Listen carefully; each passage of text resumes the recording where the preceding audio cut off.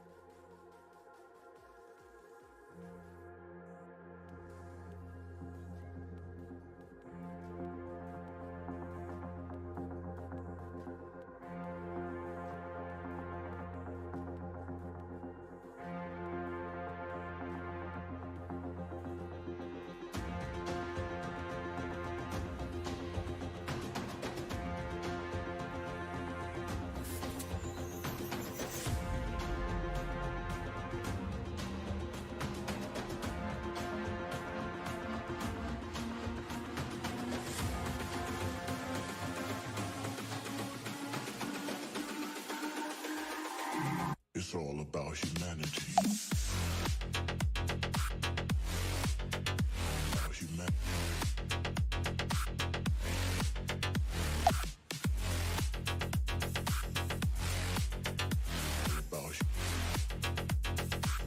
It's all about humanity. About humanity.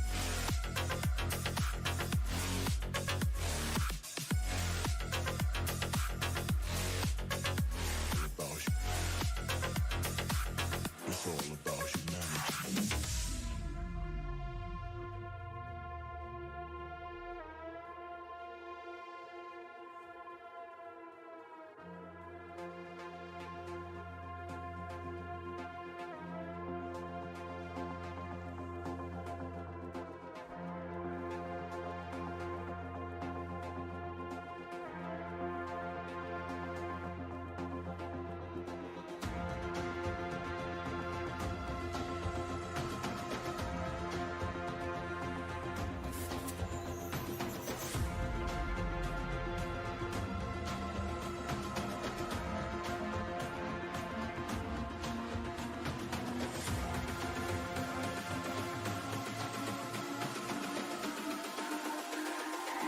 It's all about humanity.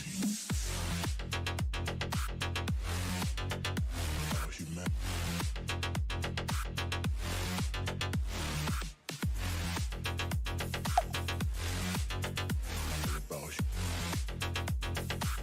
It's all about humanity. About humanity.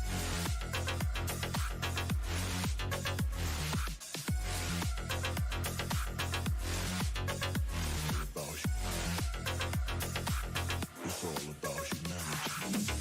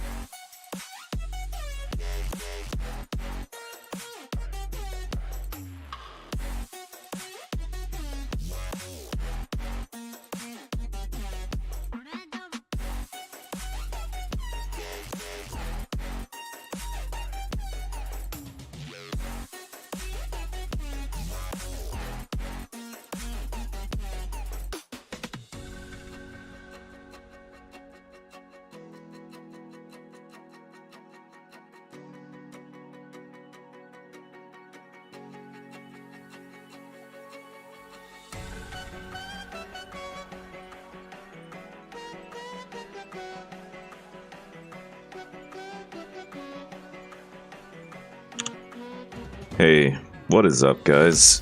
Should be able to hear me now. I was just on the phone. Let me know if you can hear me okay.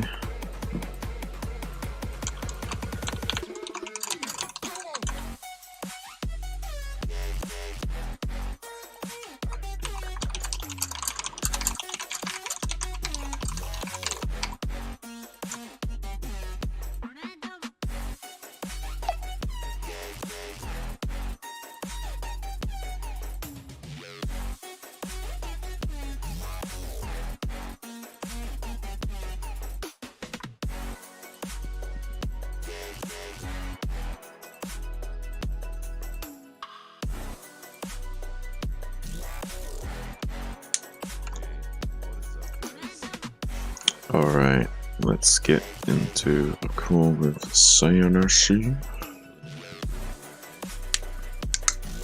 We're gonna be getting right into the cast as soon as he's ready.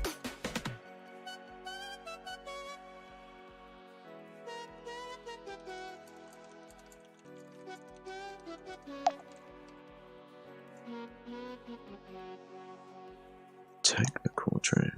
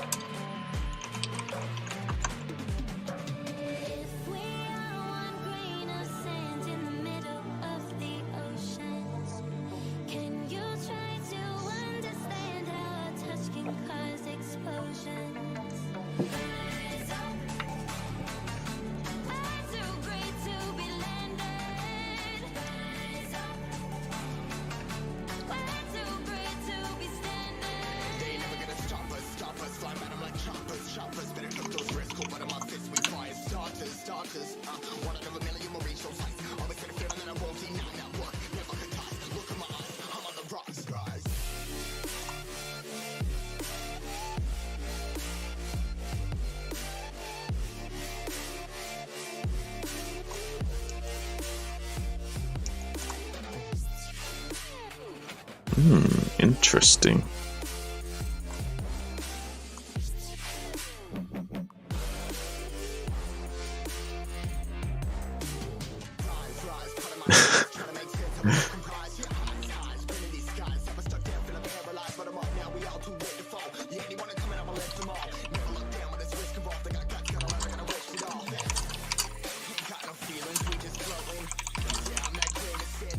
Yeah, let me know if you can hear me okay, make sure everything's working alright.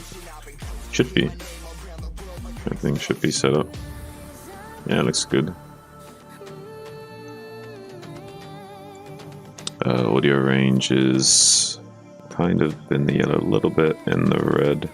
Could maybe turn the gain down on it a tiny bit at some point.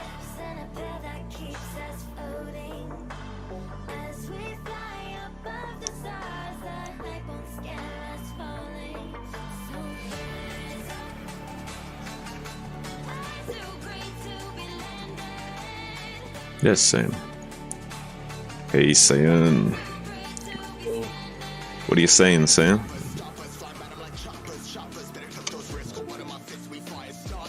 Messing around with the lineup here. Nice, nice.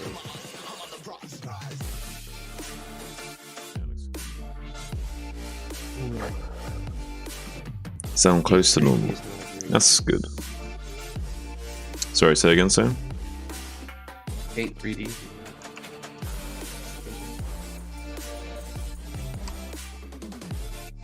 I couldn't hear you over my EDM music. 3D.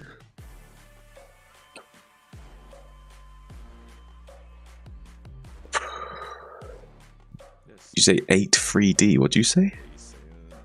Paint. What are you saying? Like Microsoft Paint 3D. Oh. I see. I don't know why, but whenever I try to use the StarCraft text Paint 3D as an error and then it won't save. You sound a little bit laggy almost. Really? Just for a second there, you were like kind of like a little bit robotic-y. Yeah, I'm noticing some bitrate loss on your audio.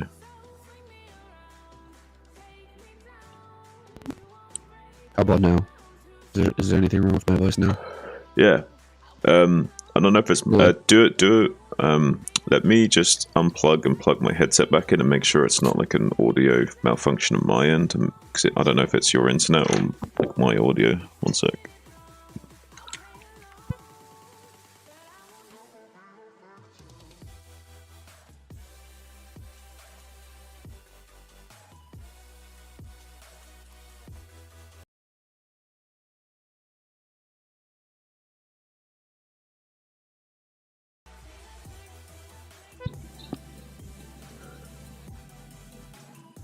Alright, try talking now. Hello. Yeah, it's still doing it. I think it is you, not me, because my music is fine. It might be NVIDIA. Because I just got NVIDIA set up. Hmm. I might something wrong with it. Hold on. Remember my password. Yeah, take your time, see if you can mess with it.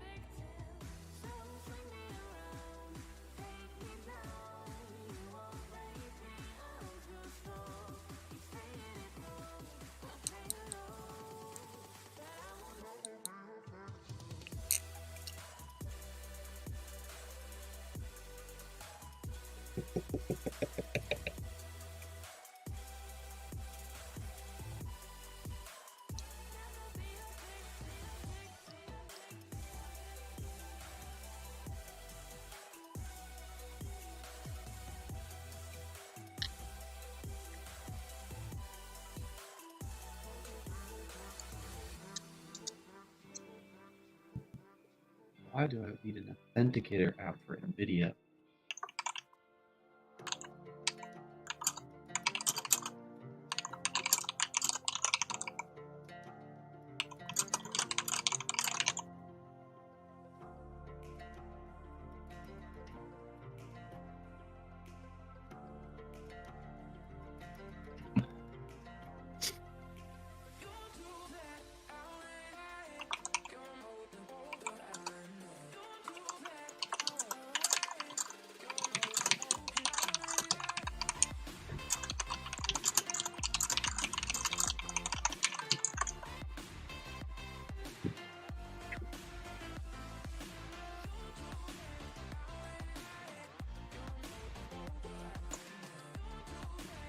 How you getting on? Downloading drivers. Hold on.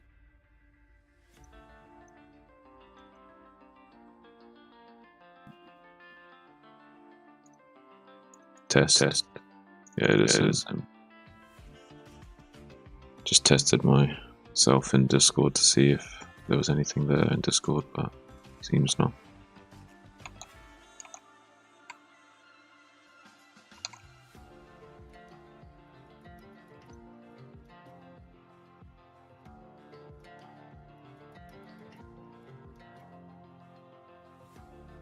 What's the lineup, by the way?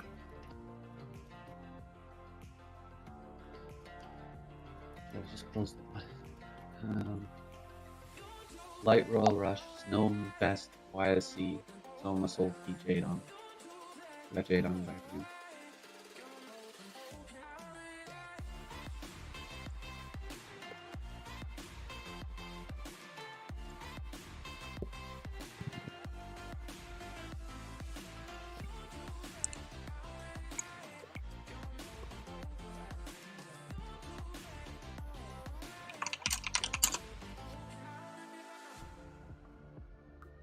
Oh, by the way, Mouse, do you mind if I respond to you like this? Or do you want me to type to you in response so what we're talking about is not broadcasted, if that makes sense?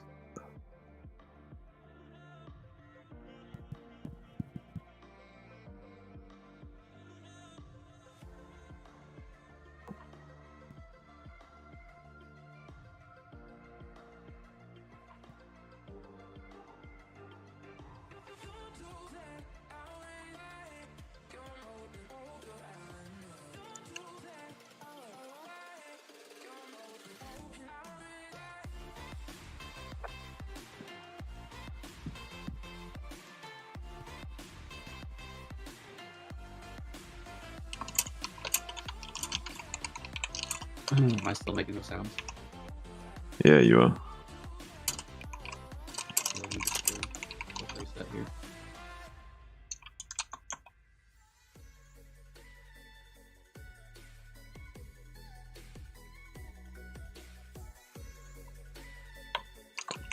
That's pretty high.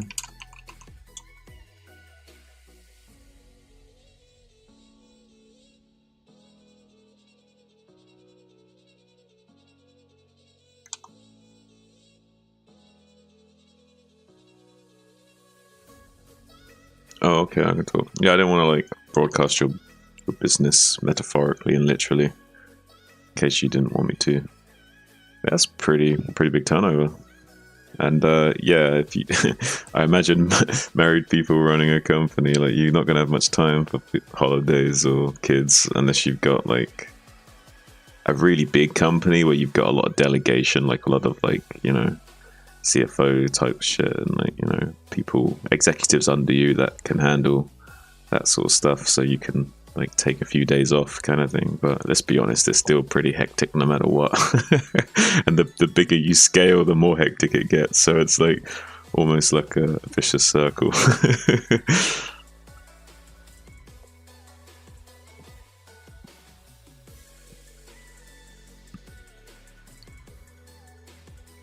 I'm on early. This is early, Dustin? I guess, kind of. This is like, yeah, this is kind of some of the earliest times that we're usually starting streaming. So just trying to fix some audio issues before we get started with KCM. My voice is a little run down from doing so much casting recently. Yeah, it is a little bit early. About 30 to 60 minutes early-ish. Kind of right. You're pretty on point with that, Dustin. Nice to know that you know the format. You're a dedicated viewer. I appreciate that.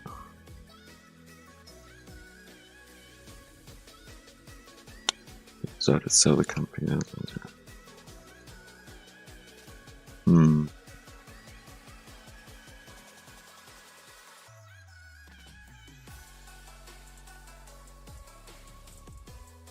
Did you get like a big amount for selling then? I mean, I imagine like you were also happy just to, you know, get the time wealth back of being able to do more, because, you know, being time rich is sometimes more important, or as important at least, than being financially rich, right? So that middle amount, okay. Well, you know, getting a middle amount of money and also getting a lot of time wealth from it, you know, that's pretty valuable in and of itself. So that's a pretty big win.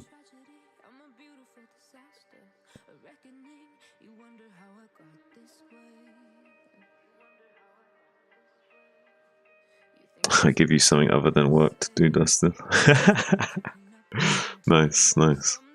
Well, I'm honored to be your hobby, so to speak. I guess whiskey was your hobby, but now it's more like your line of work as well, right? With your professional interest in it and your channel.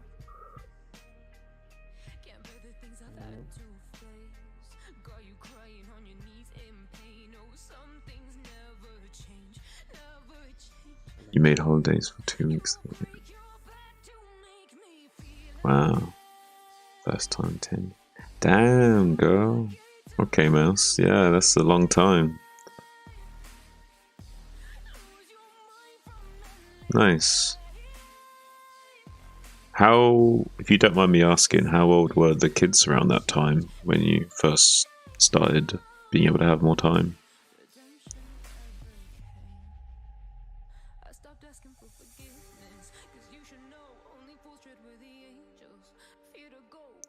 Spending 30k a year to make 1k back. Well, you know, got to spend a lot of money to make a little sometimes. Maybe need a wiser channels of investments. But I guess most of that money is going on buying really expensive bottles of whiskey, right? Like, it's kind of hard not to spend a lot of money when you're doing a whiskey channel. I mean, unless you somehow got like sponsored by these different whiskey companies and they, you know, give you some products for free to sort of advertise them, so to speak. Like, I don't know. Other than that, I don't see how you could avoid big costs initially. Kind of is what it is. Six. Oh, okay.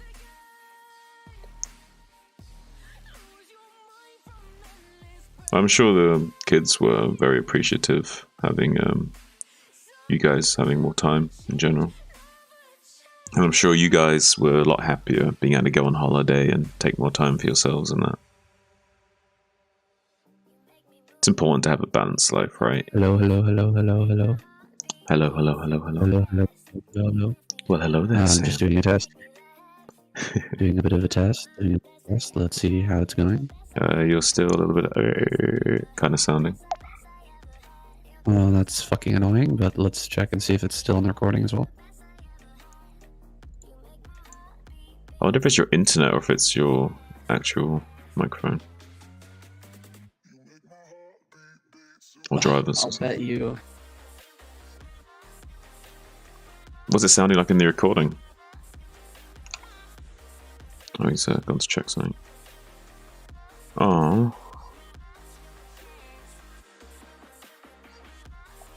Did your daughter have something like chronically of an issue with her, or was she just low immune system? Like, what was the issue there? Or do you not know? Did she have a condition or something?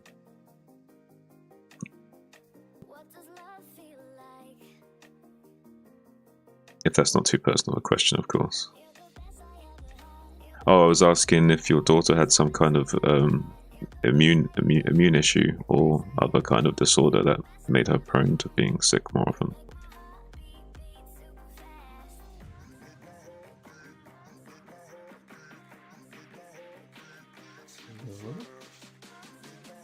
Hello. Makes no sense. Are you in the call with me? I'm in the call with you right now. Someone's fucked up with Discord. It says that no mic, it's getting nothing from my mic, and also that you're not in the call with me. Okay. Yeah, it's like there's no one else here. Just me. That's kind of weird. And then once I'm in the call by myself for 3 minutes, it just kicks me out. Oh, she had a fructose intolerance. That's bizarre. Yeah, that'd be quite hard to diagnose, wouldn't it? To identify early on. Weird. Ah, poor girl. I hope it didn't take you too long to figure that out, but it's not your fault. I mean, that's quite a hard one to figure out. Yeah. Ugh, that's not nice. Moan you're an inflammation. Not fun. Oh, okay. How's this? I'm sorry to hear that. Is my voice Hope she's still doing fucked up? better now. Or what's going on? No, it's still same. Still like crackly almost, you know what I mean? Weird. Don't know if you want to like turn on my stream and listen to how you sound on my stream, so you can hear yourself. I don't know if it's sounding like that for you in your recordings or whatever. It does sound like that when I just press mic check in Discord. It does sound like that. Okay. Oh, sorry, Dustin. The few channels that make money focus on, obviously. Yeah, I bet. I can hear you. Not while you're in the mic check thing. I can't hear you. Is it fixed? Sorry, say again. Oh, is it fixed? Keep talking. Is it fixed? Does it sound better now? Sounds How better. How are we doing? Sounds better than it was. Yeah. What did you do? I just updated SteelSeries. Like my computer is made by SteelSeries, I guess, or part of it is. I don't know. And they have like their own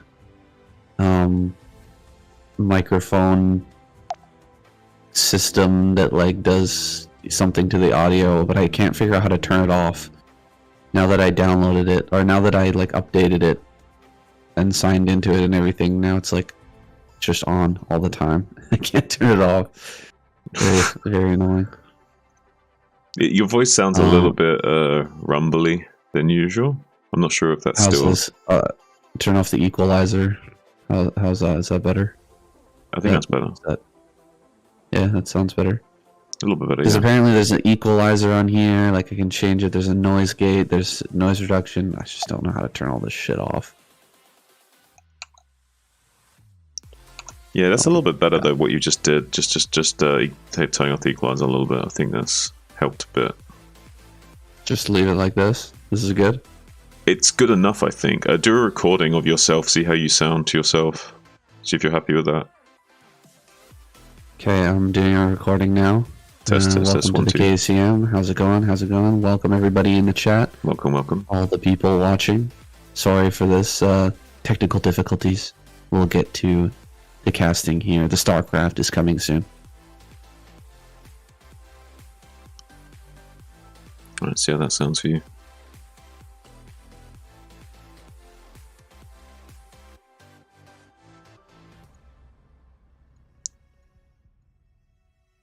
Thank you for contributing, Mouse. I appreciate it.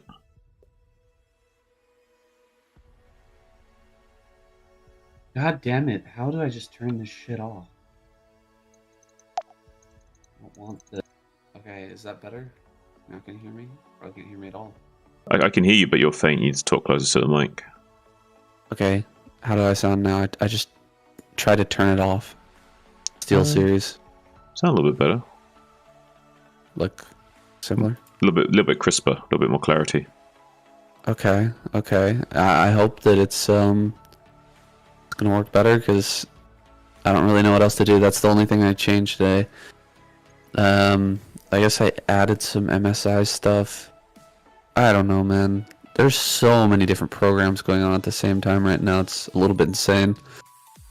Like MSI Center. I've got the NVIDIA Center. I've got the Steel Series Center. Like, what the fuck is going on? And then I've got OBS with the with all the filters and freaking. Yeah, I've just got so many different things going. You just got here. some teething issues, okay? You're going to get it figured out. Right now, it seems a little bit chaotic, but you're going to get a grip on it eventually. I felt like we had the grip on it this week. Like we did a bunch of recordings. Right, They all sounded good. Yeah. Okay, let me check my recording here. I just made a little recording. Yeah, check it. But yeah, Dustin, I mentioned briefly just a moment ago, but yeah, it makes sense that those channels would make more money if they're focusing on the cheaper stuff. We got it. Having less overhead. But you're doing it for the passion, not the money. I'm in. I'm in. Okay. I'm just talking to my stream crowd. Okay. Last thing I need to do here is I need to make the lineup, and it's been giving me trouble. So just give me a minute. Okay. Usually, what I do is I just take Bigger MS audience. Paint, Okay. That does explain 3D, things, but if they and got just cheaper use the stuff, StarCraft makes sense. font to just make a lineup, and then I put it over top of OBS. But right now, it's not letting me do that. It works for both, right, Really? Dustin? Like you can reach a wider audience because it's more of an affordable range of brands for them that they can themselves get into, and so they can reach more people. Because you're not focused on like the high end, more connoisseur type stuff, right? Save. And not only that, but you got lower overheads because you don't even have to buy like big expensive bottles of whiskey. So it's cheaper content to produce as well. We're Top of getting being there. able to We're reach a getting wider there. audience. So they have a bigger Maybe market the to tap restart was into. important. Less overhead. Who was the Protoss lineup? Snow Best YSC.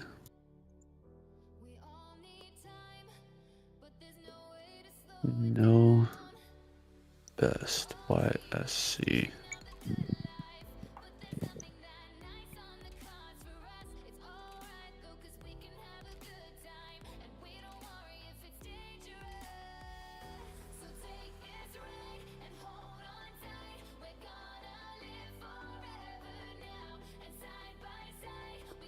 Okay. Soma Solki Jadong. Soma Solki.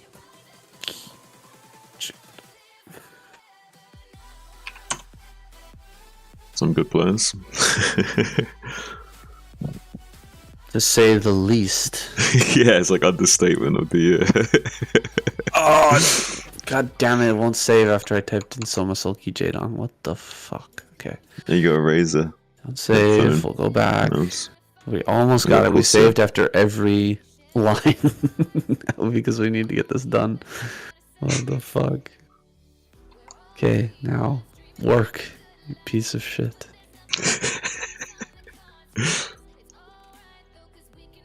Solki Jadong. The joys of like audio and editing and production and shit, you know, all the technical bullshit that has to go along with it, and the technical difficulties. We got it. We Gucci Mane. Oh, now I need to put a. Hey guys, welcome to the stream. I'm going to be getting started here after getting things set up. And we'll go with this one.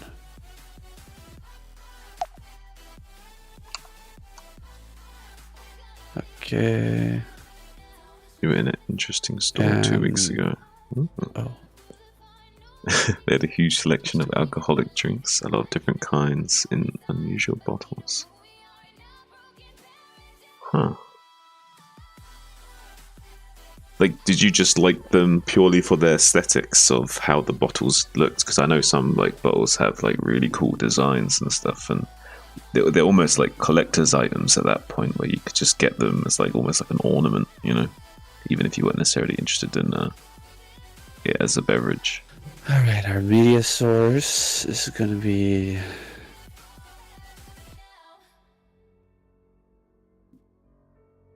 this right here. I've seen some bottles which I would describe as works of art more than alcoholic beverages. Why can't I hear this? Uh-oh. What's up? Oh, I have to change it in audio properties. Here we go.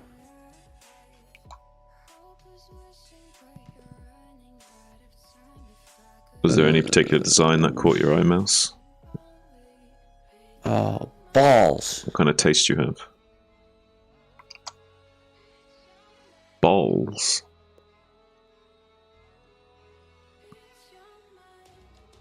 I think I have to chew this. Oops.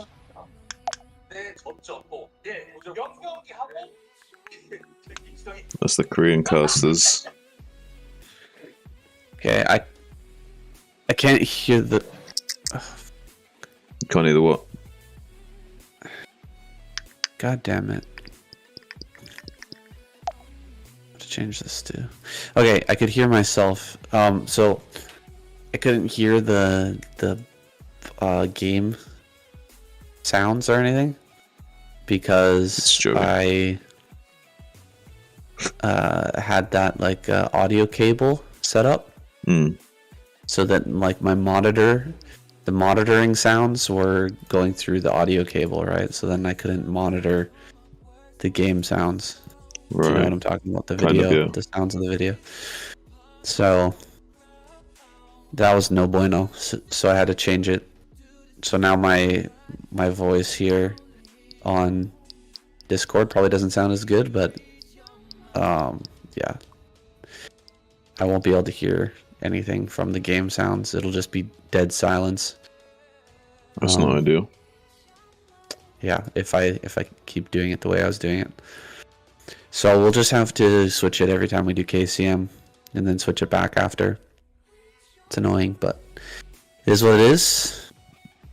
The joys, as you said, of production. Yeah. Okay, let's do a little test here. I'm gonna share my screen with you, and then let's do a sound check. Okay.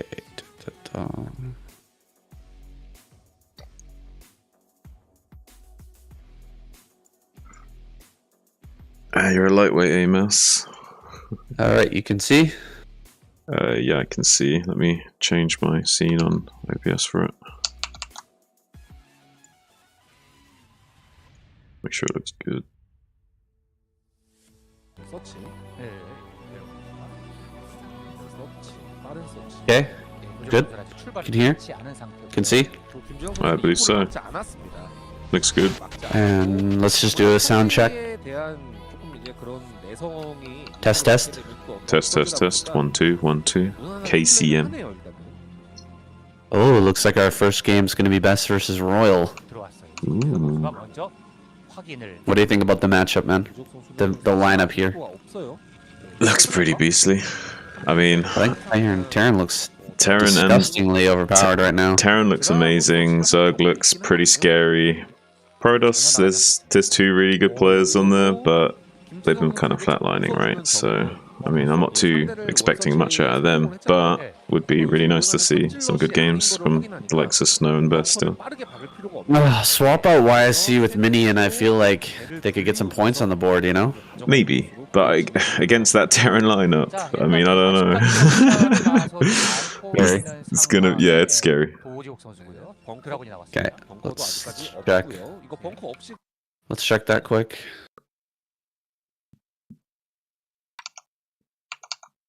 Very scary indeed.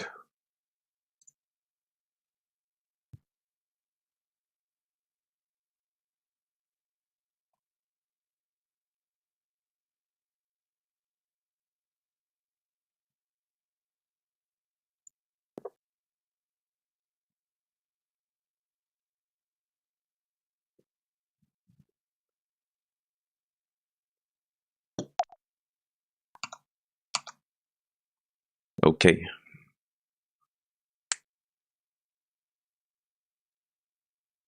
It's stucking. Oh yes, it's paused.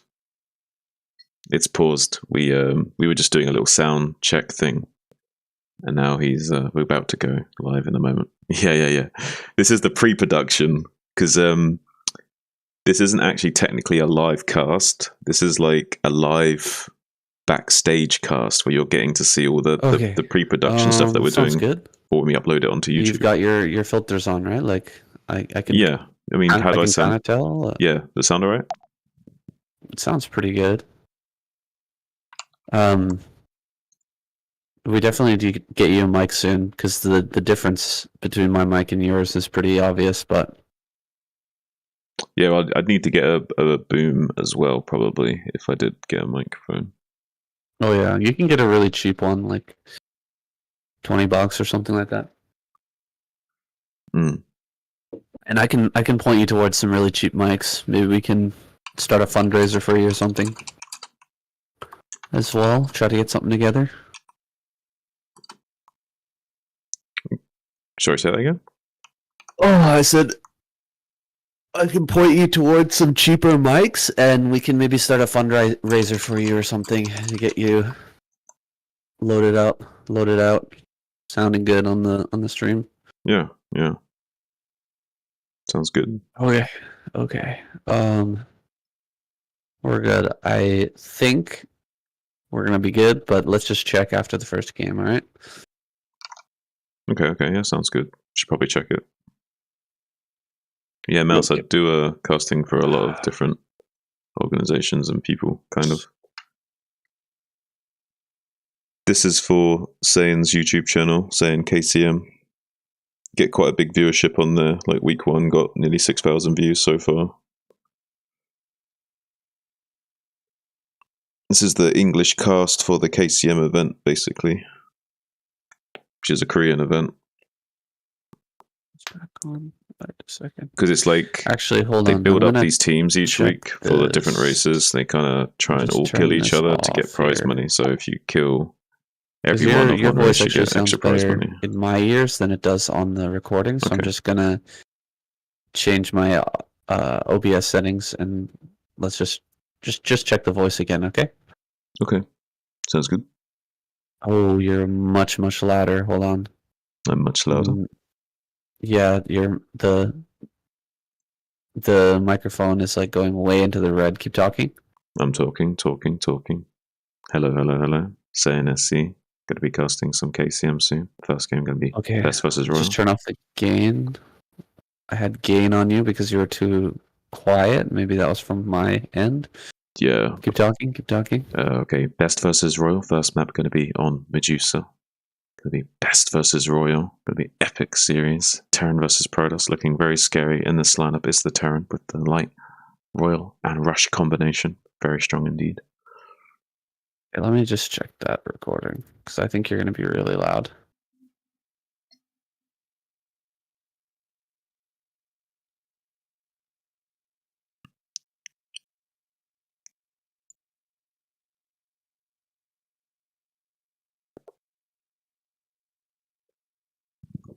Look at this lineup, guys. Crazy. Terran and Zerg looking feisty. Like they want to take it. Okay, it sounds good, but let me just turn your microphone down just a little bit. So it's quite loud now. Can you talk again? Best versus Royal. Going to be the first game here on Medusa. Protoss versus Terran. Going to be a match of the century between these two powerhouse players.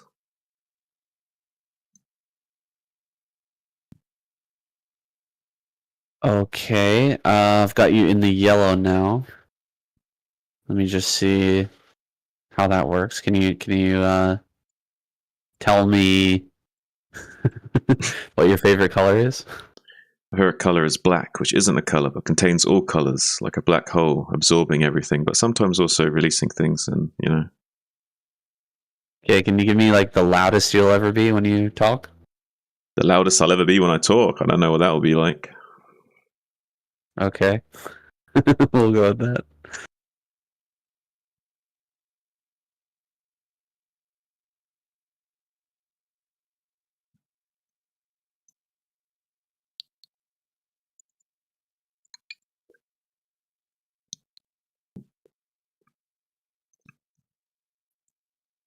On account of preserving my voice, I probably won't peak too much today as well.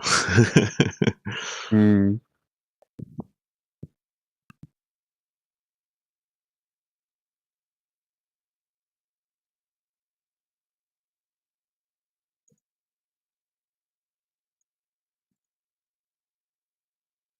Oh, now I sound weird. What's wrong? What's going on? No, you just sound weird anyway, generally. I'm joking. I'm just a weird guy. I'm only teasing. You don't sound weird, you sound pretty cool. Bit of a weirdo. Bit of a weirdo. Bit of a weirdo. Bit of a weirdo. I don't sound very weird, do I? Excuse me, mate, can I have a cushion for my bum, please? Okay, let me check that.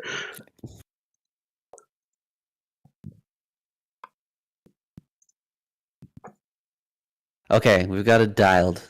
We are dialed in. We are ready to go. Ready to go. I'm feeling it. I'm feeling it today. Shun, I'm feeling it. I'm feeling it. It's gonna be a good cast. It's gonna be a good cast. Oh yeah. We gotta introduce everyone to the new Shun. The new Shun. The filtered. Filtered. Does that mean I can't say anything edgy as well? He's got the filters on. Does that mean I can't say anything edgy if I'm on filters? I'll allow it. I'll allow it. Okay. Okay. Let's go.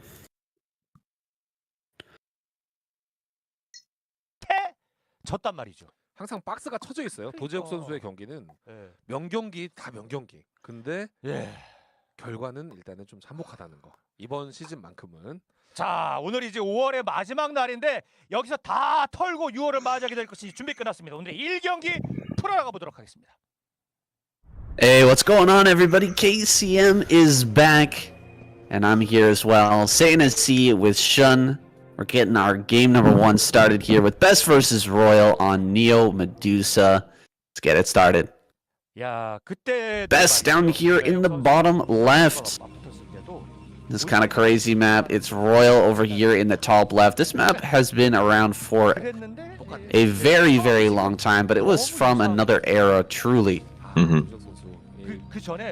Yeah, Medusa is a very old but gold map, and it's nice to see it back. It's a bit peculiar as far as free player maps go, with this back mineral expansion and this high ground area that you can kind of exploit the temples in the back that you can knock down and do some cheeses. So kind of allows for some unorthodox play, similar to maps like Heartbreak Ridge, kind of allow for a bit more of a tactical way of thinking going about this game. But we also might see these two players just play a very straight up strong macro game.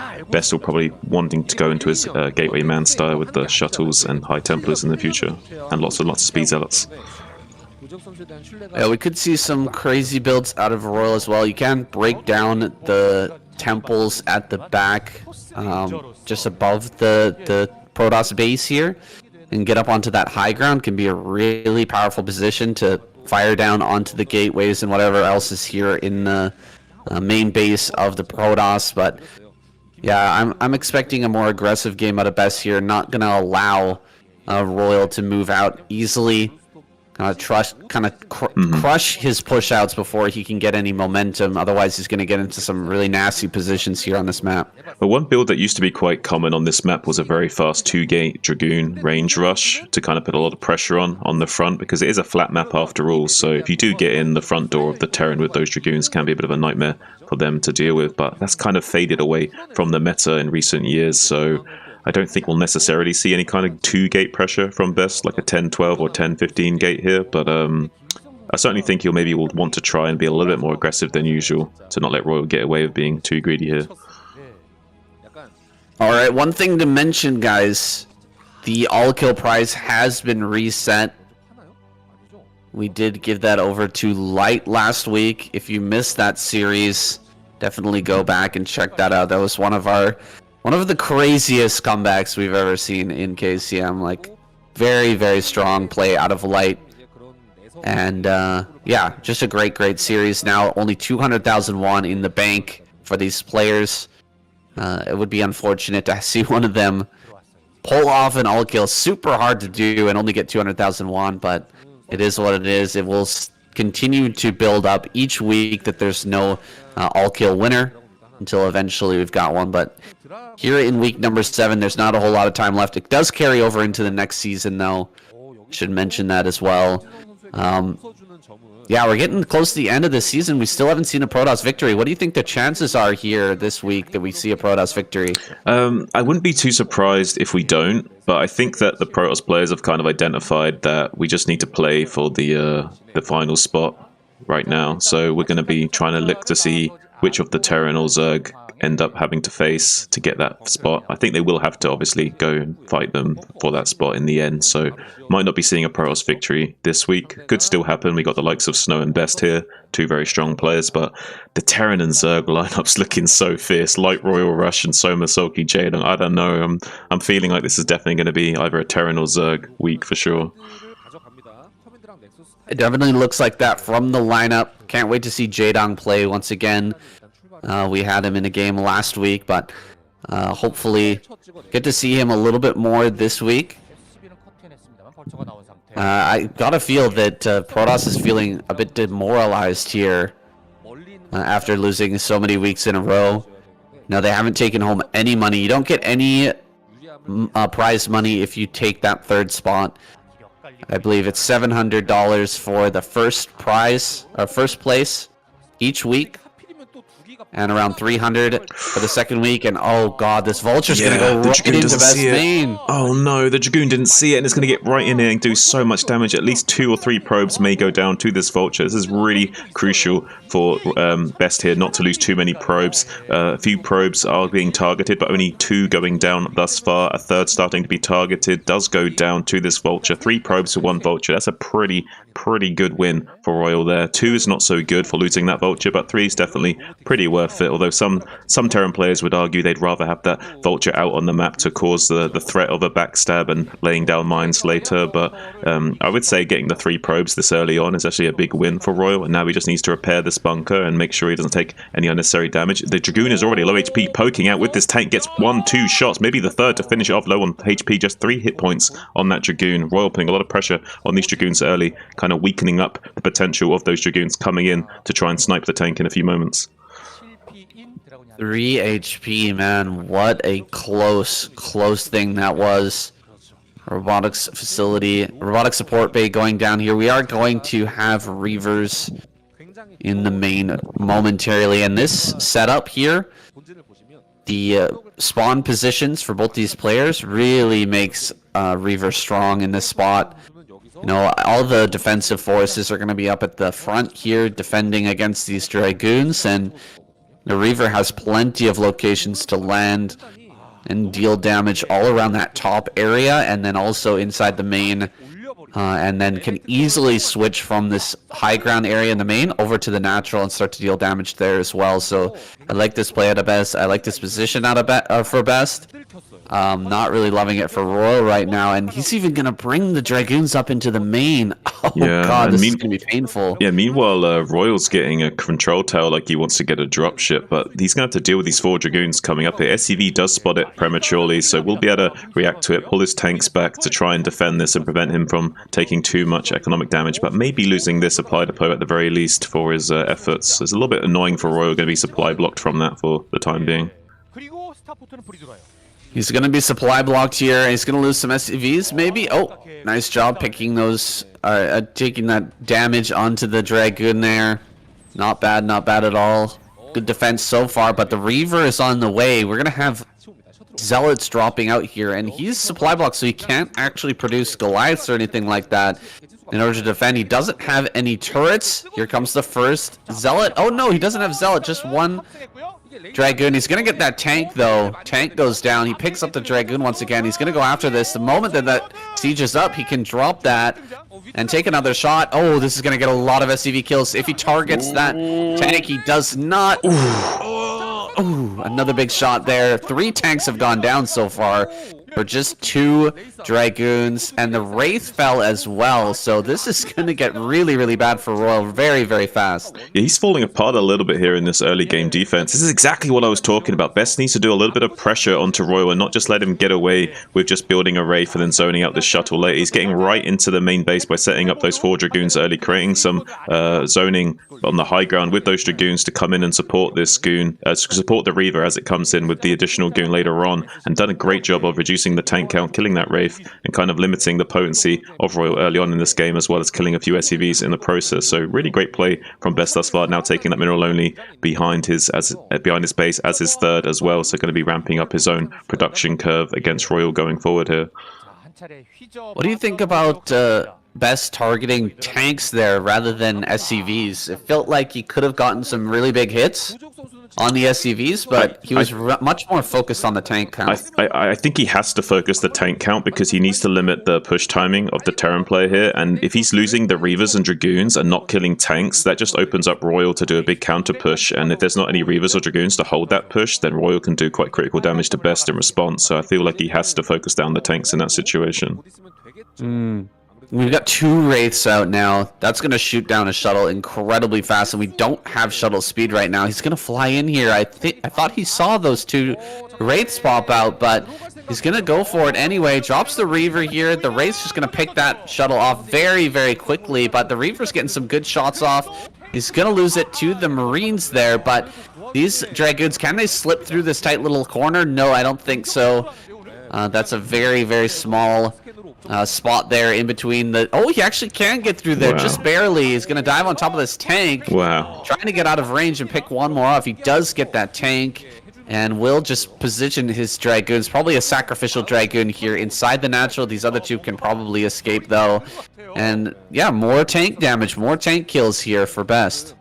Yeah, he's doing such a great job of limiting the critical mass of tanks that Royal can field right now. There is a dropship that's loading up, so I think we're going to see a little bit of a counterattack now. This could catch Best. Oh, wait, he's moving his Dragoons to the 9 o'clock. Okay, he knows. He saw it with the Observer, so he's going to move his Dragoons and intercept this dropship on the left-hand side. 4 Dragoons can kill this dropship. If Royal doesn't react, this is going to be huge. All 4 connect. One more volley. Oh, he gets the dropship. This is huge.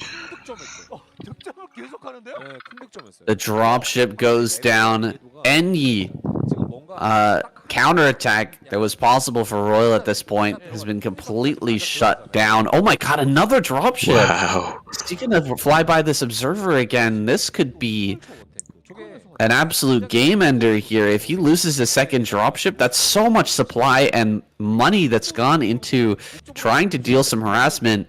He's actually flying around the top side of the map, but there's a pylon here. Yeah, he's going to see it with the pylon. Oh my god. And the Reaver in the main base as well. Huge detonation, killing 3 of those SCVs. Oh, there's such a stack of Oh, SCVs. that's 7. Oh, 5 SCVs just went down. Oh, wow. The mine gets on the Reaver, though.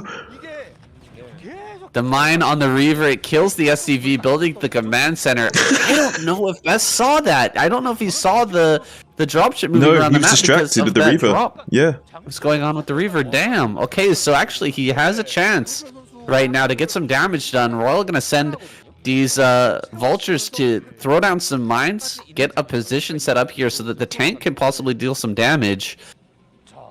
Oh, look at the Bunch of probes probes. being transferred around. Oh, these probes are actually going the wrong way. They shouldn't be heading in this direction. Wrong way, buddy. Oh, Lose a few of great those. shot. A great shot there from the tank. These probes are actually supposed to go around the top, outside the main, and then over towards that 4th base. But because of the structure of this map, not able to transfer correctly there. We're just going to glitch up into that corner behind the temple, but now this dropship is going to hide out here at the bottom of the map and wait for an opportunity, possibly to drop the tank once again, get some shots onto this 4th base. Looks like mine's going to connect.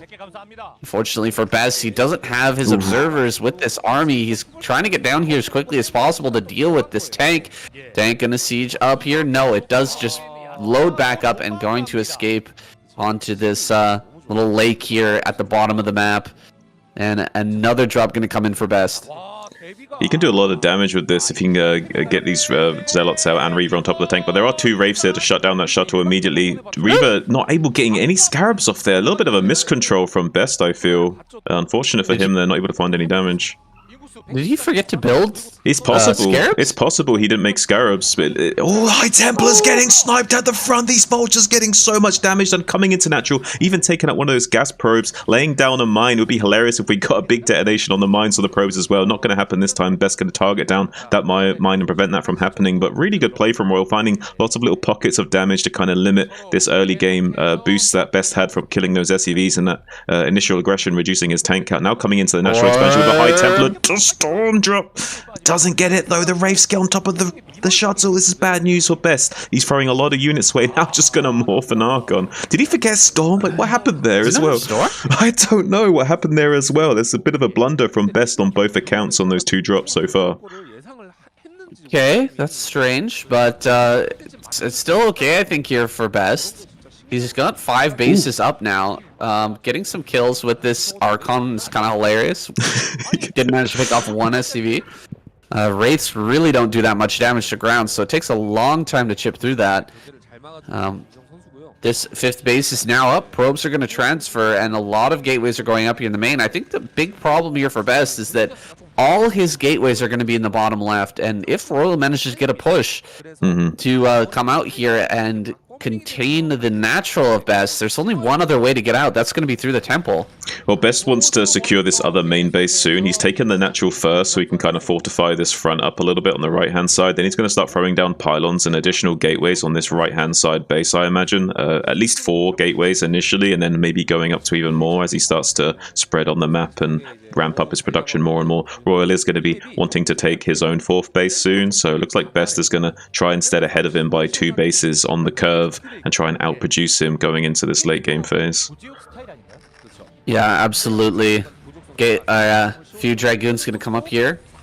Just kind of harassing, making sure that the mines are clear.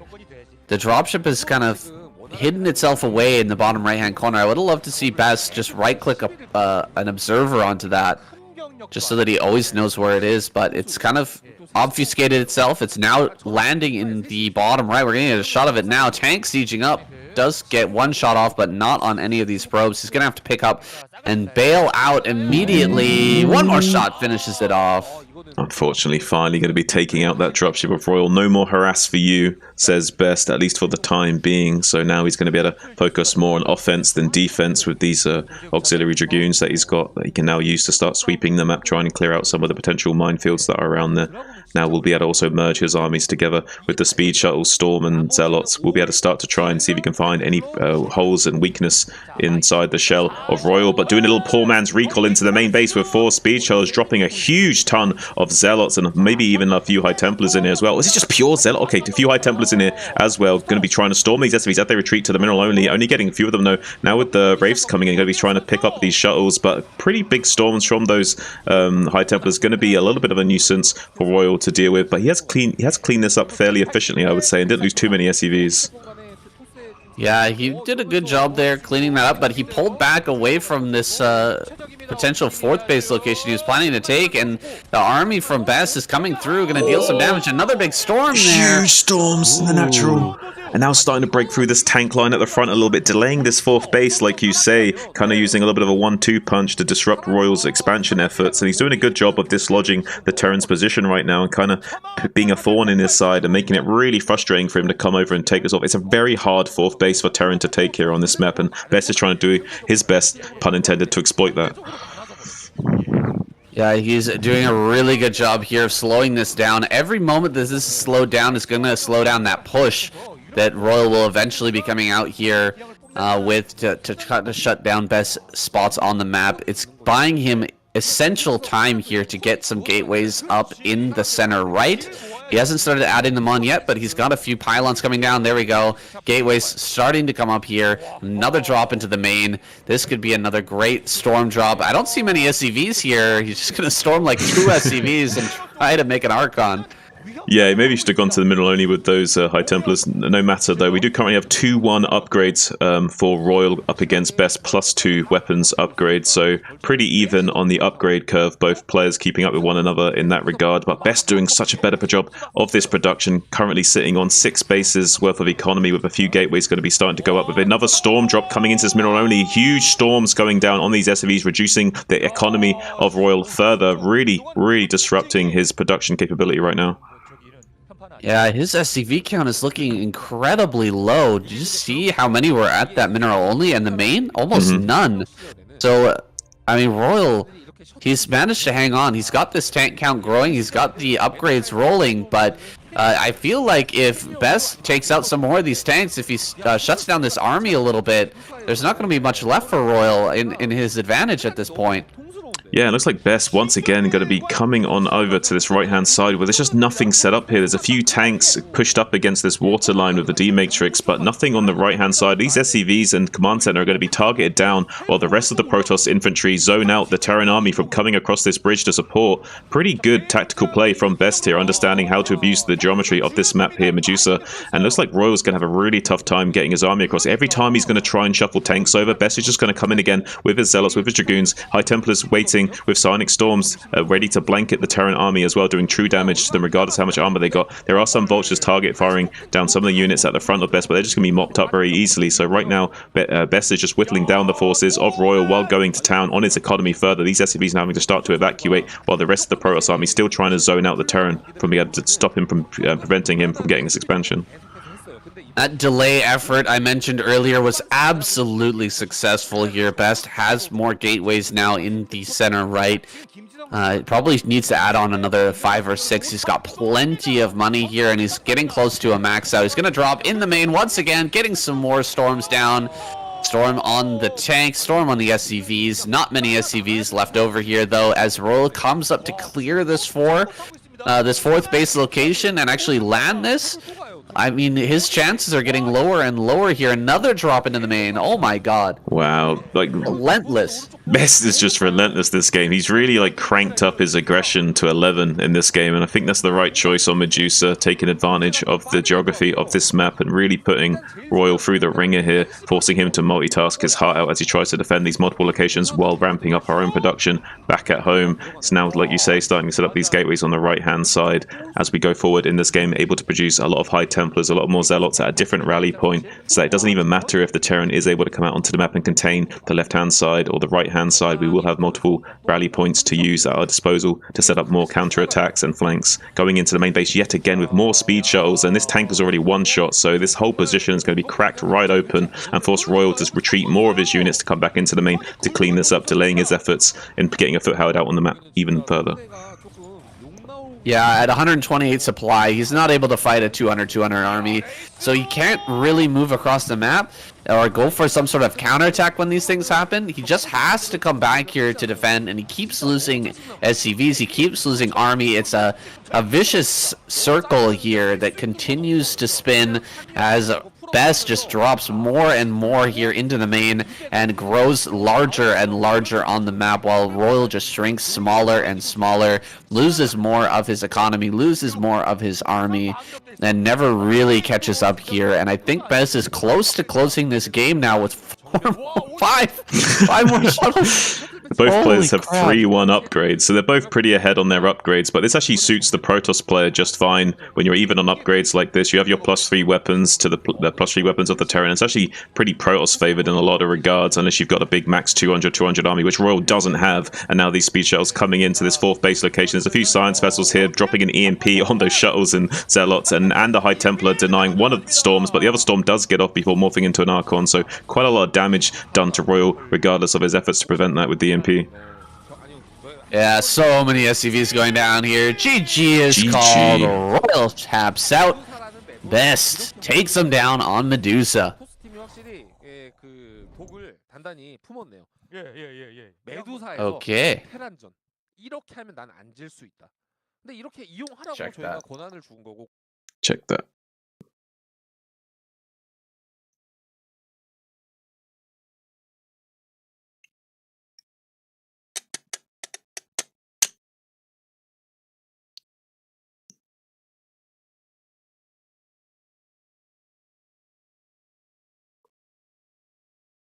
Best is so good at breaking apart Terran positions, it's crazy.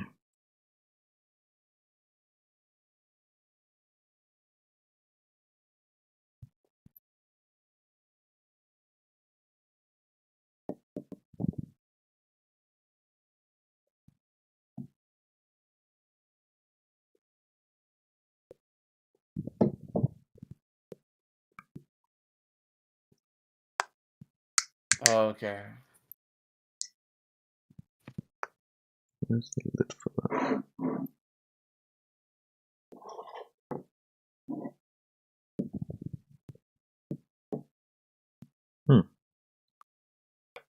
I've misplaced a lid.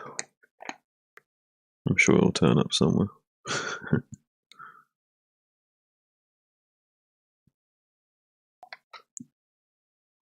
No, in my luck, it's probably fallen on the floor or something. Can't see it on the floor. Floor's completely clear. Doesn't mean it's not hidden behind something though. I'll have to go looking for that later.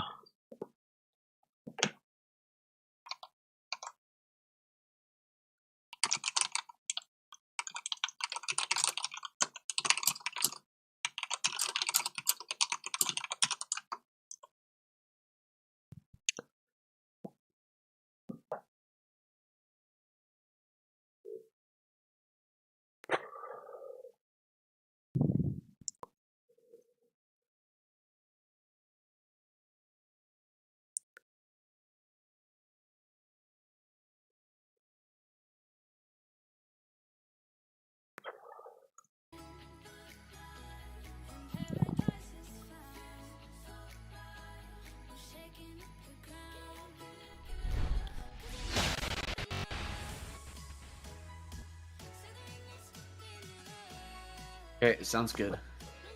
Sounds good, I'm just gonna smoke up. Okay.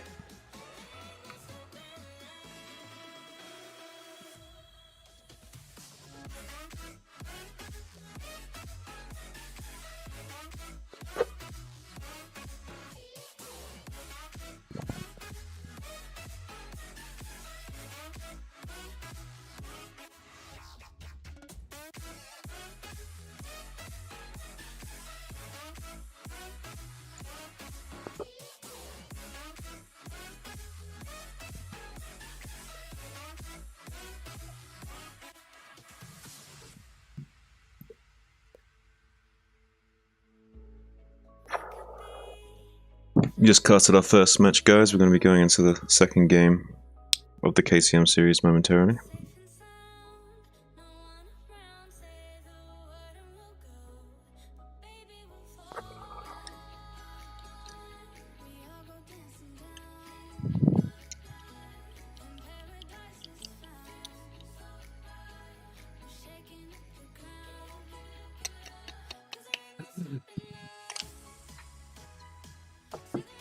Alright. Who's best going up against next? Let's find out. The next exciting episode of KCM. 노래 주시었고요. 감사드리고요. 야, 이게 참 죄송합니다. 이재동 선수도 이번 시즌에 승리가 없어요. 그렇죠. Well, look who it is. Jaedong here in the bottom left-hand corner. Gonna be the next opponent for Best. Spawning here in the top left. Trying to get a nice PVZ on Vermeer. This should be a great match. Oh, absolutely. I'm really excited to see the big donger at the keyboard yet again, spamming his fingers, dancing across that keyboard at 400 APM, getting himself warmed up, making sure he still got it. He certainly does. Needs to maybe adjust his play a little bit for this modern era and this modern meta, but certainly can still hang with the best of them. And I'm sure we're going to see that today as he is up against one of the best of them, none other than Best. I really want to see Jaedong in a macro game here. I think that Best is scary enough to take down Jaedong in the early game and in the mid game, but I would love to see the Swarm come out here. Jaedong, one of the best in the business at just making immense numbers of units and overwhelming the Protoss in the late game. He is so good at that. Oh, absolutely. And he's going to be throwing down that fast pool as well, especially after seeing that probe come in. He knows he can't get that sneaky 11 hatch, so going to be instead having to throw down this pool early to deal with this fast probe scout of Best, which does kind of indicate a Forge fast expansion rather than a gateway. And so probably will not be seeing any early Zealot pressure from Best, but beautiful micro from Jaedong, getting some damage on that probe already. He wants to start chasing it out from his base so we can take these hatcheries on location without much disruption. Starting to get into the whole hit points of the probe. Beautiful moving shots from Jaedong, reducing the hit points of that probe. They do recover shields very quickly, so you have to be really on top of your micro to bully down the hit points of the probe here. And now Jaedong going to be able to get this hatchery uncontested. Yeah, nice job by him. Constantly threatening the moving shot there on the probe. And just lowering that HP, preventing it from fighting there, and getting enough space to throw down that hatchery. Guys, I want to mention as well, we are on the new setup here. We've done some innovative things with our microphones as well to make Shun's voice sound a little bit crisper, a little bit better. I hope you guys are hearing that the same way that we are, and I hope that does sound better for your ears. If it does or doesn't, leave a comment down below. We're constantly trying to improve here at the KCM and make it a better experience for you guys, so we need your inputs to make that happen. Now, back into the game here. We've got Jaedong throwing down his gas, and the third base is on the way. Do you think he goes Hydra here, or does he throw down the Spire right away? It's hard to say. The meta would indicate that he should throw down the Spire, but it's Jaedong and it's a horizontal expansion. I would like to see the Hydra Den. The problem is we haven't gotten rid of this probe scout, and we only have two lings, so I think we are kind of forced to go lair here. Or he could go link speed into like a kind of delayed Hydra bust. That he is trying to get the moving shot on this probe to get it out of his base, so that the option of throwing down the den would be viable. So we could at the very least. Oh, he's going to be throwing it down in his face anyway. He's just saying, "Yeah, I'm going to go for the 973. What about it? It might be a fake. It might not be. You're going to have to figure it out, buddy."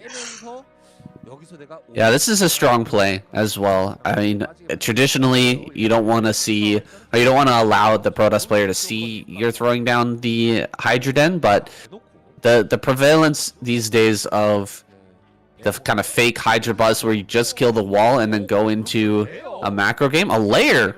Huh. What Mind is game. going on here? Big mind games coming out from Jaedong already. The Zealot, though, coming out is going to maybe help him identify what's going on here. So if the Zealot can get all the way down... But the problem is, I think he wants to go to the third base with the Zealot. Because he wants to get a free drone kill without the Lynx coming down to help. So the Zealot actually might not come in and confirm this lair, which actually might be huge for Jaedong. Yeah, the most important thing right now for Jaedong is he needs to prevent this probe from scouting. Oh god, he's gonna get down here. He's gonna get down here, he's gonna see it. He sees it. That's huge. And he's going to get a drone kill at the third base. Okay, that's critical damage for Jaedong. Getting that scouted and losing a drone at the third is a bit of a nightmare for him. It's definitely not what he wanted going forward. And there's even a Dragoon. Very, very meta game he plays coming out from Best. Making this Dragoon is very interesting indeed. Taking out this early Overlord and supply blocking Jaedong is really annoying for Jaedong to have to deal with. He doesn't anticipate losing that Overlord. He will have one on the way now, but it's going to supply block him at a critical time where he wants to make some drones right now, and that's going to really stifle his economy going forward. Oh, look at this hiding place, Best. Hiding behind the rocks here. Playing hide and Barely seek. see the top of his head. He's playing hide and seek and he's winning right now. There is a Spire coming down for Jaedong in the main base, so maybe some potential for a little bit of an Ogre Zerg play coming up here. He does like to go for that huge flock of Muta Scourge. It's one of the things that he was really good at doing at one point, so he could go for that style in this game coming up if he so chooses. Yeah, he's sending some Hydras across the map, but this is only for a little bit of pressure, I feel. Actually, it's going to send these back now. Why did he make these Hydras? Seems a little bit strange. I guess he needs them to defend against Corsair. a possible Corsair, but the Corsair is late here. We got a Dragoon on the map. He's actually going to start hitting that Dragoon, but the Dragoon backs away instantly. Another drone goes down. Oh my god. That's so painful. painful to see Jaedong lose these early drones like this. Yeah, I mean, it is only 2 drones, but it is still a big deal for Zerg losing those early drones and getting any kind of disruption early. He did also lose that Overlord, which interfered with him being able to make drones at a key junction in his build order as well. So that really does frustrate the production and capability of Jaedong going forward. Now everything's a little bit out of sync. Just when he wants to start producing some units, he still needs to squeeze out a few drones here and there. It's not ideal for him going forward. He can still navigate this just fine, but it's definitely not optimal for him going forward. Oh no, he's gonna lose another Overlord here. He lost 2 Overlords so far. This third Overlord's probably gonna fall as well. The Dragoon is here to add that extra DPS and support. Here comes the Scourge. Run, run, run, run, run. Okay, he's gonna get the moving shot here. That Corsair is dead 100%. But I think the Overlord will still fall. No, he actually ignores the Overlord and heads directly down here to this bottom center. I don't think this is a good fight for Best. He needs to do this, SimCity here is really good, and this is a lot of mutas right now. He's going to start to kill these zealots very fast. He cannot afford to let these mutas run to his base right now after losing that Corsair, so he needs to buy as much time as possible. So he's just going to try and sack these units at the third base, kill as much as he can, kill the Sunken, kill a few drones, distract and buy time as much as possible so that he can get a few cannons up, build a few more Corsairs. Because if he did just allow these mutas to come across, a lot more probes would be going down. So it would be a little bit frustrating for Best if he hadn't have done that. So he wanted to make sure he could get this cannon morphed in at his natural expansion and start building up his Corsair fleet once more. Very good point there, Shun. But this is going to give Jaedong quite a bit of time here. The mutas have bought him some leeway here in order to drone up once again. We've got zealots running around the side of the map, but there are Hydras in that third base to defend. We've also got the mutas still back here at home as well for the defense. So I don't think Best will find any more damage at this point, but you know, Jaedong not able to get across here and do anything with these mutas right now. He's just going to be sitting at home waiting for the next attack. He's going to dive on top of these zealots, but more zealots are coming here into the natural. It's only 1 Hydra, so these could deal some damage. It could kill a few drones. This is very difficult stuff to deal with. He kills 1 drone already. Going to get a second one, looks like. And the 2 zealots here looking for more drone kills as well. 1, maybe 2, maybe 3 drones going to go down. Very frustrating stuff for Jaedong, but he's got to hold this for now. Just drone back up once again and set up for that next stage of the game. Yeah, he has killed a lot of zealots in the process, so there will not be that much map control that Best can leverage to eventually get his third base that early. And with the Lurkers tech already being online for Jaedong, he will be able to fortify and maybe put on a little bit of a contain, but Best has identified that he needs to start getting this robotics out now, and he's got that on the way so he can get his observers. He understands that there is a threat of a contain coming up here. DT going to be trying to sneak into the main base, but there should be enough units here to shut this down from getting in there. Does, I think, manage to barely get it. Yeah, I think he's going to get it. Couple more zealots here in the third base, gonna do some work on these drones once again, but the mutas just being on cleanup duty this whole time have done a good job of stopping this from doing too much damage.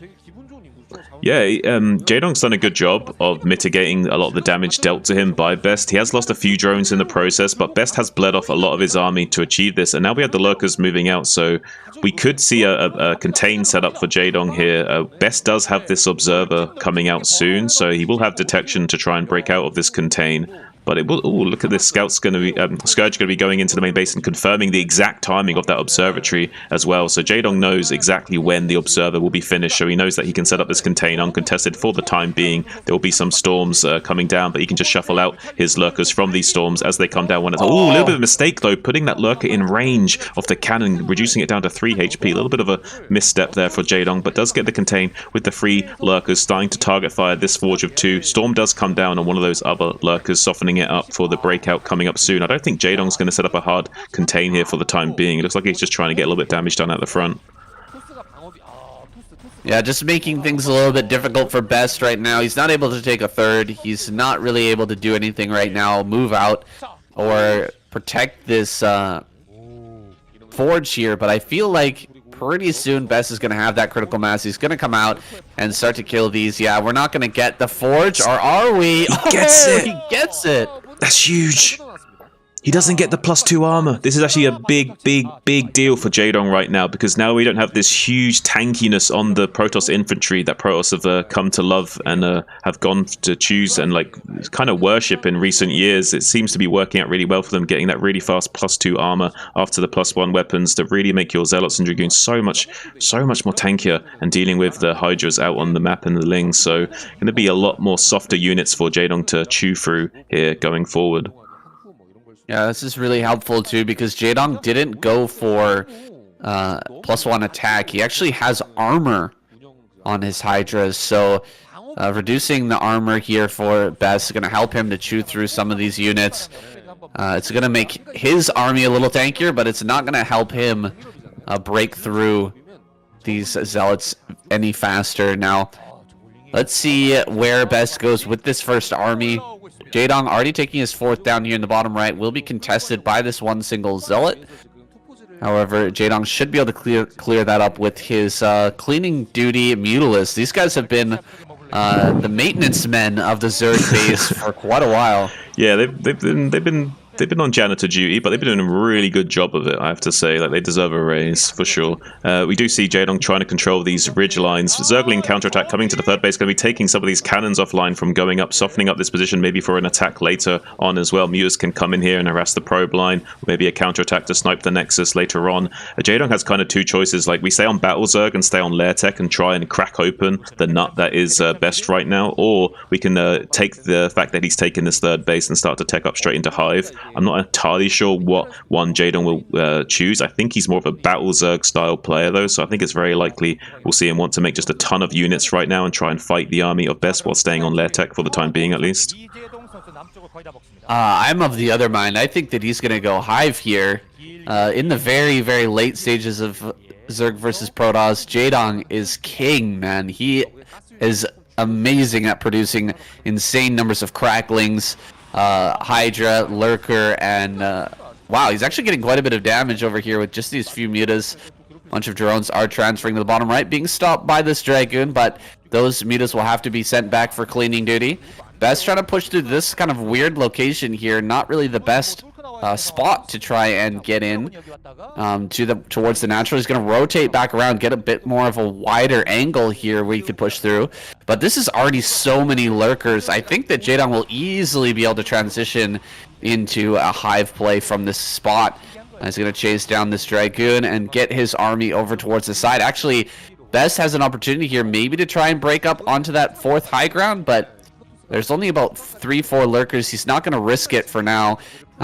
Getting sandwiched here between the high ground and the main part of the map here if Jaedong rotates and catches him at this point. Now, Best trying to push through into this area. Gonna lose one of his observers here right off the bat. He's still got 2 left, but those are going to be prime targets here for Jaedong and his Scourge. He grabs another one. Only 2 left now. If either of those 2 get picked off, it's going to be a really big problem here. Jaedong going to run forward into this third base, going to do a huge Ling Muta counterattack. This is quite the move here out of Jaedong. He's losing quite a few of his Mutas, but the Lings are really getting their damage in here. Storms come down, but all the probes are dead. Yeah, this is exactly what I thought he was going to try and do later on. He is going to be transitioning into Hive, but he is still kind of having a Battle Zerg mindset of trying to come in here and do these counterattacks, but he's playing a lot more passive while teching up into Hive. So he's still being like a very aggressive Zerg, but while also doing a very passive a passive build order choice. But he's losing some of these drones in the bottom right to that one Zealot a little bit, unfortunately. Now we see the Protoss infantry skirmishing with Jaedong in the middle of the map. You do kind of want to cycle through your Storms and prevent your Templars from reaching full energy as much as possible, so you want to skirmish with the Zerg at the front as much as possible and keep rejoining your Death Ball with more and more reinforcements and try and overpower the Zerg with critical mass units. But look at the production from Jaedong right now, currently at 144 supply. Defilers now out, so we're going to have Dark Swarms and Plagues coming up, which is going to be really cost efficient in dealing with this Protoss Death Ball coming forward here. If you can just get this tech online, get this Plague finished, it's going to be really devastating for Best going forward. But if he comes in now just before the Plague is ready, it could be bad for Best, bad for Jaedong.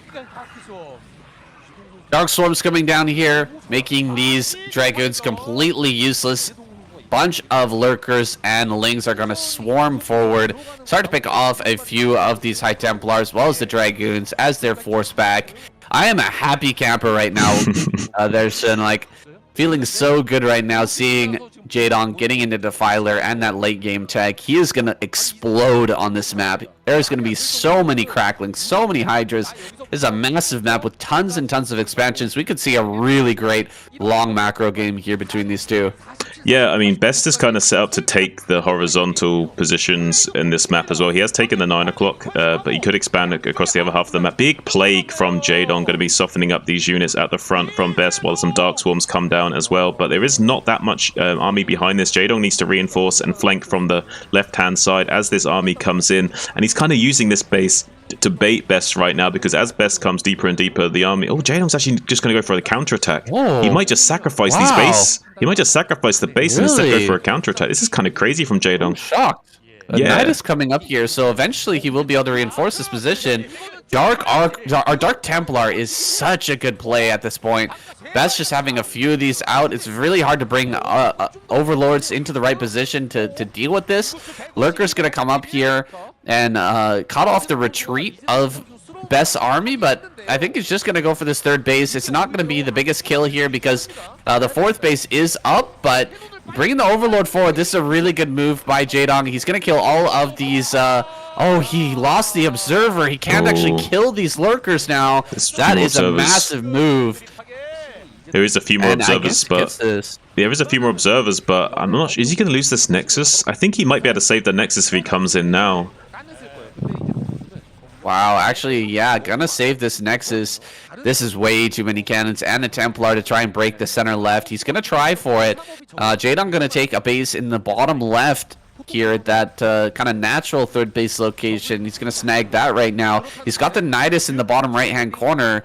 I don't know about this counterattack, though. I feel like he could have crushed the army of Best in the bottom right instead. I think you're right, but he also has put himself into a winning position here. This is a position he can win from, and he's really like disrupted the mining pattern of Best, and he's now starting to become mined out in his natural and soon his main. So if he can just keep the pressure on and prevent Best from securing too strong of a foothold in these bases, maybe he can crack the nut that is Best. He has enough production to do so. He didn't lose the main base in the bottom right, still has enough production to keep going forward. Is basically doing the Battle Zerg way of playing, just also got the Hive tech as well. So kind of interesting playstyle from Jaedong, kind of like double dipping, both going into the Hive tech and also wanting a strong Battle Zerg style of gameplay behind it as well. Really putting the pressure on Best and trying to kill him early on here. Still ahead in supply by a little bit, which does favor the Zerg. Yeah, here comes the defilers now as well. Breaking that bottom right base was really, really tough because we had those lurkers and defilers. But now we're actually going to be forced to break this high ground here, which is going to be even worse. Trying to get up on Jaedong in this high ground area, and all the units are plagued as well. Oh my god.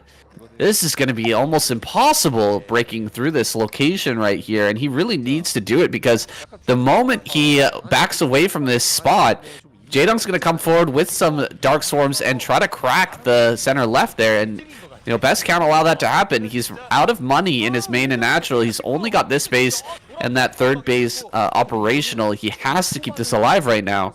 Yeah, meanwhile, Jaedong's slowly getting more and more bases and hatcheries online, so ramping up in his production while kind of Best stagnating a little bit. So this definitely is very favored for Jaedong right now. If he can maintain the game state, it is a very tenable position for him to continue playing. We do have a big force moving out cross-map positions now for Best, trying to come down into his bottom right yet again. So Jaedong's going to have to maybe this time go for the sandwich and crush the army rather than going for the counterattack. But knowing Jaedong, he might do something crazy again and might just sacrifice this base in the bottom right with Dark Swarms. But it looks like Best is kind of thinking better of it and instead going to rotate round back to the middle to try and like force an engagement with the main Zerg army here. Yeah, you can't take a fight with all this number of lurkers under Dark Swarm with the zealots that have been plagued. It's just not going to work out for you. So comes up here, he throws down some storms and gets some kills there, but he can't break either of these positions right now, or he's just going to be in so much trouble. Ton of Lings being produced right now. He knows that he just needs to surround and finish this army off, and he will win this game because Best has not been expanding on the map. There's so many bases out here for Jaedong now. Here comes another Defiler. Gets a great plague there on some of those Dragoons. The lurkers are backing up. We don't have too many Sunkens, but he's throwing down some more now. Where is the main army of Jaedong right now? He needs to bring it up and flank this.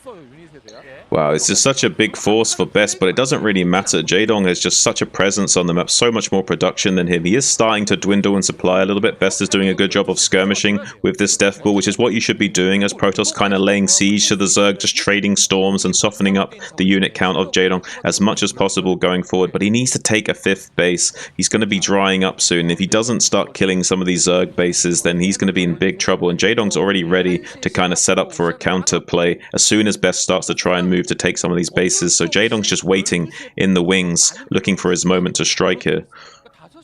His upgrades are looking so good as well. He's on 3 armor, 2 melee attack. I haven't seen the Hydra attack for a little while, but I'm assuming that's going to be just about done with 3 upgrades here. So his army is so incredibly strong. He's really starting to pump that up as well. 161 supply is a fearsome Zerg force, and it could be crashing down on Bez here in just a moment as he moves towards the bottom right again. Gonna try and crack this position, but I mean, he's got to beware of the flank right now. There's a huge army at Jaedong's naturally. He just needs to get it together and send it over here, and he should be able to crack this. A lot of sunken colonies actually being cucked here because of the Dark Swarm, not able to deal any damage. I'd love to see a Spore here. Those always deal damage. Even if there is Dark Swarm, you can kill off the observers and sandbag the push. Looks like Jaedong gonna catch some of this army moving through the middle of the map and maybe shut down this base here at the top center once again. He's not concerned at all with surrounding this army, actually. Just constant counterattacks from Jaedong onto Best bases. He knows he just has to hold on here. A queen! He's got 2 queens, yeah, maybe for Ensnare. I think he just wants, maybe Broodling, he wants to just slow down this army of Best as much as possible while denying a 5th base going up for him. But Best is like finally calling Jaedong's bluff and is actually fully committing to killing these bases in the bottom right. So Jaedong's going to now finally come down and start dealing with this army in the bottom right. But he has a Nidus Canal, he has Dark Swarm set up, so he can deny Best from getting up the top of the ramp while starting to sandwich the army from the west as well. There is still a lot of Archons for Best, but they're only doing splash damage onto the Dark Swarms. They're not really doing the huge DPS that they need to. Now Dark Swarms have started to dissipate, but there is still Defilers here to throw down some more. So beautiful defense from Jadong, kind of isolating this army in the bottom rate, starting to whittle it down, and Best still doesn't critically have this 5th base online, saying. The walls are closing in here. Jadong surrounding this army slowly but surely. High Templar being reinforced, getting at some great storms down here on some of these Hydras. And he actually opens up a path there to escape. All these Archons are incredibly valuable. He does not want to lose this kind of core of the army here. These 5 Archons are going to retreat. But that's really the last big army, I think, that Best can field at this point. He needs a 5th base. He needs to move to the 12 o'clock and take that. I mean, he's not going to kill Jadong here. There's no way. Even if he kills the bottom right, there's more bases. There's more bases everywhere. So killing bases should not be on Best's mind right now. Securing the future in this game has to be #1 priority here, but he's heading down towards the natural again. Yeah, he's not taking another base. He's kind of like in desperation mode right now, trying to find something to work with, but he's not getting anything done. Jadong's kind of all over him, already moving his lurkers into a nice big minefield formation in this bottom left Parasite. So he sees everything. He sees all the movements of Best right now. He's basically got map hack on this army, and in the hands of someone like Jadong, that's pretty scary. Plague on the Archons, not really that cost efficient of a unit to Plague, but it doesn't really matter at this point. As long as you're cleaning up any of the Protoss army, you're doing a great job as Jadong. Now starting to race ahead in supply a little bit, and without this base secured for him, it's looking good for Jadong. It's looking really good, and he's kind of really outplayed Best in here, because every time Best came down to take this bottom right quadrant of the map, he just knew that Best wanted to expand behind it, so instead of going to clean up the army, he went for the counterattack to deny the base from going up each time, and has really kind of outmaneuvered Best in that regard, and played very defensively back at home meanwhile. And now we see the Protoss army coming in yet again. Beautiful Psy Storms coming on these few Zerg units. Jadong's drying up a little bit at this position, so you might be able to get in here a little bit and do some damage here, but eventually there's not going to be any reinforcements for Best going forward, so Jadong will whittle this Protoss army down to a nub over time. Yeah, the Archon army is pretty significant. That's a lot of Archons, but they're running here directly into lurkers, taking a lot of that splash damage. The army is coming around and surrounding Best's Archon force here. Few Zealots managed to reinforce, though, and flank the Hydras, and more lurkers are going to come up. He's killing the base. Actually, he got the base. Are you kidding me? Jadong was a bit cocky and didn't actually send a lot of his units over from the right-hand side and top-hand side of the map. He had plenty of units he could flood down here. Was ahead in supply, but now has whittled down his own force in being a little bit arrogant in how he dealt with that army of Best. Didn't respect the Count of Archons quite enough, I would say. Yeah, now he's going to surround it once again, but more Zealots have arrived. Wow. Jadong's actually... Can't believe that. Yeah, Jadong's actually giving some counter options to Best here. Losing that base like that and losing the army in piecemeal is kind of given Best a little bit of a chance to come back in this game. Maybe start to secure his base in the near future. He's not even interested in that. He's just going to attack with these 5 Archons. I think this is a mistake. After killing that base... Don't you want to go back and actually, secure your future here, Best? Are you just going to keep on attacking? He says no. He says, you don't have that much left over, I think, Jadong, and maybe I can finish you off. Double Storm, they're going to kill both of those lurkers. Really nicely done. More Zealot reinforcements coming down here, and there's not really much over here for Jadong in the bottom right. Hydra's coming out unmasked. He knows that he just needs to fight this Archon army. Few lurkers mixed in to deal with the Zealots. He's going to lose this base. Well, this is getting to be crazy. There are still some High Templars here that can storm these reinforcing units coming from the west as well. Jadong's trying to get in there, but big storms. The Observer's missing, going down on those Hydras and killing them all. So a lot of Hydras went down for Jadong right there. Now, Best's going to be able to get onto the high ground as well. There was an egg block on the ramp, but it's not going to be sufficient. We start to come into the main base in the bottom right quadrant of the map now. Best has enough units to do a lot of damage to Jadong. A lot of those Hydras did get stormed that were coming in to help from the west, so not a lot left for Jadong here. He's kind of falling apart. Like, he kind of really outmaneuvered himself by just not sending all of his units to deal with that army when it was attacking that expansion right then and there. He kind of like just allowed him to fight a little bit of his army at a time and allowed those Archons to go. GG! Unbelievable! Unreal. Best with the 4 base play. Managing to take down Jadong with, like, how many bases did he have there? 6? Yeah. It's the clapper. Well deserved there. I thought Jadon had that game 100%, but just constant attacking from Bez, not allowing Jadon to get his footing actually worked out in his favor, surprisingly. What a comeback. Wow. I am just about speechless here that Best managed to take that game. He's going to move on to face up either against Light or Rush in this next one. Coming right up.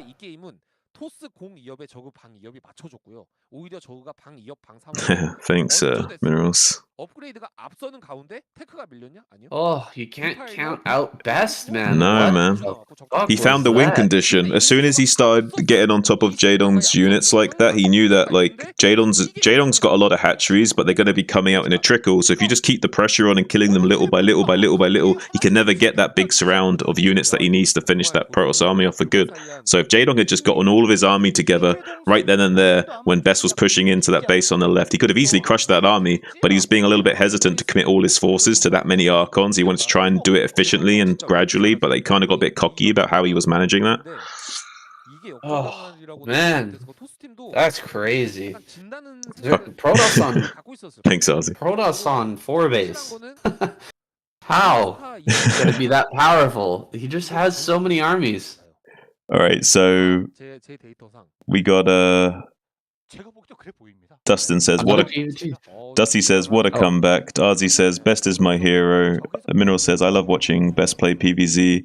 Minerals also says you two are getting better together with each cast. And Azhi says, well, I think you guys are getting worse.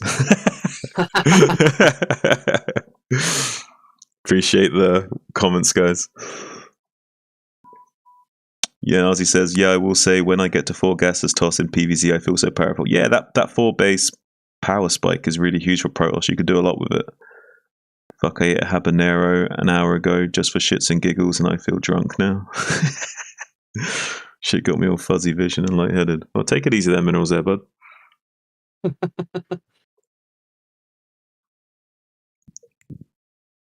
You alright, Minerals? You alright? Gonna be okay? Yeah, I'll talk to him in a Canadian accent. You talk to him in a British accent. Freak him out a little bit. Your head feeling funny? A little bit funny in the head. Your head feeling funny?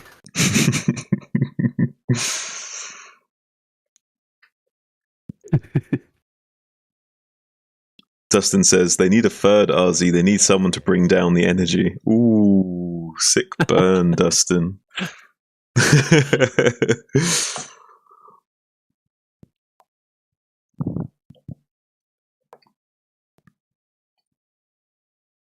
We need a what did you call it?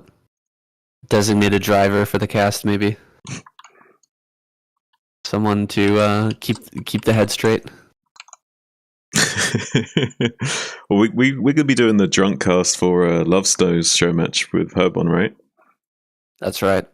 That's gonna be a fun one. Yeah, Really looking forward to that. We're gonna be hitting the source on that one. It's gonna be an interesting cast. That's right.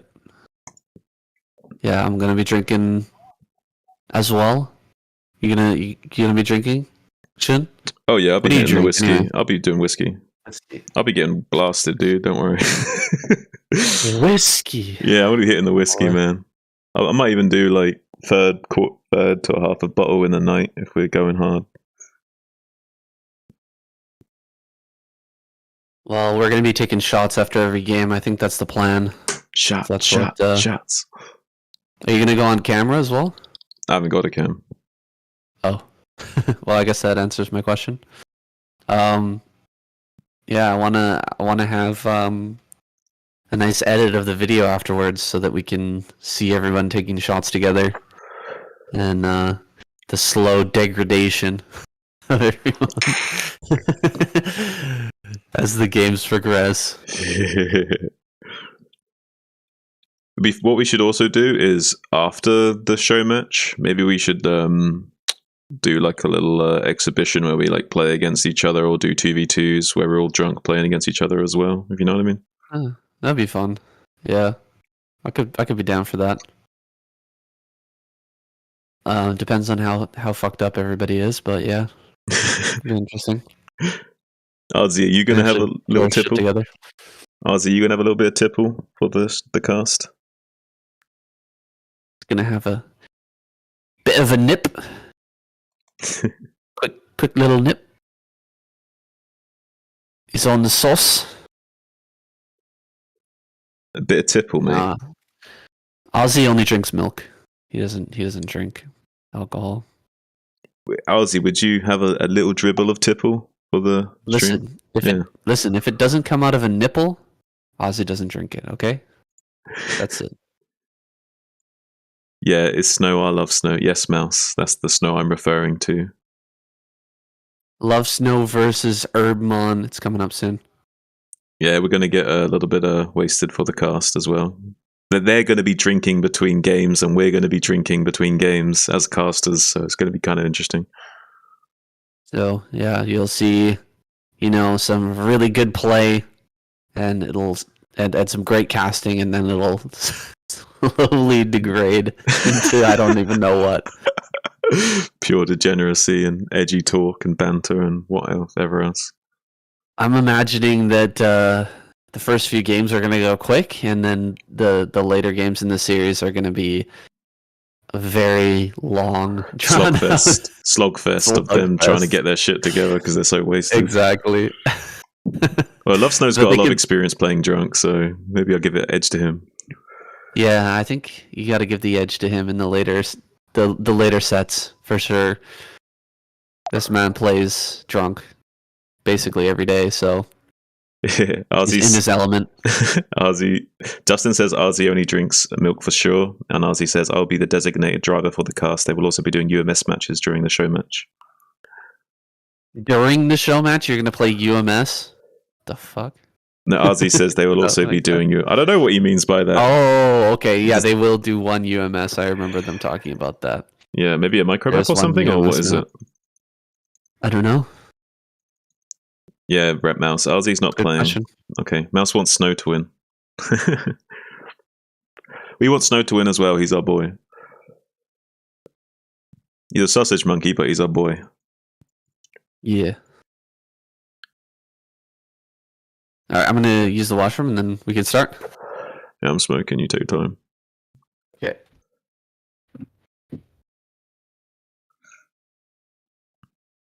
Herb and Love Snow have UMS games planned as well. Oh, yeah. Do you know what kind of UMSs they're playing, Azhi?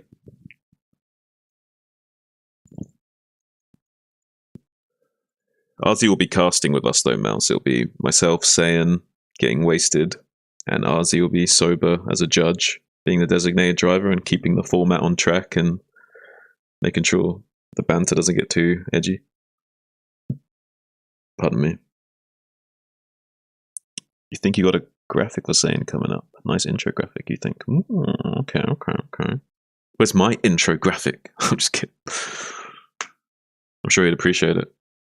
He likes tinkering with editing, but I'm sure he'd appreciate a nice little intro graphic to use.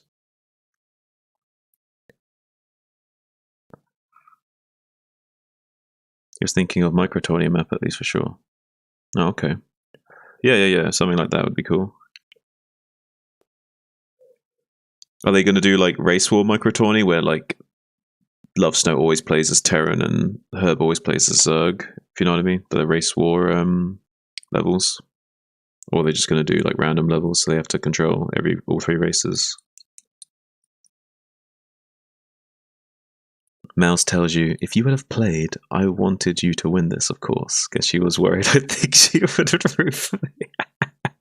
Oh, that's so sweet, Mouse. Oh. Ain't that cute? Yeah, but Mouse, yeah, let me give you a moral dilemma. All right, I'm back. Who would you root for if it was me versus Azhi? Oh, you'd probably pick Azhi, but I don't mind. Hello. I was just talking in the stream, making jokes. I'd want Azhi to win too. Jump out of a plane yesterday. pretty insane. How did it go? Tell me, like, talk to me your thought process of like as you're in the plane, everything. Like, tell me. So it was like 15 minutes of training. We got there. He shows me what we're gonna do, and we like suit up and get ready, and then get in the plane. It's just me and the guy I'm jumping with. Right. It was a tandem for the first time, and there was another guy who was training to do like head cam footage. So he jumps out of the plane and he's got a helmet on with a head cam and he films you, you know. And they're explaining everything I gotta do and like telling me how the jump is gonna go. And then we just got in the plane and it was tiny, like a tiny Cessna plane. Right. We're both, or all three of us are sitting on the floor in the back. What kind of altitude are you at? Do you know? So we went to 10,000 feet. Well, 10,000 feet up. Damn. And then he's like, all right, we're opening the door. I was feeling like I had been calming myself, you know, just like breathing and just thinking about the view and stuff and just enjoying it. And then when he opened the door, it like hit me like, holy fuck. Also tightened up a little bit. Yeah, I just started breathing like, oh my god. And then he puts his foot out and then I put my foot out and then, or my 2 feet out, and then he gets his feet out. Like he's right behind me, right? We're attached. But there's like a little platform outside the side of the plane. And I'm like standing on this platform. It's -3 degrees at 10,000 feet. Shit. I was standing out there in my t-shirt. And like, but I didn't even feel the cold because I'm looking down at the at the ground. Like, holy! Just pure fuck. adrenaline, so you don't even notice the cold. Yeah, just adrenaline. And then he's like rocking, and he's told me it was gonna be 3 rocks, like rock, and then on the 3rd rock, and I was like, oh my god! And then right off into the air and. The free fall was the funnest part. It was like 35 seconds or something like that of just straight free fall. I was just screaming the whole way down. Like, holy shit! How did it was feel? Crazy. It was nuts, man. It didn't really feel like you're falling. It just feels like wind's hitting you in the face really fast. You know, you can't really tell how high you are because you're so high up. You don't have that relativity of like seeing the ground coming really fast as well, so it doesn't feel like you're high up because you can't really tell. You just feel the wind. Wow. Yeah, and then after like the first 15 seconds of free fall, we hit like the warm air pocket, and suddenly it was warm again because it's warm here right now. It's like 30 degrees, so -3 and then up to like 15 and then up to 30 as we got lower. And he pulled the ripcord. Suddenly, I was like in the harness. Like I felt so heavy in the harness. I gotta lose some weight, man. But my legs and my nuts were hurting. Like it was tight. The harness was very tight because they don't want you to fall out, obviously. And he let me like control it. Did like some spins and stuff, and it felt like only a few seconds. Just. He let me pull the handles, and then he took them back, and then we landed. It was crazy. It was so fast. Wow. What would you rate that of like your all-time experiences? How high up there is that? That was on a excitement level. That was like a 99 out of 100. That was crazy. Yeah. Nice, man. Yeah, that was a very exciting experience. I felt like after I got off, I felt like I got on. I was just on a roller coaster though, so like my stomach felt a little queasy. So maybe that was from the spinning. You don't have to spin, but I just thought it would be fun to turn it. So I tried it, but I felt like my stomach was a bit upset after. Churned yourself up a little bit. That was nuts. Are you going to be posting anything to your Patreon? Yeah, once I get the video, it should be here. I should be getting the video in the next couple of days, and I'll post it. All right, you heard it here first, guys. If you want to be checking out anything about that, what you just heard, you're going to have to be going over to SayNSC's Patreon. Get subscribed to that so you can get access to the behind the scenes SayNSC's life. Skydiving, guys. He's living the dream right now. He's moving to Japan. This guy is on fire right now. Go check him out. Yeah, plenty of big changes going on. You can also see my accident. all the images from the accident and stuff down in Mexico when I got hit by a motorcycle. Life is crazy, boys. Life is insane. Crazy. Yeah, if you get out there and see things, put yourself out there. A lot of crazy experiences to be had. Whew, sounds exhilarating, man. Kind of envious of you, but also happy for you and excited at the same time. Yeah, give it a try, man. Give it a go. I mean, one thing I was thinking about, like, I was afraid to do it because I got the gift certificate from my wife on my birthday, and I was like, oh god. I'm scared. I don't want to do it because I had planned this long trip for a while. Like 5 years I've been planning that trip. So, I was like, man, I don't want to die before going on this trip, right? I better not go skydiving. But then I almost died on the trip, and I almost never got to go skydiving. You know what I mean? You just never know what's you don't know what's dangerous. You know what I mean?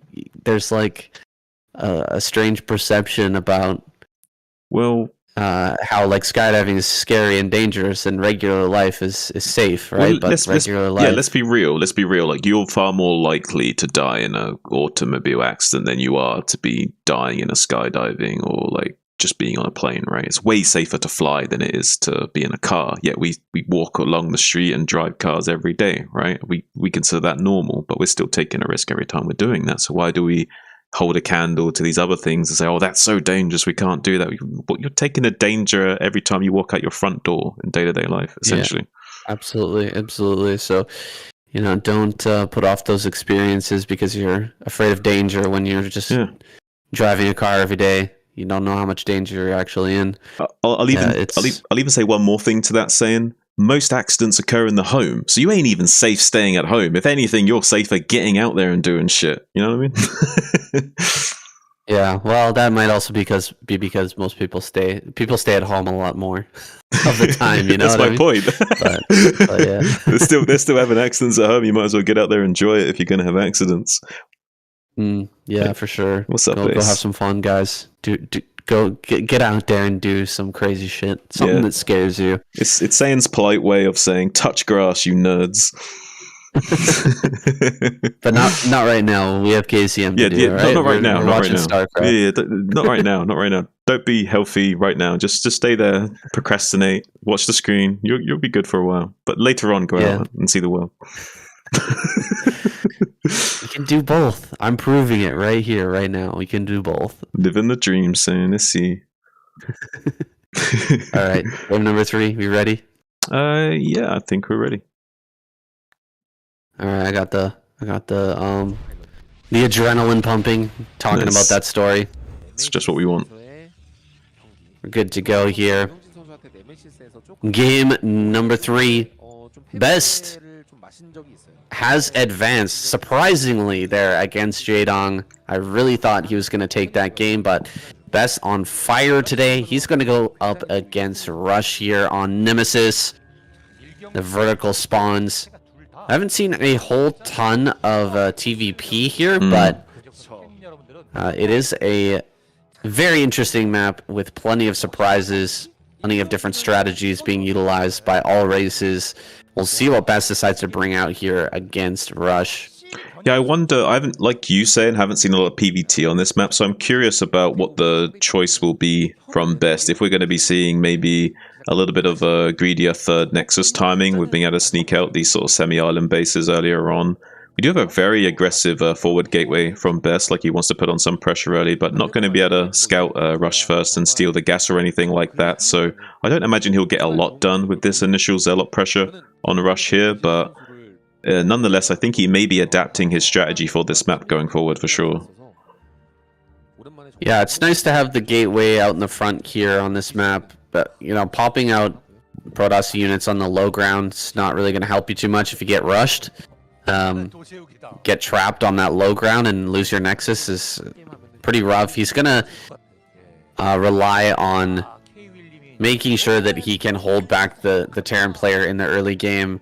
You know, if there was some sort of rush from Rush, it's going to have to be held before he gets to this gateway. Otherwise, he will lose this game. If you lose that gateway, your production and your Nexus is just, it's too much damage. So he will have to be producing a lot here. Rush not going to go for a double factory or anything like that. Looks like he just wants to go for a single factory and to expand. Wouldn't expect anything less from him.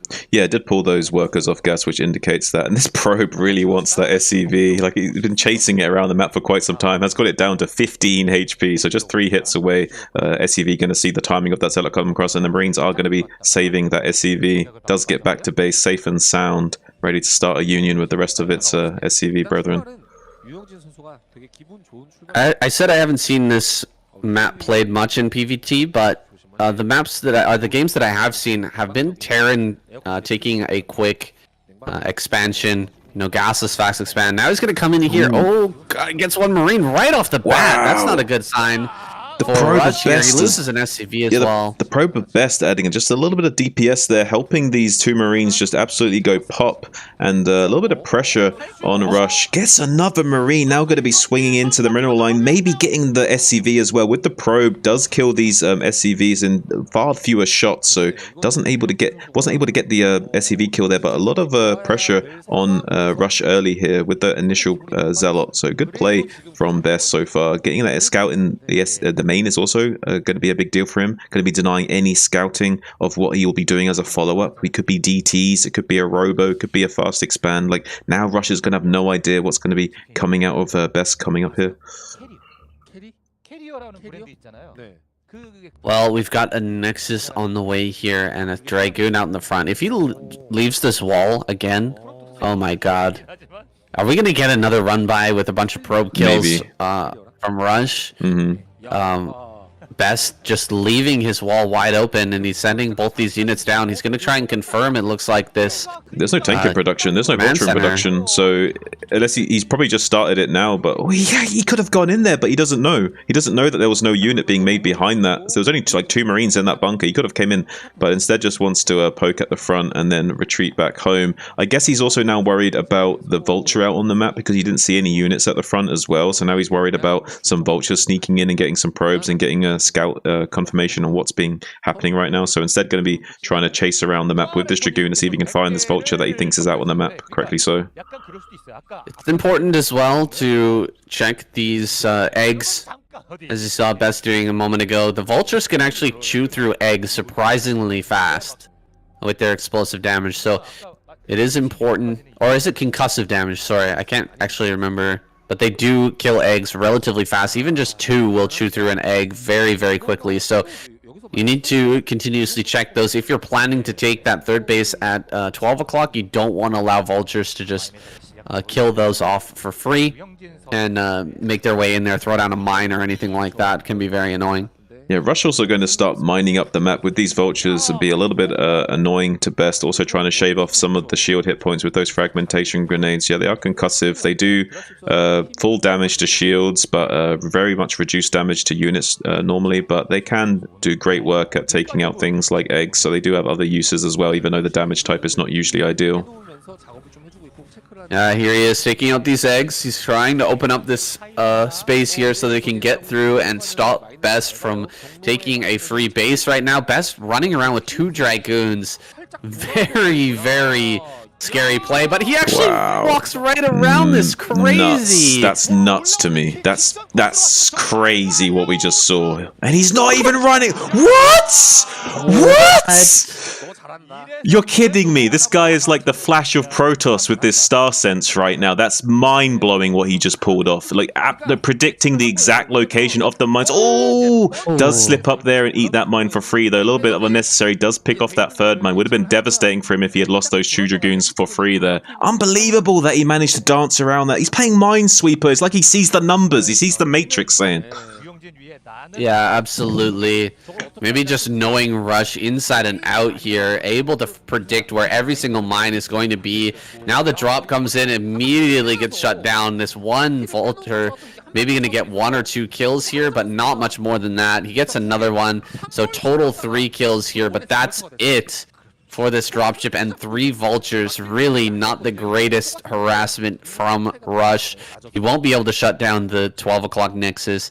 He barely gets any kills to the main. Best just maneuvering so beautifully here. This is not recommended, though. Do not try this at home, guys. Running around with 2 Dragoons, trying to run around mines, kind of insane, actually. Yeah, really should just get an observer out and deal with that properly. 99 times out of 100, that would be absolute insanity, but Best pulls it off. A little Vulture sneaky coming into the 12 o'clock, going to be taking out that probe. The dropship going to be scooping that up again momentarily. Could also go for another drop in the main base with that Vulture, keeping the pressure on Best, so he knows that there's some force, but Best doesn't care. He's just going to be poking in the front and seeing what he can get done. Sees that there's a few too many siege tanks set up, though, so not going to be pushing the issue, just losing 1 Dragoon there for a little bit of potential pressure that he could have maybe gotten in there, sniped off a tank or 2 if the position was weak enough. But Rush has ticked all the boxes right now, crossed all of his T's, dotted all his I's, and has the defense that he needs to weather the beast that is Best right now. But these Vultures might be able to catch these probes coming up on the left-hand side if Best is not careful. But I think he's on top of things. I think he's manually controlling those probes, and he's going to come in with these Dragoons and get this dropship out there first. Best is like on top of everything right now. Yeah, keeping his probe line alive here. A little bit crazy for him to try and dive into the natural, but you know, taking a little prodding attack there, seeing what he can find out. The observer now in the base sees everything, and he should know now that there's no real pressure that can be done at the front of Rush's natural. That's a no-go zone here for the Dragoons of Best. But he will be producing Reavers now and looking for other opportunities to deal damage. Yeah, he's coming in the front. Again, one thing I would like to point out that I've noticed with veteran StarCraft players is one thing they do so well is they always apply pressure to their opponents. They lean on their opponents, and as soon as they find resistance, they stop leaning on their opponents. But as soon as they lean on their opponent and they find a little tiny bit of weakness, they then capitalize on that and try and utilize that as a win condition to snowball their advantage further. But they are constantly trying to look for weakness and leaning on the opponent to try and find any kind of holes that they can exploit. They're kind of making sure that you're ticking all your boxes and not trying to like skimp on anything. So if you don't make enough turrets, maybe they'll exploit that, for example. Absolutely. Best now taking out 1 assimilator on each of these different locations here. That's going to allow probes to slide through. It won't allow Vultures in. Oh, this Vulture drop, managing to get a few more kills, but Dragoons are already here. They're going to finish that off pretty darn quick. So good defense by Best. And as I was saying, he's taking out... Oh! Wow. He kills the mine with the Scarab. Kills the mine. That's crazy. Manages to keep that alive, and he's going to slow down this attack even more. But as I was saying, he's killing off the assimilators, just 1 of them at a time, so he can close off the area to things like... Oh! No, he lost both Reavers to the mine.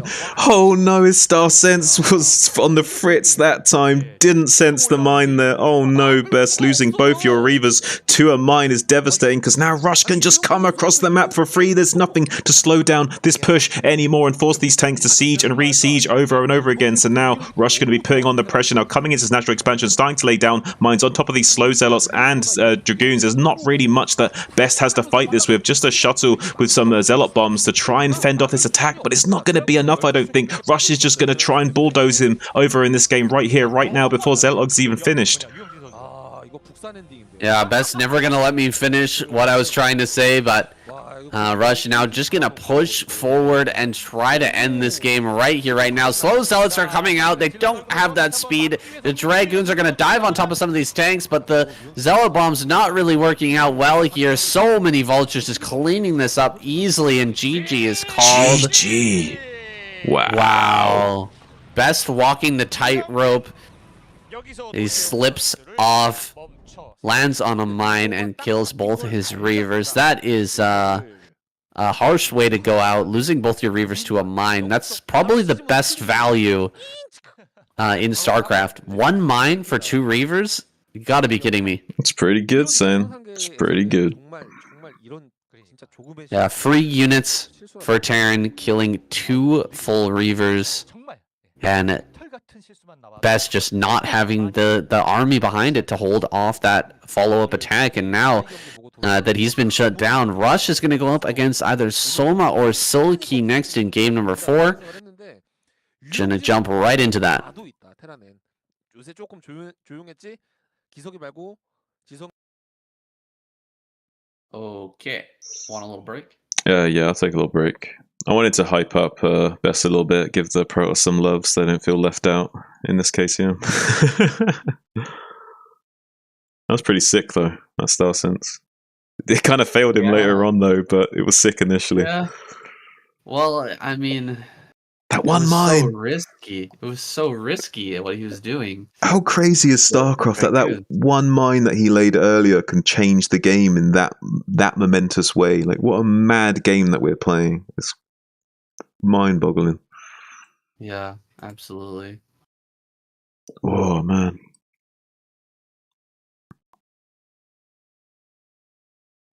Whew.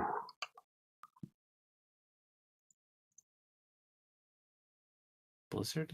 Hello?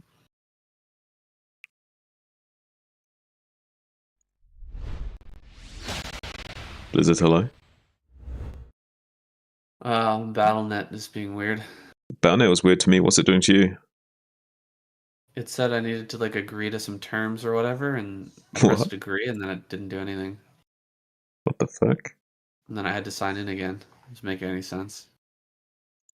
Man, BattleNet's been funky with me as well recently.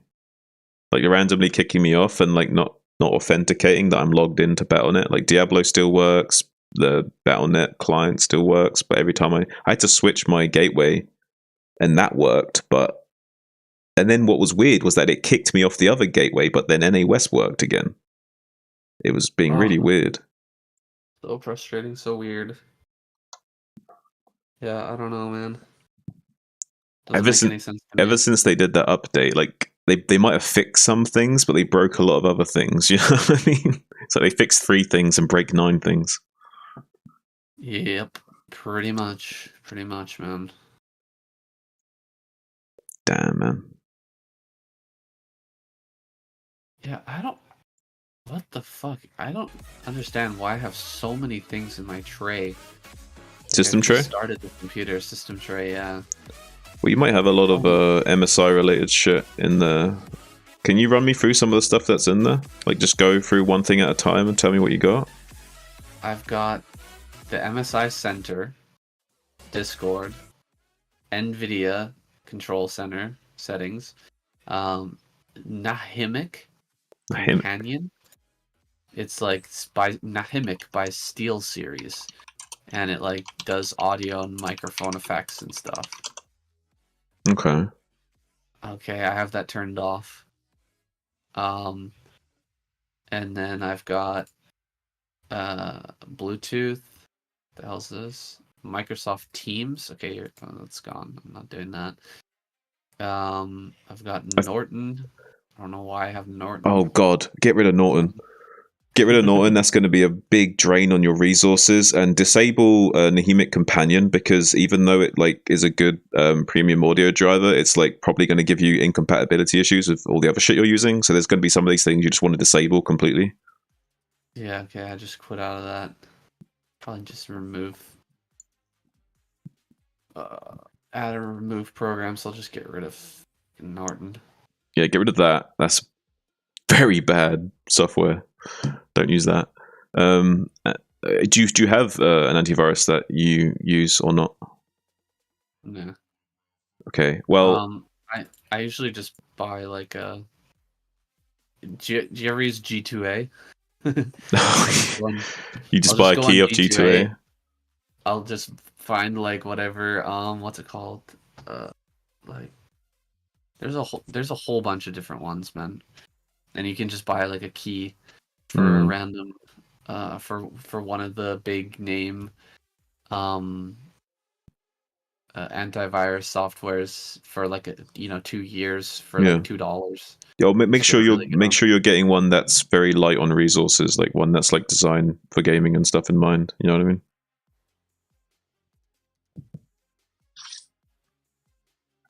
Because like some antiviruses are like not very well optimized and can drain your system a little bit, but a lot of them are pretty good these days.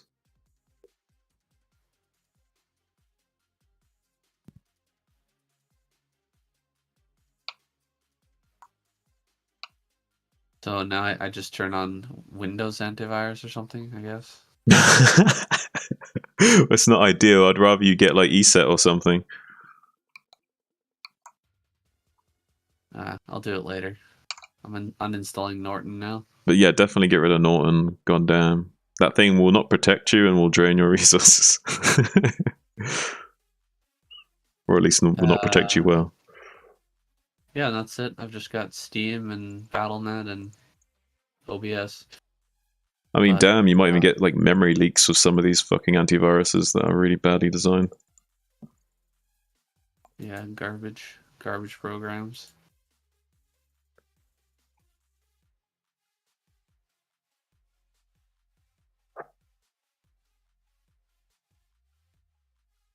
Dustin says, won't protect you and drain your resources. What is it, a wife?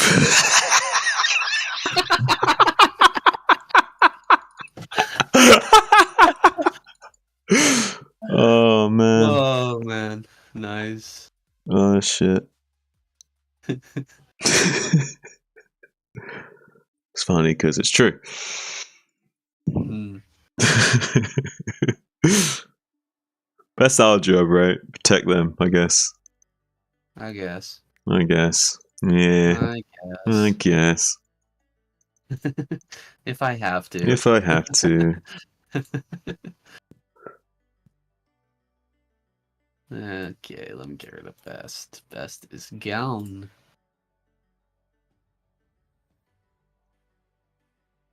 Dustin's Good doing funnel. what he can to prevent the war on masculinity from occurring and being successful.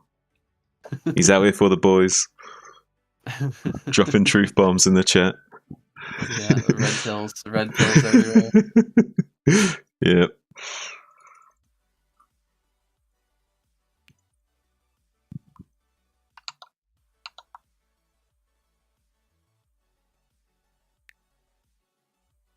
Okay, you ready for this next one?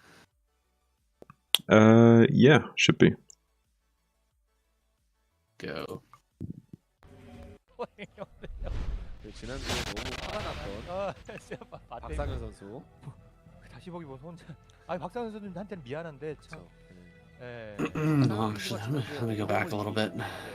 너무 고맙고 선수들한테 좋은 경기를 보여주셔서.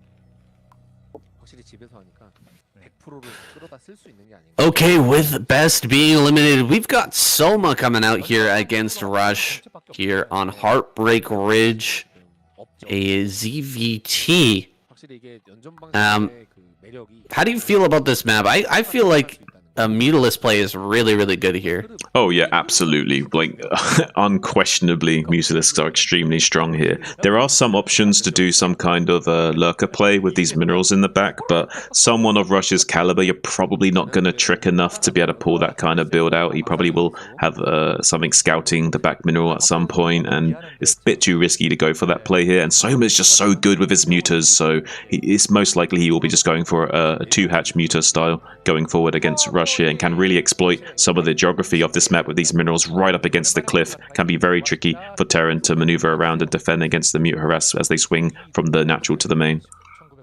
Yeah, there is buildable terrain above that cliff. You can put turrets up there, but it's a little bit rough either way.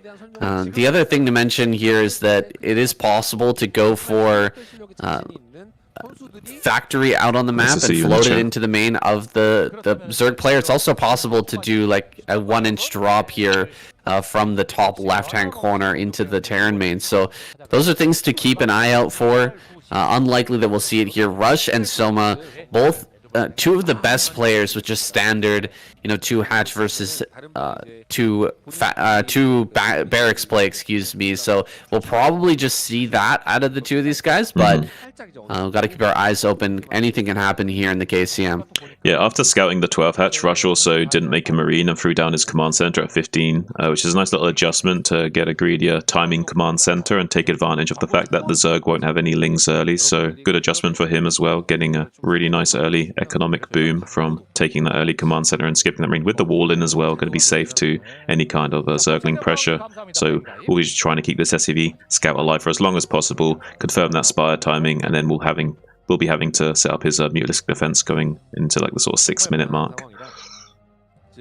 So this is a full wall-in, unfortunately for Rush. The Marines are going to be popping out on the outside here, going directly into an E-base. So very, very fast plus one out of Rush. We're not going to see him going for, that really early timing with the 2 racks stim timing. Try to break the front here for Soma. Instead, he's just going to power up.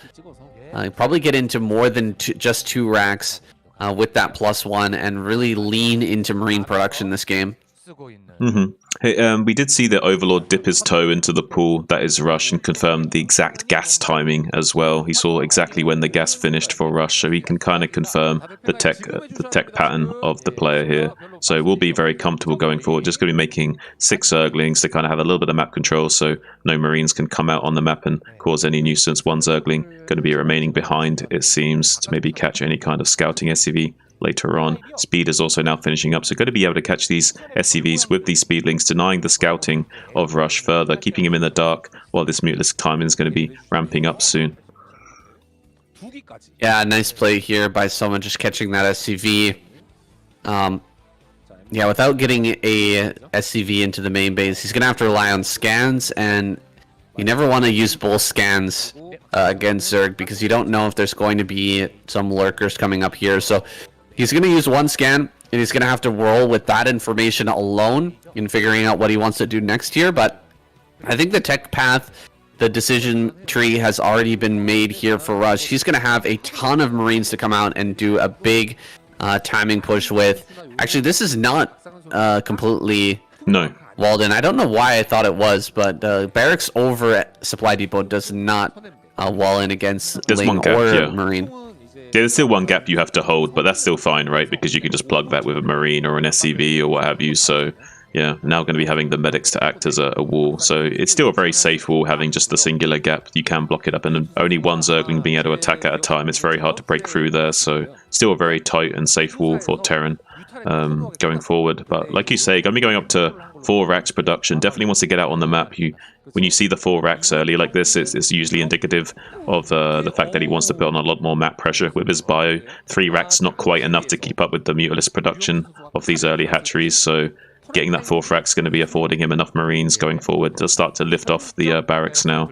Maybe going to be floating that back into the main base for a more solid production so he can start to come out on the map. But Mutalisk is going to be flying into the main base in a moment, maybe taking out some of these SCVs as they try and set up turrets here on the production line of the Terran. Yeah, and Rush actually pulling off of gas here. He's only got 1 SCV mining gas, so you can tell that he is really committed to this Marine play. He's going to throw up a bunch of turrets. He's going to have 4 barracks here with just a huge amount of Marine production. And if Soma's not careful, this army is going to come out here with that +1 power spike and maybe break the front of Soma. He's got to harass this Marine medic group as it's coming across the map, and he's probably got to switch into lurkers here as well. Fighting this with just pure Muta and Ling is going to be really, really hard. Yeah, and Rush is just going to go across the map with his army and force these Mutas to have to go home to defend. There's currently no Sunkens, like you say, to defend against this. He's going to be trying to snipe a few Marines on the way out, but he's going to have to be retreating. There's only like a few Mutalisks here, so he's only got like 6 or so, 6 to 7 Mutas out on the map right now. That's actually not enough to kill this army either. So now we'll be waiting for a few more Mutalisks to come out of these eggs, as they just do, to finally put on the pressure of this Bible. Rush is wisely going to run home with his army because he knows that he'll be overrun soon if he stays out on this map with this Bioforce. So he needs to step back a little bit, regroup up with another few reinforcing Marines before going out forward again. 감사합니다. Yeah, he does do that regroup. Has a big army now moving across the map, and he will be reinforcing this continuously from this position. Soma's actually out in front of this Marine medic force. He's trying to utilize this high ground here to try and take a good trade against the Marines, but Marines are going to move through the middle of the map here, not allow him to fight from high ground. Take some good trades here against these Mutalisks as well. Wow. Marines pushing everything back. Soma, I don't think he's going to be able to overwhelm this, but let's just see how he can trade with these mutas. It was really nice whole position micro from Soma there, clicking really far past the bio ball so that the mutas would shoot in a better spread, and doing a great job of picking off 2 Marines at a time with that muta stack. Does shave off one of the mutalisks there. Rush doing a good job of keeping his Marines in a tight square formation against these mutas, was exactly what you want to do to mitigate their potential damage. You don't want to have straggler Marines that can be picked off easily. You want to be standing in a nice big tight box when dealing with the mutas, and then trying to get into a line formation parallel to them to try and get as much DP as possible. Soma going to be coming in there and taking out 2 of the turrets on the racks as well, opening up this production. These Marines are a little bit naked, a medic coming up to help them, but Soma's going to be cleaning up all of this bio, and it's completely cracked open the Terran production right now, but has to retreat to defend against this bio. But he has enough mutas in production at home that maybe he can defend at home while staying in over here, but it looks like he does want to just retreat with his mutas and try and sandwich this army while also delaying it at the back with these reinforcing mutas here. So I think that Soma might be able to just crush this bio force. It's going to be a few seconds of a window here where he can kill a few medics, but a few drones, but there's not much more time for Rush to do any damage here. Soma's just going to come in and mop up all of this bio force with this superior muta count. Oh wow. Wow, these Marines are trading way too well, dude. This is not looking good for Soma. He's down to just 3. 3 mutas are left. 1 Marine here. He is going to finish this off, but that was a great trade for Rush. He forced the mutas out of his main base, and the Marines just traded very well against these mutas, eliminating a ton of them. This is not even a threatening force anymore. Soma's going to be transitioning here, and Rush no longer really has to worry about mutas on his side of the map. I was almost speechless as I saw the target firing of Rush come down there, just gunning down the mutas in such short order. Like, Marines have such a high damage threshold that if you don't kill them quick enough, then they just absolutely obliterate your mutas, and there was too much of a spread of glaives, and not killing the Marines fast enough for Soma. Needed to micro that a little bit cleaner, I think, to clean up efficiently, and wasn't able to do so. So many mutalisks went down, so there's so much map control for Rush going forward here. Just a little handful of 6 mutas left to try and delay this force while he tries to transition into lurkers and set up a little fortified position with those sunkens and lurkers for the time being. But yeah, so far that went really well for Rush. Rush here, keeping the pressure on the map right now. Big force heading towards the natural. It's probably not going to be enough to break, but we don't have lurkers yet, so he could force the mutas to engage him once again. Maybe pick off the remainder of these mutas. Get this sunken colony. I don't think he can bust all the way through right now, but he's setting up more reinforcements. Maybe with this reinforcement wave, he can try and get through this natural here. Good micro there from Soma, picking off a few more units. He catches this resupply, but not in time. And now Rush brings all of his Marines and medics together. That is a fearsome force here to contend with. Soma, he should have lurkers on the way right now. There they are in the eggs. And that should be enough to hold off Rush in this position.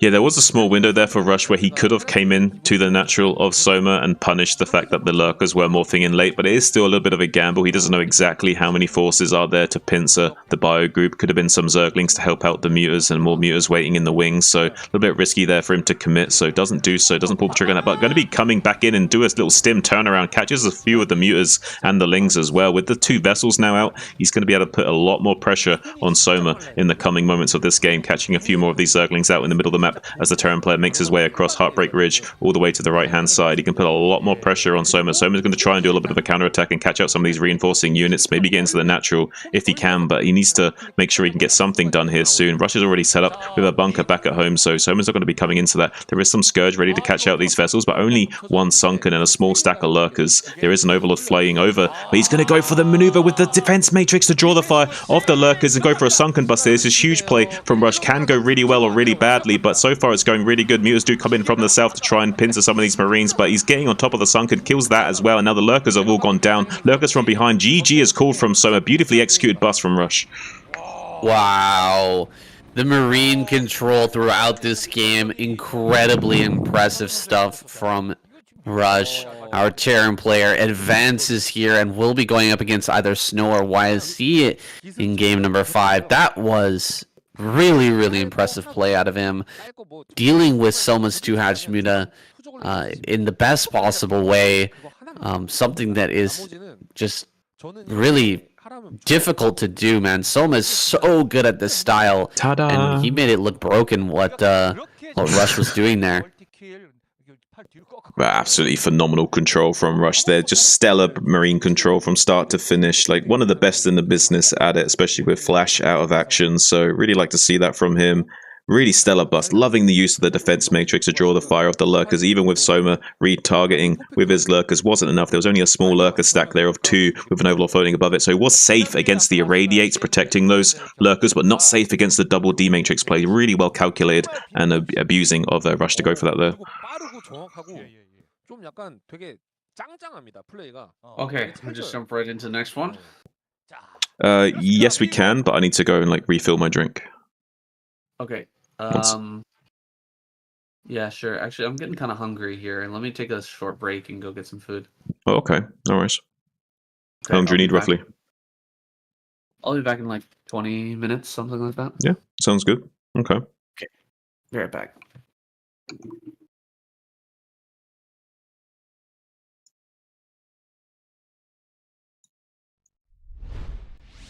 Alright guys, gonna take a little break. Can chill and talk a little bit.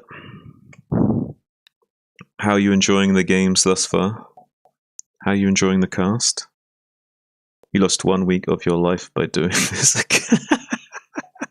How did you lose 1 week of life? It's a little melodramatic there, Mouse.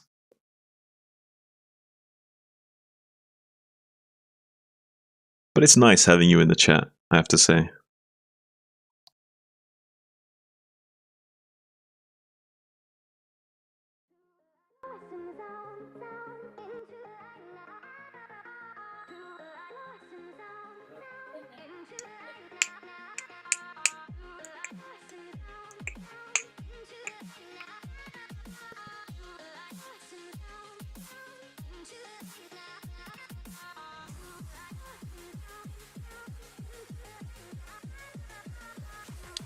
So, Mouse, who would you root for if it was a show match between myself and Azhi?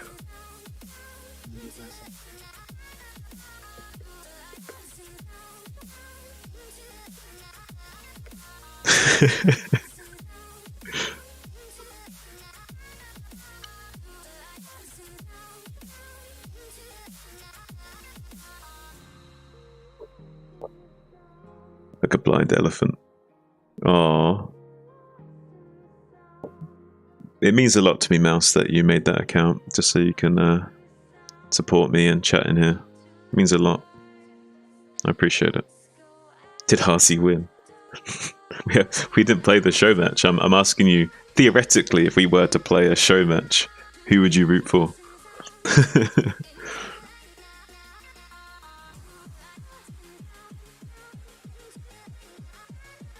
Yeah, who would you root for?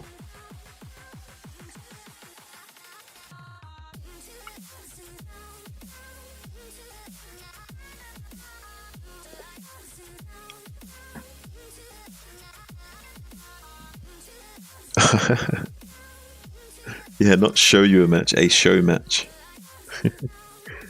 It's not sad but true. I expect you to pick Azhi. You've known him for longer. He's carried you in a lot more games than I have.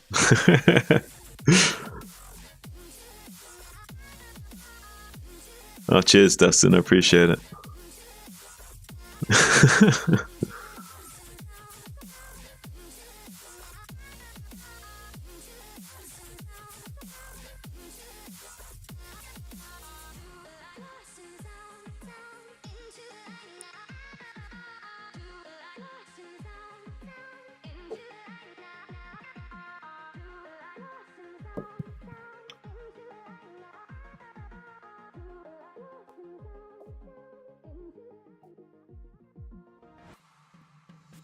Well, if I ever do have a show match with him,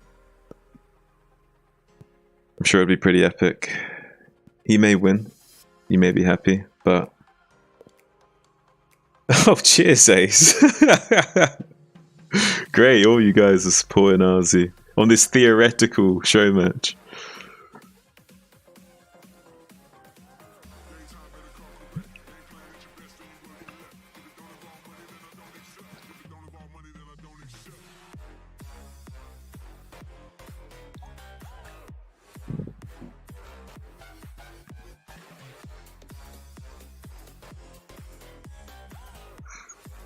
Yeah, but you saw me like practicing a build against him and not actually trying to win. Like you saw practice games. You didn't see like tournament setting, like me doing anything to win.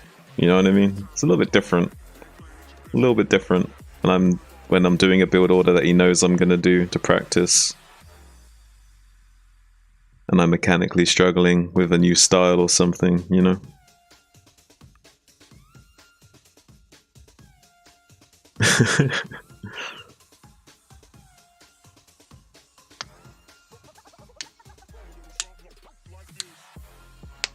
I kind of allow people to metagame me in practice games a lot because I'm just practicing, but when it comes down for tournament time, actual competitive play, all bets are off and I'm pulling out all kinds of bags of tricks.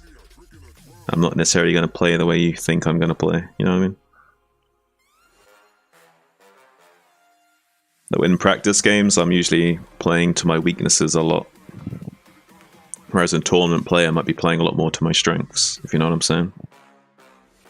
In practice, I can work on my, you know, overall mechanics and macro.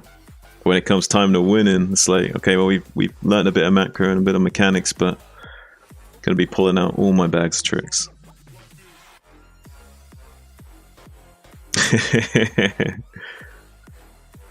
Yeah, I'm not gonna make it so easy on him, you know, it's not gonna be like he can just sit back and macro like he can in practice.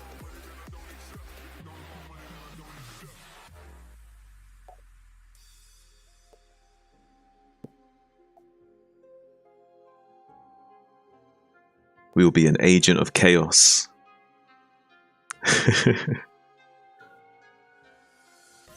It's something I'd like to do in the future for sure.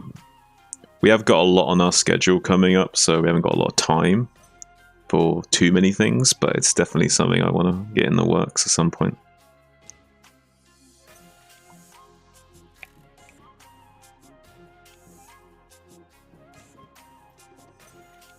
Well, Dustin, that's the point of my practice. I put myself into disadvantaged positions to practice. Like, I fall onto my weak points and force myself to work on the things that I'm weak at, or weakest at.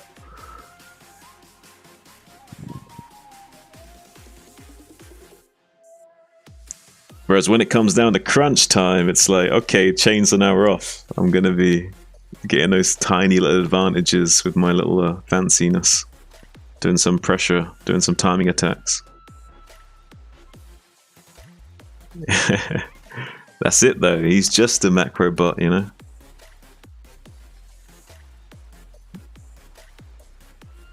Been playing this game for like 20 years, son. We got all kinds of different 400 IQ plays.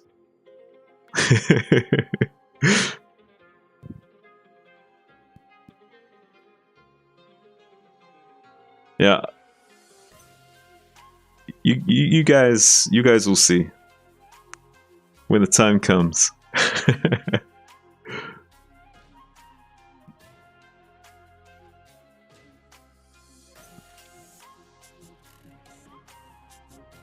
Yeah, I've been playing it for most of those years too. I say I've been playing it for 20 years, but probably a bit more than that. Granted, it's been on and off for that time. I've not been playing it solidly for that long, but we've got a lot of experience to dip into.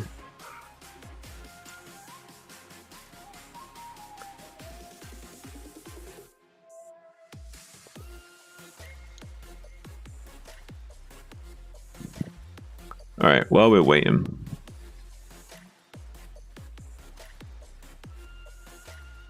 let me fire up Stuke. You played it 20 years ago. Nice. Saiyan is on lunch break for like 15 minutes, Ace. He's on lunch break.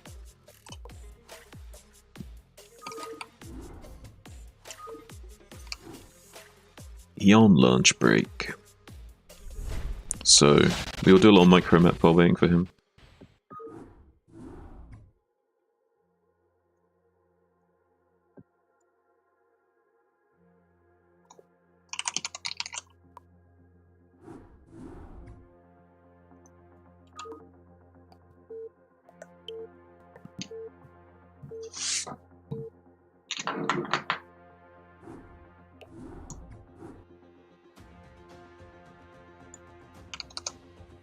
Do a little bit of micro. A little bit of drill.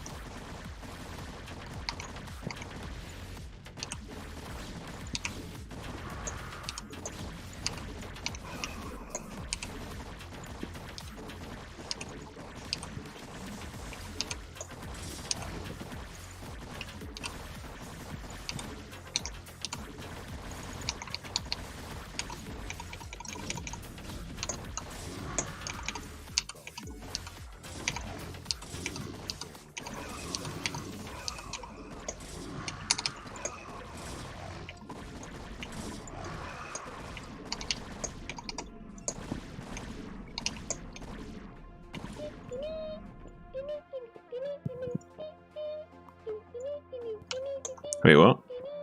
Someone worse asking for Denzi, can you host? Oh, he got it, okay.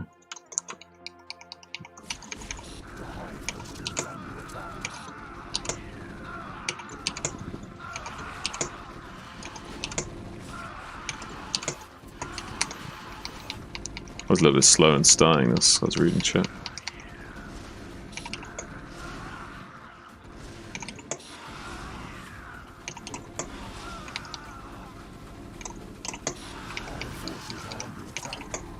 Ah.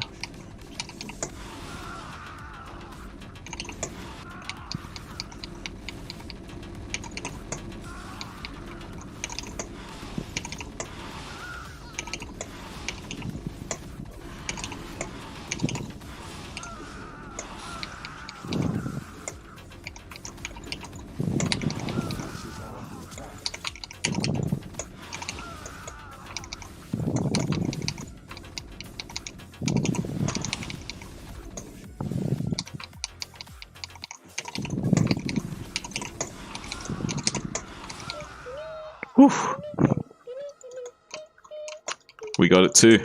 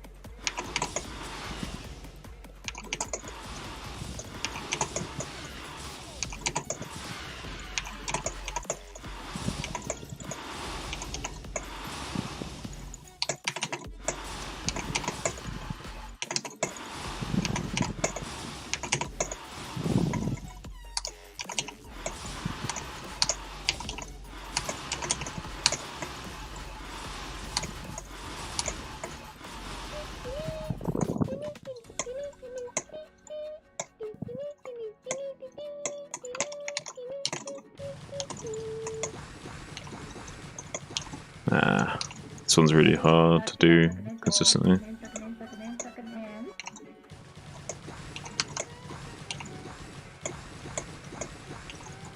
It's 6 versus 7 lings.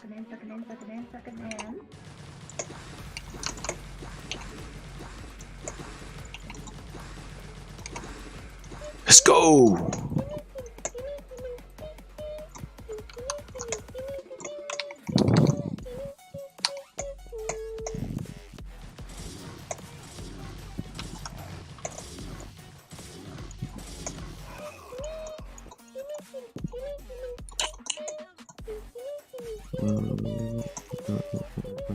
Where's me a chaser? This one.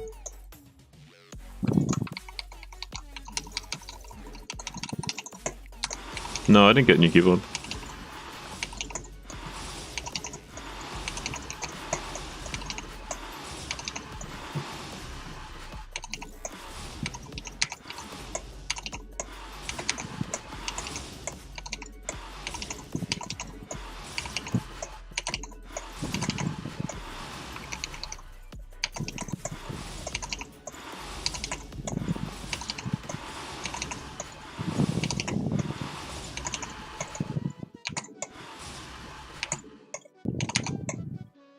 Try and do an angle shot on him. Oh, didn't get it. There you go.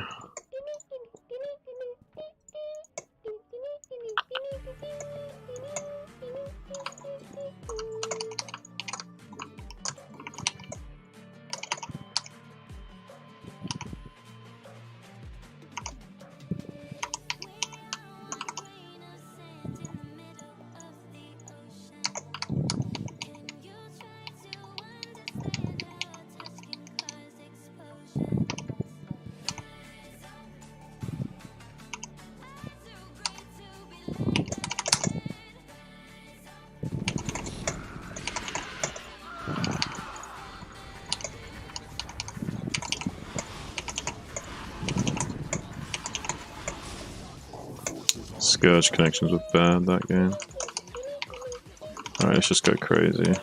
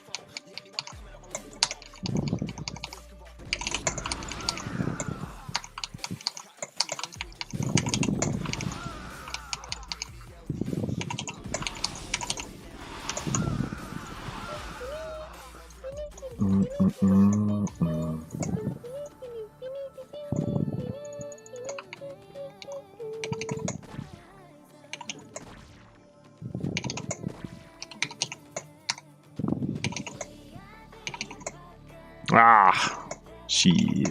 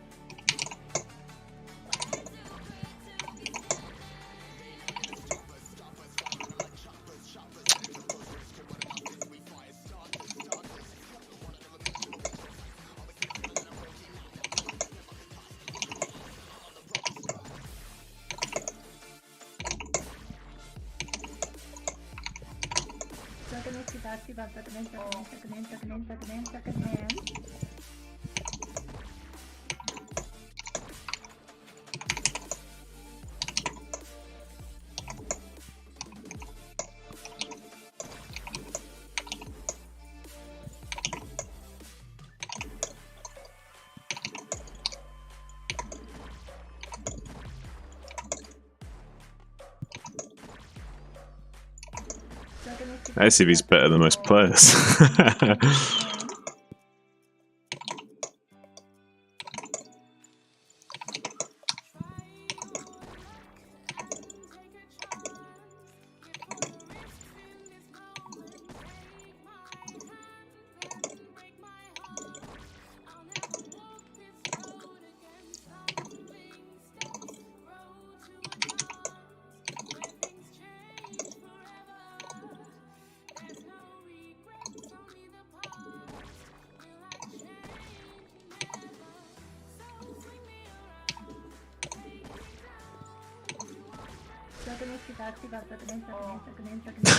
It's unironically true though, right, Ace?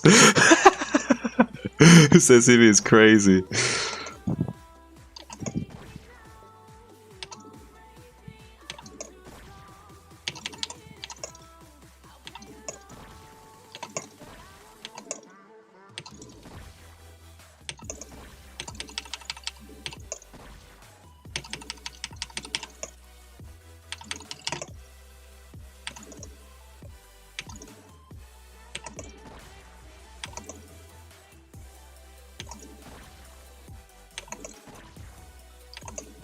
Yeah, there we go. Lovely jubbly.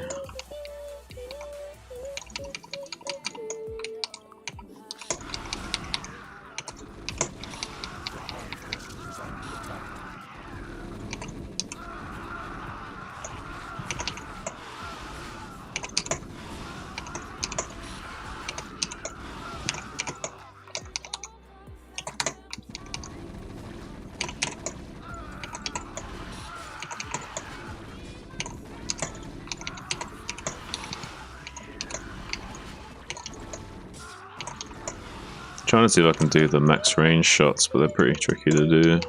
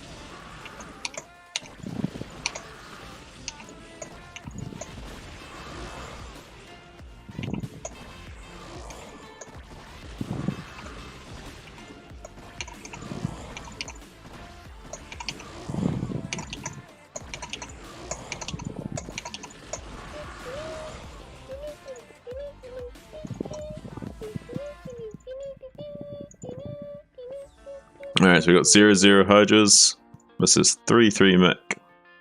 Whatever will we do?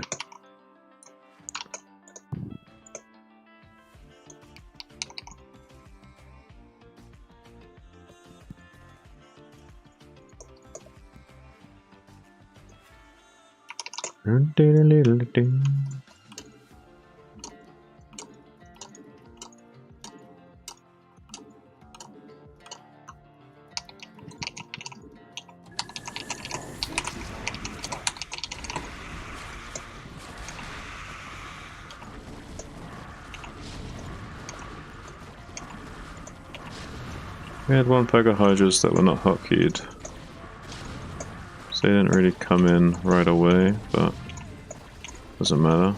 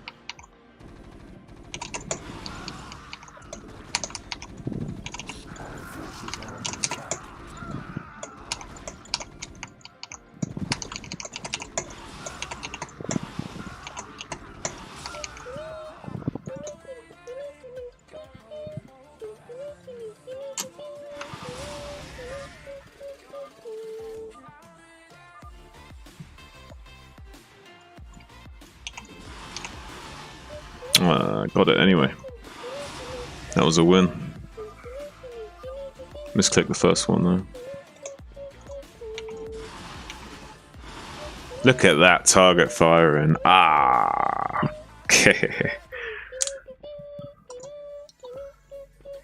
Can you believe that precision? Let's do 1A, 2A, 3A.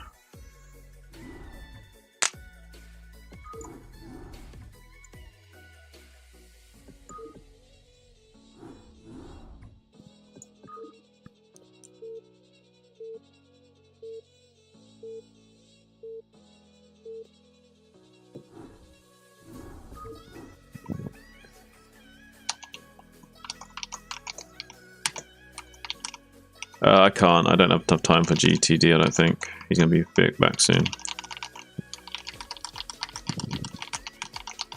I'm going to do this. It'll take me like 3 minutes, and then we're going to get a drink. And he'll probably be back very soon after that.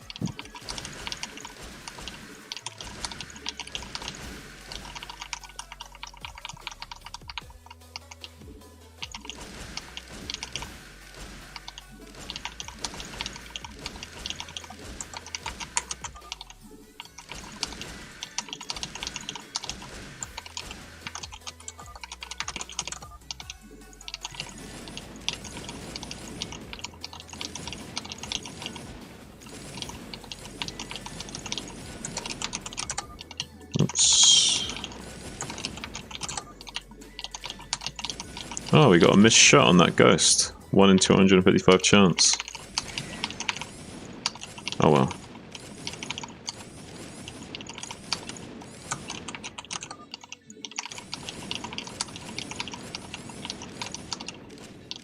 Got another miss. Those are pretty rare. They happen a lot.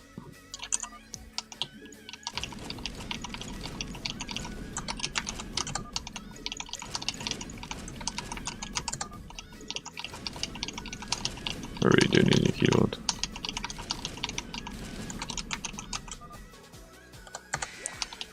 Like, the keycap I'm using for D, for example, is like a millimeter higher than my other key, so I sometimes whack like D before S. I'm trying to whack them both really fast. Small things like that make it even harder.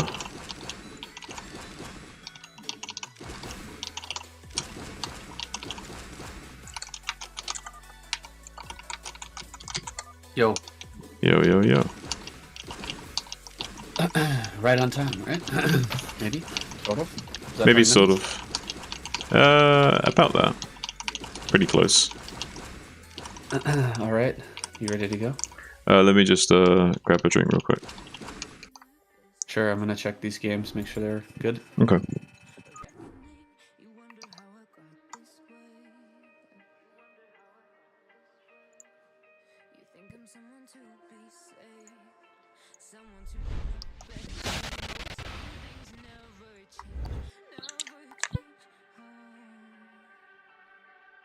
You think I would look pretty on your arm once you cover up my bruises and battle scars, but it always ends the same.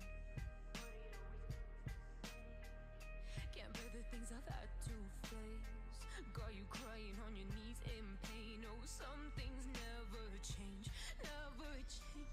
Oh, you will break your back to make me feel again. Suffocate to make me breathe again. Lose your mind from endless pain. Some things never change, never change. Oh, redemption never came. I stopped asking for forgiveness, cause you should know only fools tread where the angels fear to go, but you keep trying to get too close. Save myself by turning into stone. So save your judgment cause you just don't know. But some things never change, never change. Oh, they say I should feel guilty and change my ways, leaving crumpled bodies in my wake. Swear I didn't mean to make them break. Swear I didn't mean to make them break. But they're so delicate and so mundane, and they keep coming like a moth to a flame. Oh, some things never change, never change. You'll break your back to make me feel again. Suffocate to make me breathe again. Lose your mind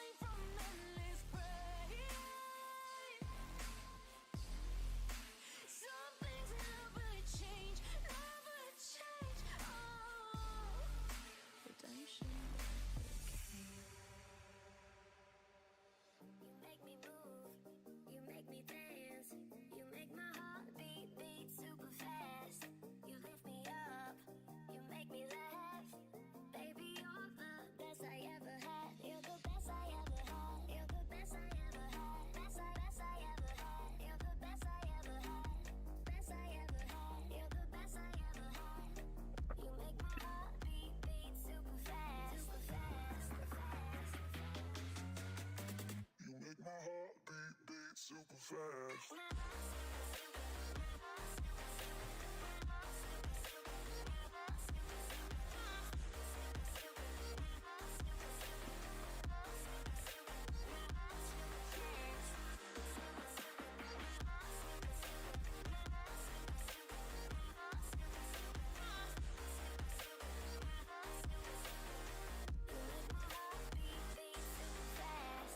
What does love feel like? What does love feel like? You're the best I ever had. You there, Sam? Yeah, I'm here. What's up, buddy? Not much, not much. Just chilling. Just watched the new Tenacious D video. Any good? Questionable. It was questionable. Questionable. Okay.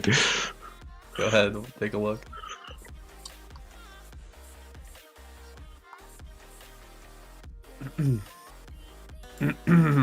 Questionable. Wicked game. Okay. I like this song.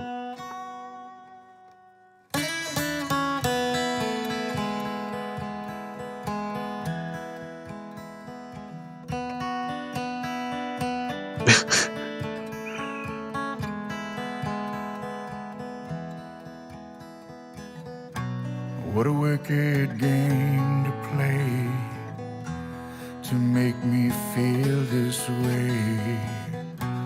What a wicked thing to do to let me dream of you. What a wicked thing to say. You never felt this way. What a wicked thing to do to make me dream of you. And I fall in love. No, I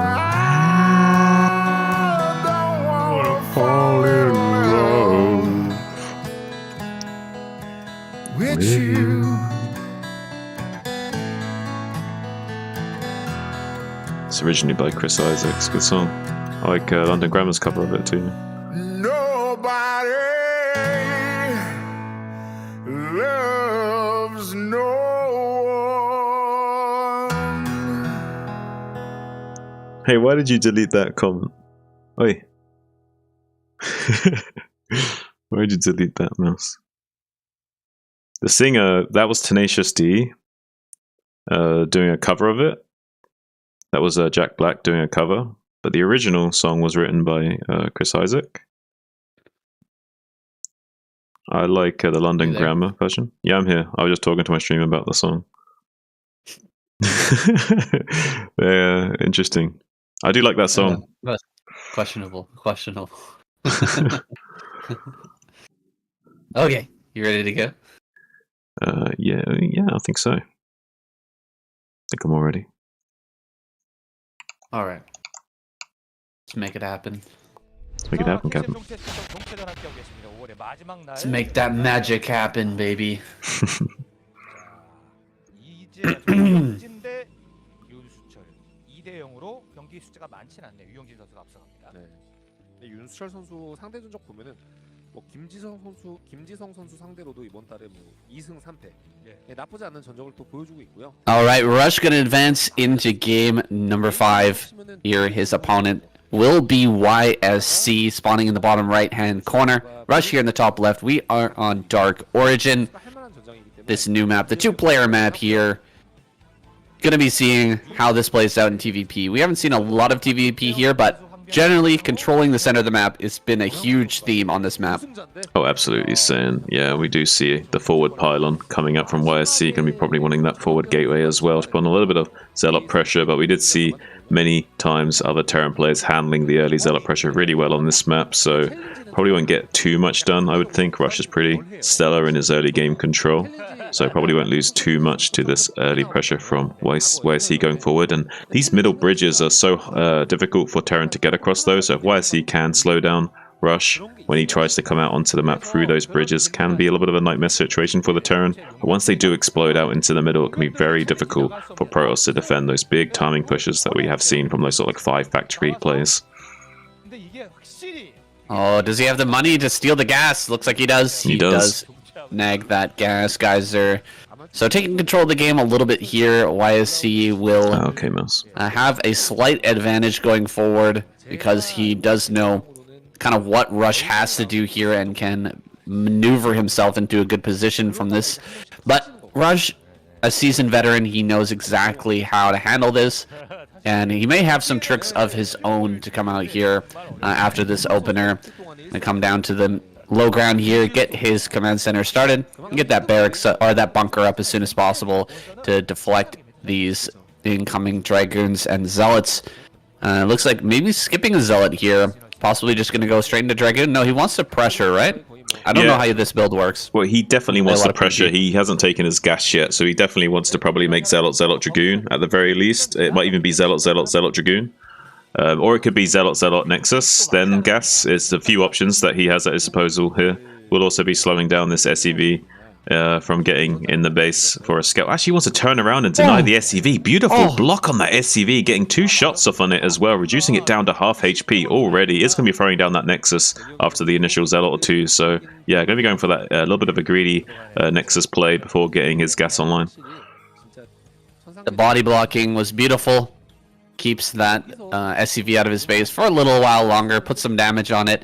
Makes it a bit simpler to clean up here. He's going to chase it with the probe for now, but eventually we will see a Dragoon coming out here. He's going to be able to sneak along the left-hand side. Are you kidding me? There's no SCV to block. Yeah, no SCV to block, and that bunker being a little bit out of position there. Possibly due to this map being a little bit newer, a little bit experimented on here by Rush. He just has that bunker, not able to hit the Zealot as it walks by on the left-hand side. Zealot's here in the main, dealing some damage to some of these SCVs. This is going to take a bit of hull damage now and is pushed around behind the mineral patches. We have that second Zealot on the way now, I think. Going to be heading up here across the map, going to join its brother if he manages to stay alive that long. Looks like Rush doing a good job microing away from this. Hasn't taken too much damage on these Marines and should be able to finish off the Zealot in short order. Looks like the Zealot going to run off way back behind this this top area above the main base. So not a bad idea here. Just going to draw the Marines as far away from the front as possible. So maybe the second Zealot could run by. No, it's going to head back. Maybe on an attack move there. I think he had a good opportunity, though, to run by that bunker, though. Yeah, he definitely had an opportunity, but Rush had quite a few Marines at that point, and it may have been more of a sacrificial Zealot at that point, so instead just going to retain a Zealot count. Oh, doesn't get the block on the ramp, though, so this SCV scout's going to come into the main and see the timing of everything. Also sees that range hasn't started. Instead, it's going to be a robo, and a very fast robo instead of the early range, so good information there for Rush going forward, and understanding exactly the tech pattern of the Protoss is a big boon. As a Terran player, you can really adjust your build and optimize if you know exactly what the Protoss is up to, so it's going to be all happy days for him going forward. That's a bit funny. YSC doing the really hard block there on the bridge earlier, and then not able to get the easy block here on that reverse ramp. A little bit hilarious, but he will eventually clean that up after Rush scouts out the entirety of the main base. Knows exactly what he's going up against. His follow-up's going to be double factory play. Expect nothing less, just a nice standard opener here from Rush, and a standard follow-up as well. Where this goes is anybody's guess. We haven't seen an armory just yet, and we won't see another command center for quite a long time, but between then and now, there could be things like a starport. We could see drops. We could see double armory. We could see a lot of different things coming out of Rush here. It looks like single armory so far, and no starport just yet, as he's Mining that second gas, though, I wouldn't be surprised to see just constant tank production coming out of Rush here. Well, we may even see more factories being laid down for him. He's getting that early second machine shop as well, getting more production on his tanks and upgrades as well. But I'm curious if he wants to go for some kind of 4 to 6 fact aggression. He hasn't thrown down any additional factories just yet, but yet he also hasn't scouted out the third base timing of YSC. If he does see the third Nexus coming down in a few moments, he might decide to pull the trigger and lay down a few more factories or the command center of his own as a response. He sees no Nexus yet. He gets in there, though. That's very critical information. Does he have an armory on the or an academy on the way to get this scanner going? Because he has no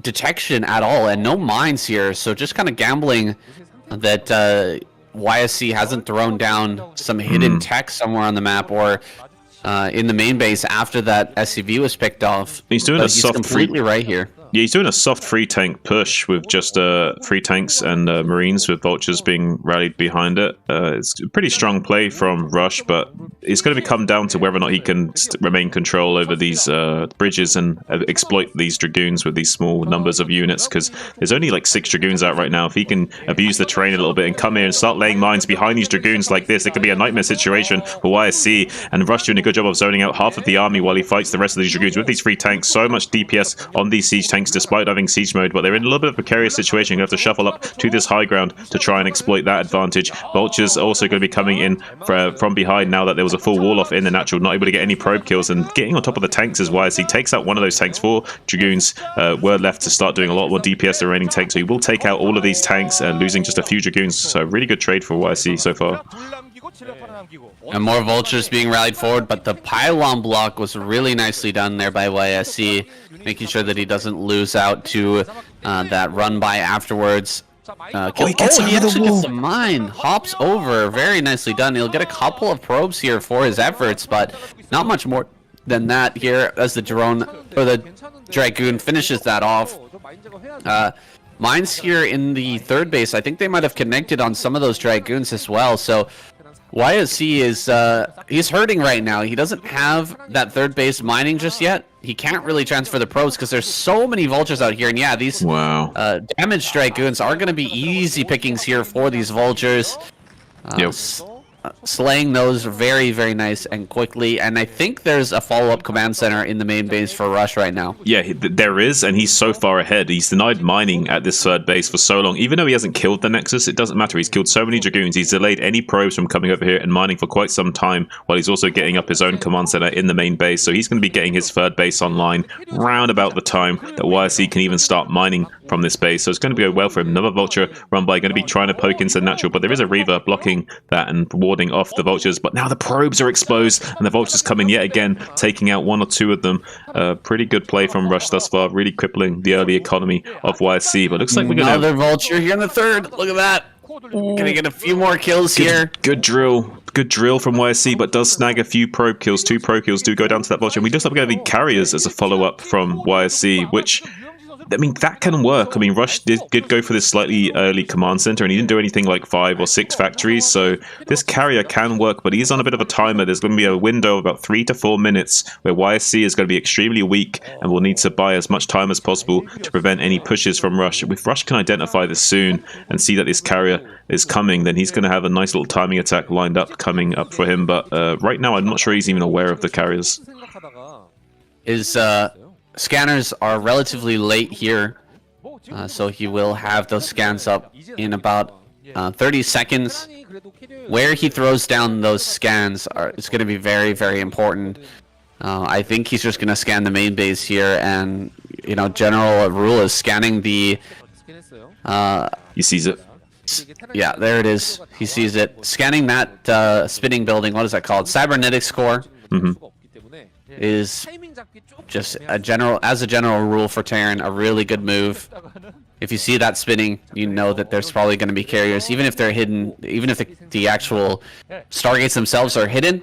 You can't really hide that spinning cybernetics core. So Rush goes ahead and scouts that. He sees all the information he needs. He's going to be starting his +2 and getting ready here for a big push before the carriers hit their critical mass.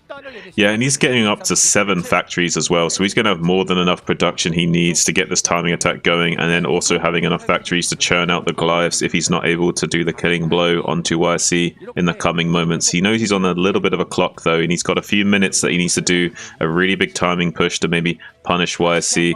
The rules kind of change a little bit when you're up against carriers. You don't really have the luxury of just sitting back and macroing quite the same way as you do against something like Arbiters and setting up for anti-recall play, so maybe wanting to put on a lot of pressure soon is Rush, but he's still looking pretty good in this game thus far. He has his production, he has his third base up, the supplies aren't too bad for him. YSC also losing a couple of these Dragoons out on the map, not a great play for him there, but I think Rush going forward really does want to do some kind of really big timing push in the next minute or so, but he's going to have to pull that trigger soon if he is going for it, starting to scan, starting to sniff out any potential lines of attack. He has got quite a few units churning out of these factories, but there's still a sizable amount of Protoss infantry out on the map that he has to contend with that, and they're sweeping out all the mines right now. Meanwhile, 2 shuttles coming into the natural base of Rush. One of them gets targeted down by and a huge Reaver Scab goes off on those SCVs, but the shuttle was taken down really quickly, so only 2 Reavers got out. Really nice shutdown from Rush, but a few SCVs did die.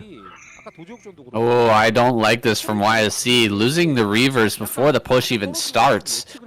And he really needs to buy time for these carriers to come out. I gotta question the decision there to fly in and just suicide 2 shuttles worth of Zealots and Reavers just kind of into Rush. They're feeding into Rush, not really dealing much damage. And even if he killed like half the mineral line there, I still feel like Rush would be content with that, because everything is kind of weighed on this push, right?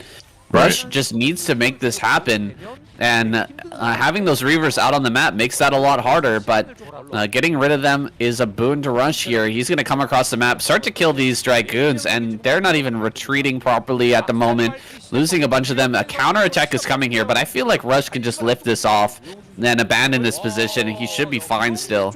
Yeah, and a Vulture drop in the Protoss Natural going to do some more economic damage to the Protoss player just as he's starting to reach his critical mass. But it looks like actually Rush in a little bit of trouble, going to be turning around and trying to save his third base, completely delaying his push. So that counterattack from YSC actually getting a lot done, pressuring this base and also pulling back the push entirely. So that's actually a big win for YSC, buying another minute on the clock, I would say, before he's at risk of being pushed again. But I think Rush will still go for it. He's going to realize that like time is against him. He has to make something happen. About 4 carriers have started to leave the field, and they are building up their interceptor count. They're not quite reached their maximum potency. One of those carriers still only on just 1 interceptor, so we'll take some time for those interceptors to build up. But we see a few tanks being sniped at the left-hand side of the map from YSC, doing a good job of trying to stretch the Terran thin and keep him jostling from left and right, to and fro as he builds up these carrier count. Maybe going forward here could get the better of Rush. Also now taking this 4th base at the 3 o'clock position. That's going to be a hard base to hold, but now why is he going in yet again? This base is completely undefended.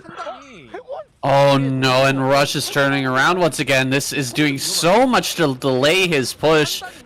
I'm really gonna feel like questionable plays here from Rush, deciding to go back. He loses the command center, and now he doesn't have a push and he doesn't have a command center. So sending all this army back home, really not going to pay off for him.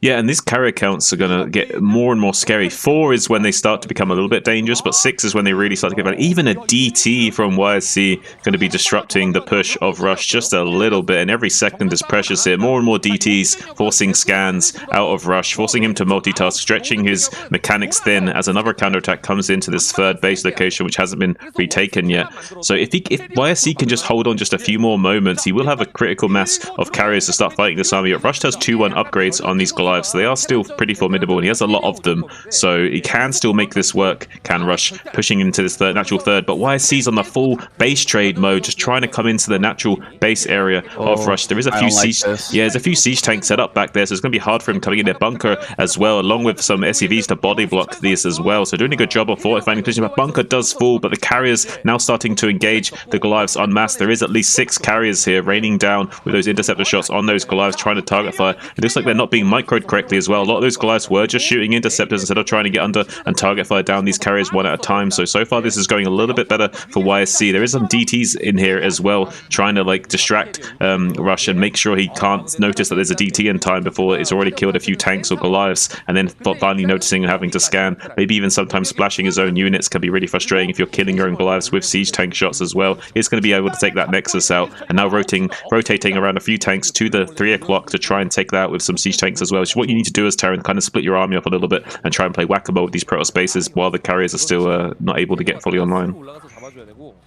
Yeah, I really feel like YSC bungled this a little bit. He's still okay. He's still alive right now, but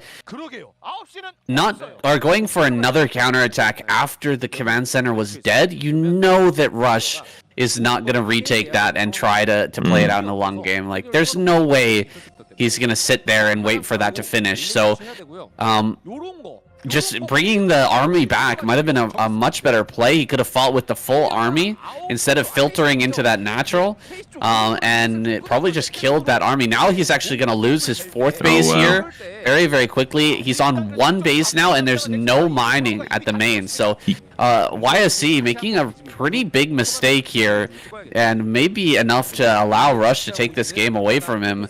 The delay tactics were fantastic. The counterattacks were fantastic until they weren't anymore, and that's what YSC just went a little bit too far with those. Now he's counterattacking again over here towards the 3rd. That time it denies something, but the base here being killed at the 4th is much, much bigger.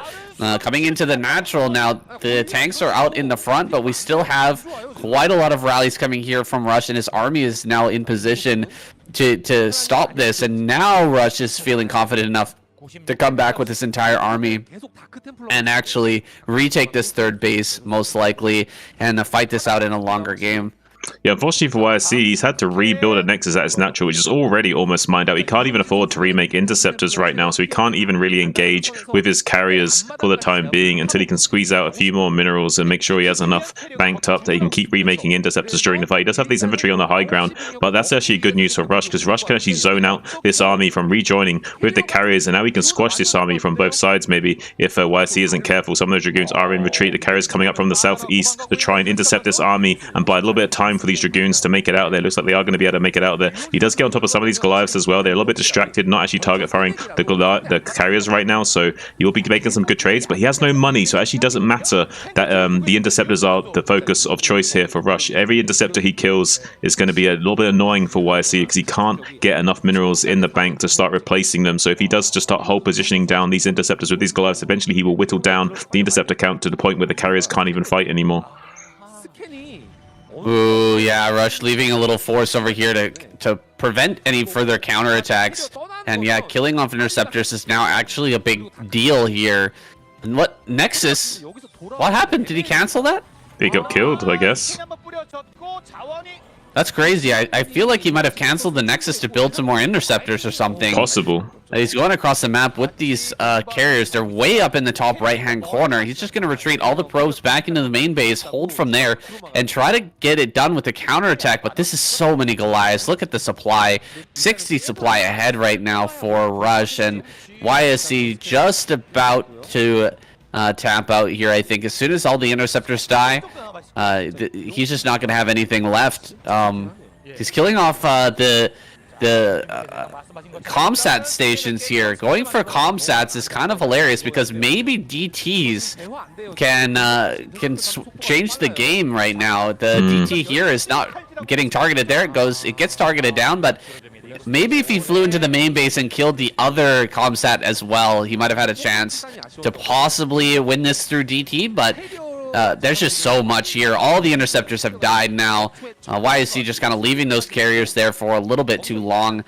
They're pretty much empty of interceptors now, and yeah, he really can't produce anymore. He's stopped long distance mining here as well, sending out DTs. GG is called. YSC taps out, and Rush takes that game away. Yeah, Rush did a really good job of taking the fangs away from the carriers there. All of their potency disappearing as soon as those interceptors dried up.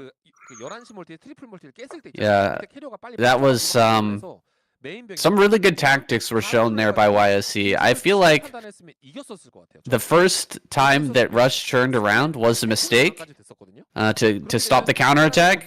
So the first couple of counterattacks were okay, but the third counterattack after the command center was dead really put YSC in a weird position there where he was either going to throw his ground army into the natural or send it back home and be a little bit late. And yeah, he ended up throwing it into the natural and then being a little bit late as well, sending it back home to try and help.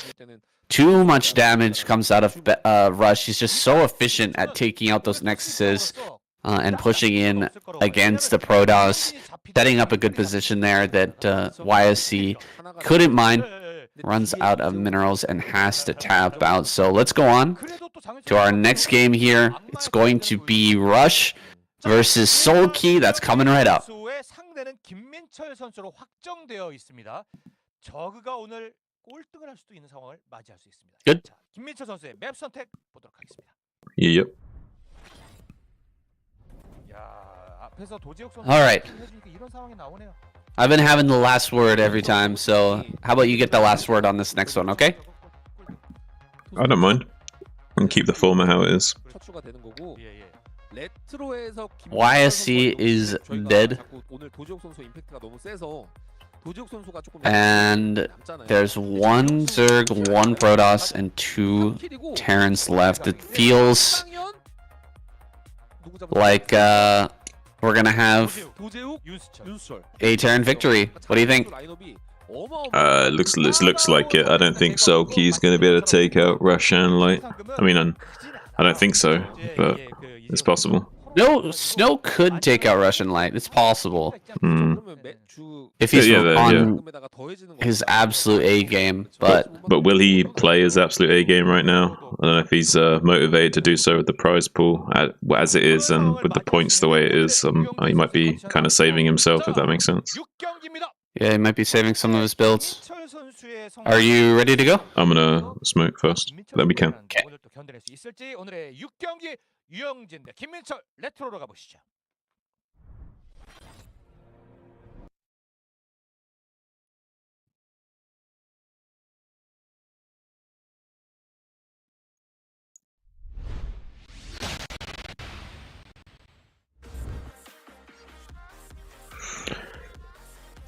Yeah, Rush kind of stole the game away from YSC. But he was in pretty good control of the game. He did get pulled a little bit out of position by the maneuvering of YSC initially, but he recommitted too much to the counterattacks and got stomped.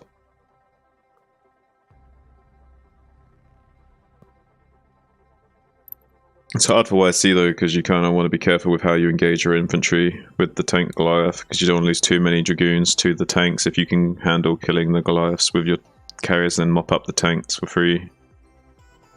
Because you want the Dragoon support to help kill the Goliaths later on. And you couldn't remake them.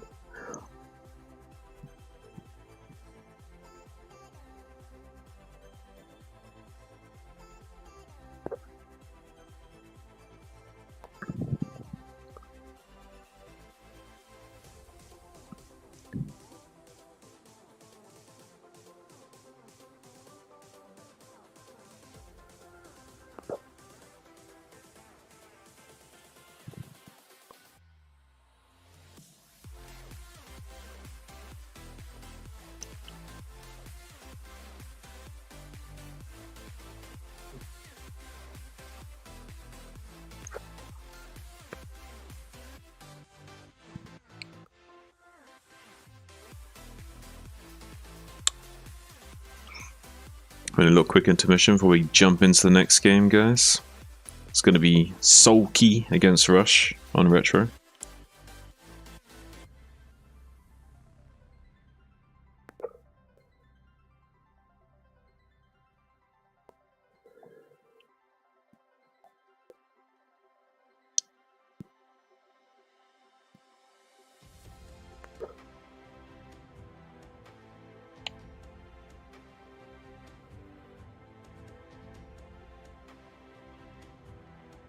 Only Terran player you like nowadays is Light. Oh yeah? How come?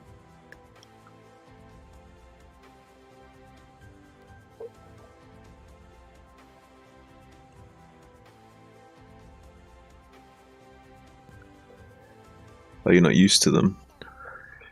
You can get used to them.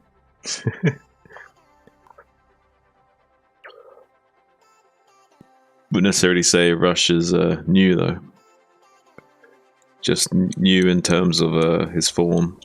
He's always been good, but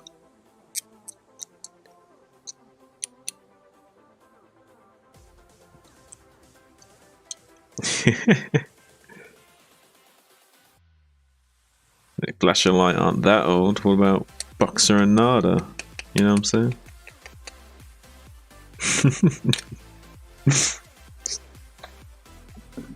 You're just a kid, Ace. You weren't there, man. Yeah, later. You weren't there, man. You weren't there. You don't know. Hiya. Hiya. I got baby. TY.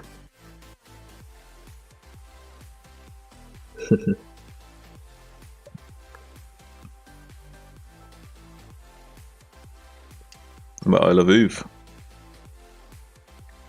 Snow is probably playing the game after this because we had the Protoss match last, so now the Zerg will play, which is Sulky, and then whoever wins this match will play against Snow in the next game. So it'll either be Rush versus Snow or Sulky versus Snow in the next game. Not this next one coming up, but the one after this next game, because we got Sulky versus Rush first. Whoever wins out of those two will play Snow.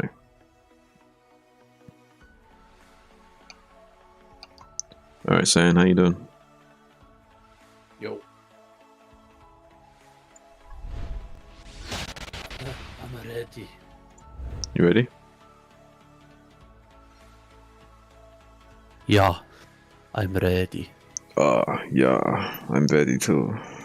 Yeah, Oh, yeah. let's go. Let's go, yeah. I've got Mouse in the chat who's German as well, so I'm sure she'll appreciate that. Oh, Maus. Sprechen Sie Deutschen, Maus? Oh, ja. Gib mir bitte etwas zum Trinken. Schnell. I don't know what you just said. I just said, so I speak German. Give me a drink now, please. Something Okay, like so that. just random shit. Pretty much. It sounded so dirty, though. Yeah, well, I made it sound dirty. You can make anything sound dirty in German. Yeah, it's a dirty language.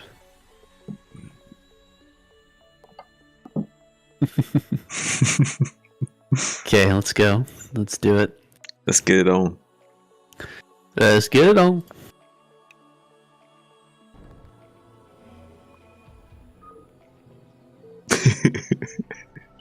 Hope you like that, Mouse. 12포인트가 되거든요. 끝났죠. 그러면 거의 결승 직행이라고 봐도 네, 확정이죠. 예, 결승 직행이 확정이 되는 거죠. 왜냐면 저우가 골이 많이 따봐야 2점이기 때문에 그렇죠.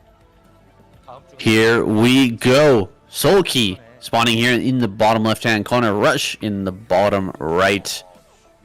It's going to be a ZVT, the last of the night potentially if Sulky can't turn things around. 안 좋았어가지고 역시 We've got 2 Terran players left and only 1 Protoss, 1 Zerg here. 근데 이번 시즌은 Gonna have to 그런 말 work hard to bring this one back. 전부 다 잘해주고 있기 때문에 Now, Sulky's a very good macro player, though, and I think that this map does kind of favor his playstyle a little bit. He can be a little bit more defensive and set up these early bases and turtle up a little bit against Rush.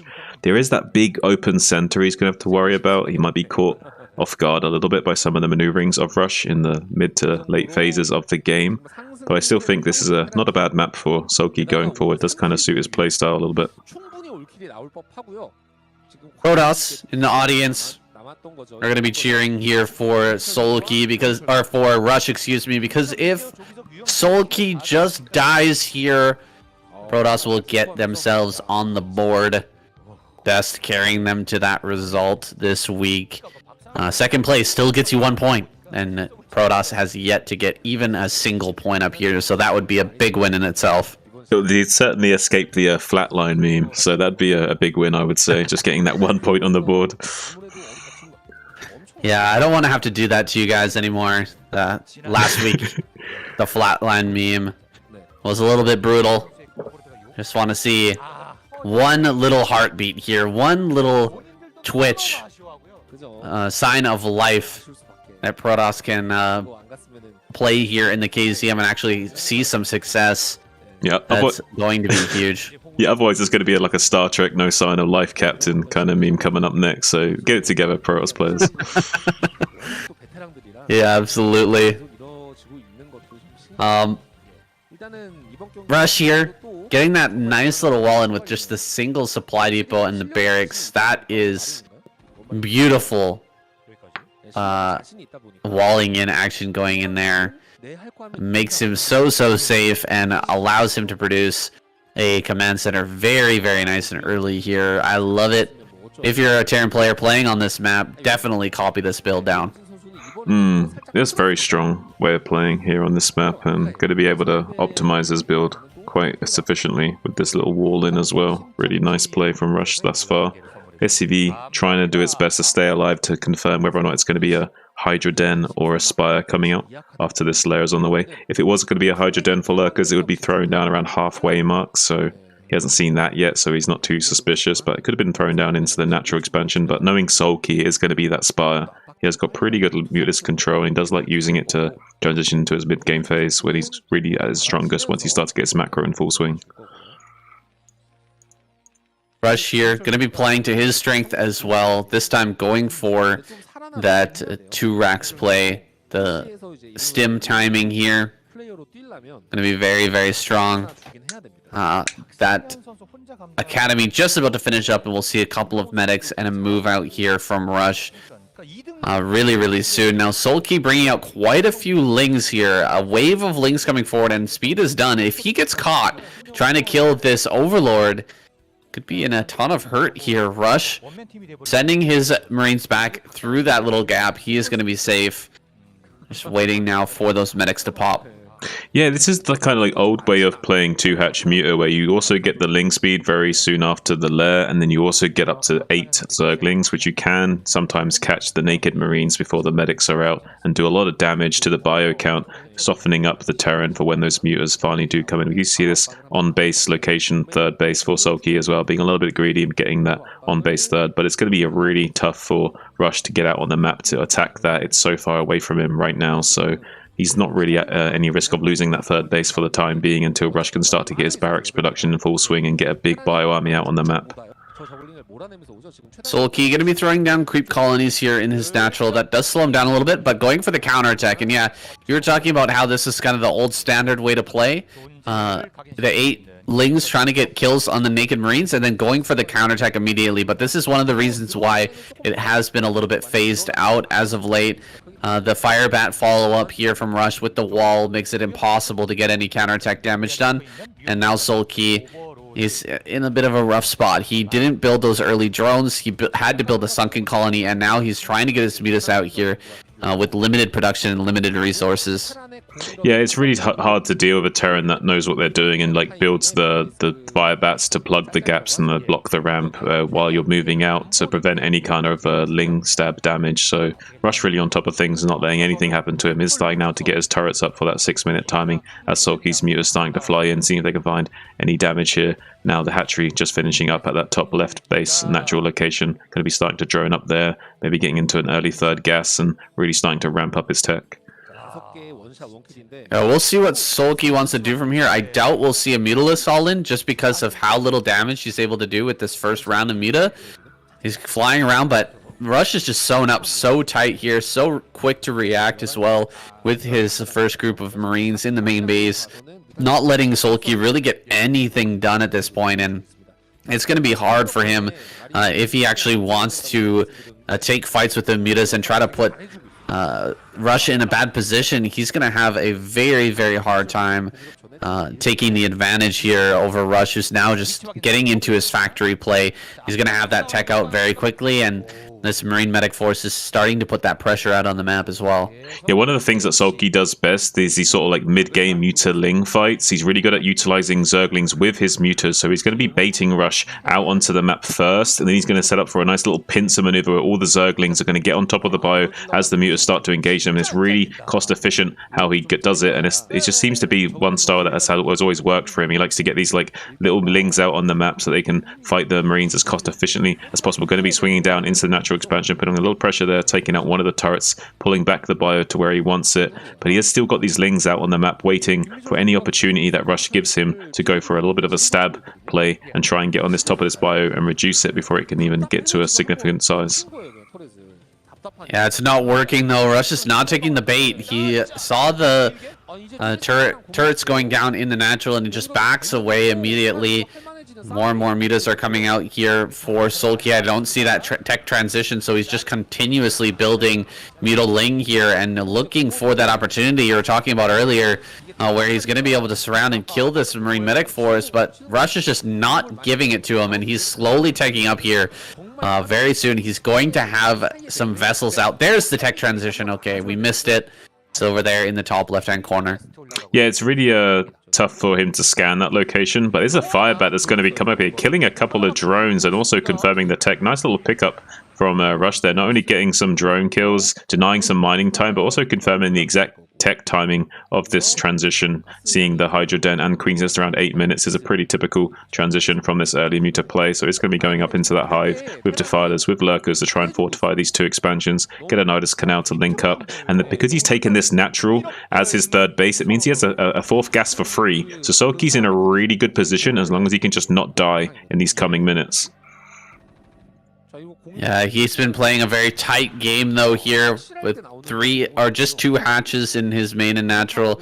That third hatch now coming up, pumping out those drones, but everything coming from his main and natural has been fighting units here, just tons and tons of mutas and lings. He's actually banked up about 1,000 gas, so I'm Is this Guardians? concerned here. I'm wondering if it's going to be Guardian. Yeah, possible Guardian transition here. He could be faking the transition with the Lurkers and such, but actually does want to make some Guardians. It's unlikely that he will do that, but it's maybe he was keeping his options open for a time there where he was considering maybe making some Guardians. He did overmake mutas. He had way more than 11 mutas and had a lot of them just chilling out over the water, which is a little bit indicative of either really heavy Muta-Ling play or Guardians. We didn't see that many Lings actually, so it did seem like maybe for a second there he was considering a Guardian transition, but maybe hasn't decided to pull the trigger on that and is instead just going to stick to his guns with the original plan of transitioning into Lurker and Defiler.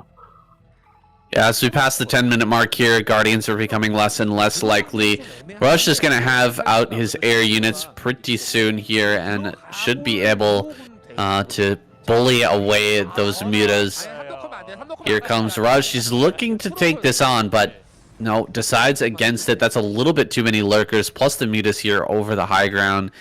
A bit too scary to try and contest that position. Lurkers out on the map. They were sent up there to reinforce, but now they're going to set up a hold position Lurker play here. This could be huge. He's going to bait with the mutas, and this army's going to come rock right into this. This is huge. Oh, wow. Absolutely massive for Sulky. Oh my god. He's waiting for the perfect moment. It could be now. Could be now. There it is. Huge splash. Oh my god. Rush doesn't react to it either. God.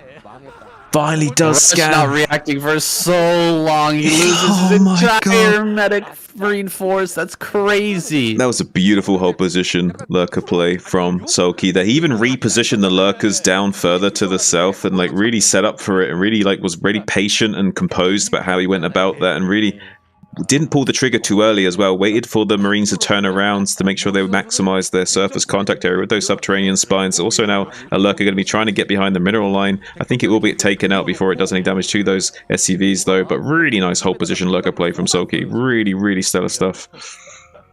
Yeah, he's put himself into a much better position now here, and yeah, I'm really liking his spot against Rush at this point. A lot of Lurkers over here at the top left. Quite a few lurkers here at the natural as well, and that fourth base is on the way. That's the advantage here of taking your third base at that natural location. It allows you to easily go ahead and grab that fourth, and he's going to power up into Ultra very, very quickly here. Yeah, having that fourth gas online for free like this is really going to hurt Rush in the long run. And now that he lost a lot of that bioforce, he hasn't got the kind of potency that he needs to split his army in half and pressure 2 locations at once. So instead, he's going to keep everything down here in the natural and see if he can break through. He has a few irradiates at his disposal. Sulky's just dancing with Scourge, just, actually being a little bit too brazen with those Scourge, going to be taken out by the Gauss rifles of those Marines as he lurches forward with them to try and catch those vessels. A little bit of a premature detonation on those Scourge. As those they were jostling for position against those science vessels. He needs to be a little more careful with his Scourge because otherwise the vessels can just come in here and start irradiating all these lurkers and defilers for free. Yeah, he was doing a good job of diving behind or back into the Nidus network every time the science vessels came out, but this time the science vessels do get their connections on those defilers, killing off quite a few of them quickly there, getting rid of that potential for Dark Swarm. There is, of course, going to be more on the way, but that's some good value here for Russia's first few science vessels. He's popping out 2 dropships as well. Will the defense position here, the drop defense, be good enough for Rush, or for Sulky, excuse me? It looks like Sulky is ready in the main base, but that top left is looking sparse. Not much over there. Yeah, there's nothing really in the way of a drop defense in the top side of the map, but I'm not sure if Rush will decide to go there. He may be very committed to the left-hand side, bottom left quadrant of the map. And Sulky still has all these Mutalisks still alive, so those are really good for anti-drop play. But he can use those to defend the top left, but right now they're very committed to sniping some of these vessels. Sulky doing a really good job of reducing a huge plague on those Bioball and vessels. Absolutely stellar stuff from Sulky, but there's a big doom drop of 4 dropships loading up in the natural right now, saying. Oh, it's going for the top left as well. He's going to take the long way around here to make sure that he's not spotted by any overlords, and make his way over here to this less defended location where the Mutalisks are not available. I feel like Sulky, he should know this is coming. Keeping the Mutalisks at home at the bottom left is a little bit crazy because he's got so much vision down here in the bottom left. He should see the dropships coming far ahead of any of them landing, but he is going to come flying in here now. 4 dropships, 2 Dark Swarms immediately, and Ultralisks are already out. This should be a hold here for Sulky, but actually the Dark Swarms were placed in kind of a weird position outside of the range of these drones, outside of the range of where the dropships were actually going to be landing, and he's doing a really good job of cleaning everything up. This is so many Marines, man. He's actually going to kill this base, I think. Yeah. Focusing it down, now the hatchery falls, and Sulky, he's going to be able to clean up this eventually, it looks like, but that was a big loss for him. Oh, a big loss indeed. That's absolutely stellar stuff from Rush. He had such a critical mass of bioforce from those 4 dropships that it just wasn't enough to defend, so he could still get that base. Mutalisks trying to intercept these dropships, though. Would be nice if he can snag at least a couple of those. Does get 1 for his efforts. Needs to be careful not to get irradiated by the vessels that are nearby. Ultralisk doing his best to finish up the Marines in the main base so he can start to retake that as well. We see Rush even starting to take the top right quadrant of the map, making command center up there too. He has enough money where he can start expanding rapidly and putting a lot of pressure on the Zerg. He has limited the gas potential of the Zerg, but he is also still losing vessels left, right, and center. So it's a very hard game to call right now. But because there's no 4th gas online for Sulky, it's still very much Rush's game to play for, and maybe sees away from the Zerg player here because he has done a good job of limiting the production capability of him getting enough Ultralisks out to keep fighting. And another Doom drop going to be going in the main base. There is some Scourge here to fend this off, though. Can they get the dropship before it unloads? Does seem to be able to do so, but there's still 2 dropships going to be unloading, and I think Sulky's going to handle this one just fine. So not really finding anything there, but so far good play from Rush to keep the pressure on. Is another force at the top left natural as well, ready to maybe come in there if there's not enough defilers to defend. Dropship's now taken out and Marine's going to be cleaned up by the Zerglings, so not really finding much damage in the bottom left, but Rush doing all that he can to keep the Zerg on his side of the map for time being. Contain the threat, contain the virus before it starts to spread, while also fortifying yourself and building up his own immune system so that he can fend off the threat once it does finally become unleashed. Yeah, and it will be unleashed here soon. The 4th gas is coming online once again. Gonna lose another one of these science vessels as well. Sulky's been doing a good job of picking those off with the Mutas, with the Scourge, getting those plagues on them as well. and Rush, his count, his vessel count really hasn't hit that critical mass where he can just start to irradiate everything. But with the extra gases coming online, he could afford up to 4 starports here worth of production of those science vessels. So his just watch for his science vessel count to really start to balloon here shortly. Yeah, I wouldn't also be surprised if he dedicates 1 or 2 additional starports. So he might even start producing BCs shortly. So he might have like 1 or 2 starports still producing vessels, while a 3rd one or a 4th one also starts to produce BCs in this game, or at least more dropships. Huge bust coming in the top left natural. Beautiful plague from Sulky in response, though, catching pretty much all those vessels. Now Mutalist is going to come in as well and snipe some of those that were already low HP. There is one on low HP to the left as well. That's going to be sniped off too in short order. So beautiful play from Sulky, really getting full effectiveness out of these vessels, Mutalist killing these vessels, still sniping vessels with these Mutalist play. Really stellar stuff from Sulky. Yeah, beautiful pickoffs there with that Mutalist clump. He's been getting so much value out of those units throughout this game and continuing to keep active with them. I mean, it cannot be underestimated. That is so hard to do, just keeping these Mutalisks moving and active, even with all the vessels out that have been out here. Usually we'll see at this point like 1 Mutalist be made in order to start picking off some of these plague vessels, but he's still got like 6. He's still picking them off. He's been picking them off the whole game, and he's keeping them alive, running them around, doing more damage. He didn't manage to get up to the top right, which I thought he would do, and stop that base from coming down, but he's done a great job regardless, and he's going to continue to utilize those, continue to pick off some of these plagued vessels. There we go, another 2 go down. That's crazy. Beautiful stuff. And Sulky's sitting on 4-1 upgrades on these Ultralisks as well, so they're pretty beefy.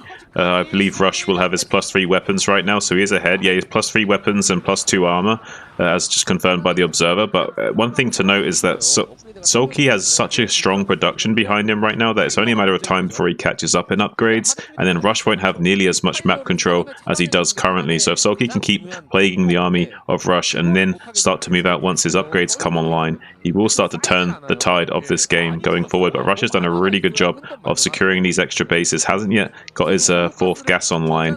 Maybe needs to... Oh, he's floating his science facility back. I wonder if he just realized he might need that if he wants to make battle cruisers eventually. So maybe he's floating that back to land to make a physics lab. Oh, beautiful bust though, coming in the 9 o'clock position. Going to be taking out that hatchery as well, stopping the Zerg from securing additional gases as he starts to become depleted at his other guys. As Sulky streamlining in a few ultras and lings, but isn't able to clean that up, and also taking a little bit of damage in the top right as he tried to come in to do a counterattack. But the one thing that is working for him is this big counterattack at 3 o'clock, which he's managed to successfully set up some Dark Swarms with Ultralisks, so he will be killing these bunkers and open up this position a little bit for more and more harass coming up. So he could maybe get some damage done here by forcing the liftoff off the command center, denying mining for the time being, and trying to camp a little bit under these Dark Swarms. Yeah, Dark Swarms there on that high ground, making it short work of that. Whoa, that plague! Holy crap. That whole Marine Medic Force that just took out the base in the center left gets wiped up easily by the Red Zerg here. Blood splattered everywhere on the ground. The ketchup intermingling with the blood there, and making a little soup of Terran remains in that center left quadrant of the map. Now the next base is going to come up here while Rush takes his own base here in the top right hand corner. Going to keep ramping up that production. One thing I feel is unfortunate for Rush this game, he hasn't secured that gas in the top right, and he hasn't started battle cruiser production yet. Just fighting with Marine Medic here against this amount of plague Ultralisk is very, very tough. And he's going to keep taking huge damage from this. Whoa, the right click on that Ultralisk running through those Plague Marines, just crushing them so quickly. Another big plague here. The control, the Defiler control from Sulky, second to none. Wow, this is what Sulky does best. He's really showcasing his skill set here. Beautiful play using that Radiate Ultralisk to just splash down all those Marines that are on 1 HP from the Plagues that have been so beautifully executed thus far in this game. It's really stellar stuff from Sulky, showing us really textbook CVT and showing that you can play on a map like this just fine.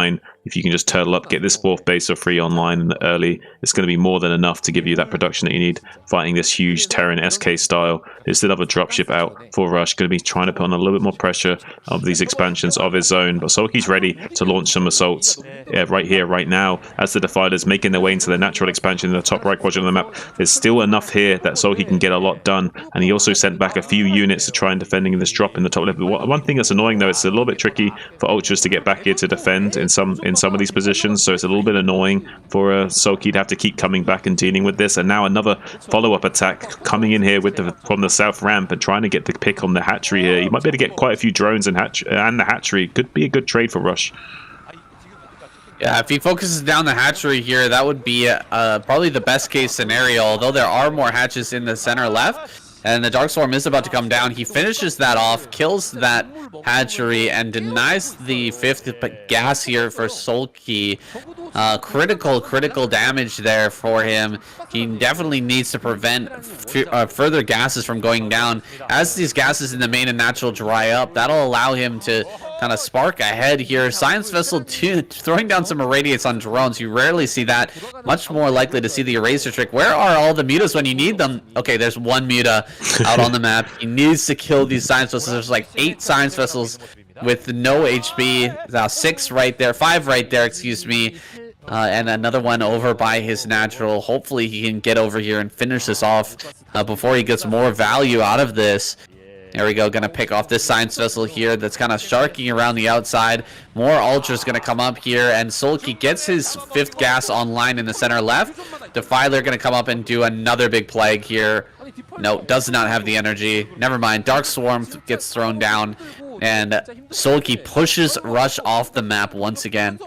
Yeah, Soulke's doing a great job of maintaining map control, and Rush, to his credit, has also done a fair job of kind of playing whack-a-mole with these expansions that Soulke's setting up, but it hasn't been enough. He is still going to come in here with this Mutilist now. Oh, gets shut down. Good target firing from Rush, denying all of those vessels from going down. There is 5 science vessels, all with just 1 hit point, 3 hit points of health, so they would fall very quickly to those Mutilist glaives. So unfortunately for Soulke, not able to get those easy pickups, which would have been huge, reducing the potency of that vessel fleet. But going forward, he has got a lot of gases at his disposal. He is becoming a little bit mined out and hasn't yet able to disrupt the top right quadrant of the map from Rush and prevent him from setting up there. But we see a dropship coming into the main base of Soulke. It's easily going to be taken down by Soulke. He's on top of everything right now. Got this anti-drop defense pretty much all game long. But another counterattack to the 12 o'clock coming in to try and snipe this base. While meanwhile some vessels going down to Scourge. But it doesn't matter. He's going to lose this hatchery yet again, getting his gas count reduced more and more. Rush really doing a really good stellar job of preventing too much production available to the Zerg. Yeah, he is holding him back right now, just barely though. Soulke is getting set up here to do another major counter-offensive up towards the top right-hand corner. Maybe looking to surround and finish off this Marine Medic Force here up here as well. Main problem though is picking off all of these science vessels. He really needs to go after them. There's 3. No. Muta is going to be slaying a ton of these science vessels, shoving them back. Ultra and Ling going to come up here and finish off these trap Marines, while another counterattack going over here to the top right. This may be the killing blow, as Rush has sent his next reinforcement wave over towards the Zerg Natural. He's going to end up losing this base here and potentially the entire upper right quadrant of the map. Yeah, it's looking worse and worse for Rush every second that passes. I thought there was some small chance he could maybe stabilize in this game from killing these bases, but it's looking too bleak for him now. All of his vessels have gone down. He's lost the only tool in his arsenal that he had to use against the Zerg, with that fleet of vessels just casting irradiates all over the place. But now that's been cracked open, and these bases are now ravaged. The bunkers have gone down in the top right. There's more and more Dark Swarm available for Soulke to keep reinforcing these positions and keep launching it. GG is called from Rush. Wow. Wow. So Soulke taps out and Zerg is the first to be eliminated. That's crazy, crazy stuff. And Protoss will take second place. They get a point on the board. Let's go. Woo. Let's go. Kusagi. 이제 김민철 대 완전히 것들이 걸려 있는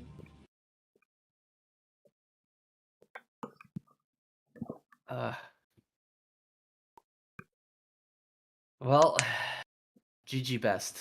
Best got the Pisaki on the board. Finally. Finally. I need to take a Signs of life. I need to take a leak and then a leak and a smoke, then I'll be ready to choke. All right. Be right back.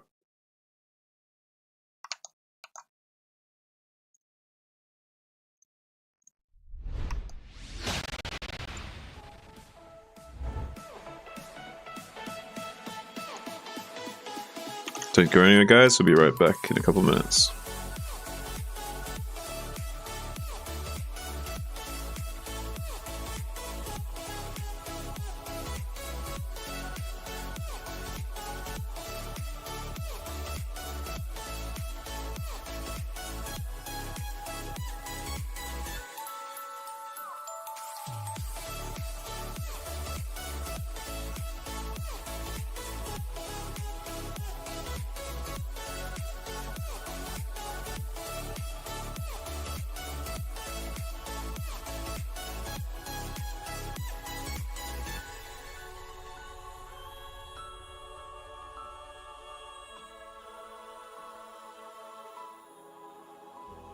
Frozen night, but everyone's moving out. We all need time, but there's no way to slow it down. We're all dreamers, dreaming of the good life, but there's nothing that nice on the cards for us. It's alright though, 'cause we can have a good time, and we don't worry if it's dangerous. So take this ride and hold on tight. We're gonna live forever now, and side by side, we don't need light. We're gonna live forever now. You feel that touch and all the love it makes. Alright, guys, I am back. How are you enjoying the car so far today? Getting a backstage pass to the production here at the English KCM. Getting these recordings out ready to be uploaded to the YouTube channel. Saying KCM channel. He has permission from KCM for us to be making these casts. So we have a little bit of a exclusivity to be putting this out onto YouTube. We share these scars, but they won't keep us out of sight.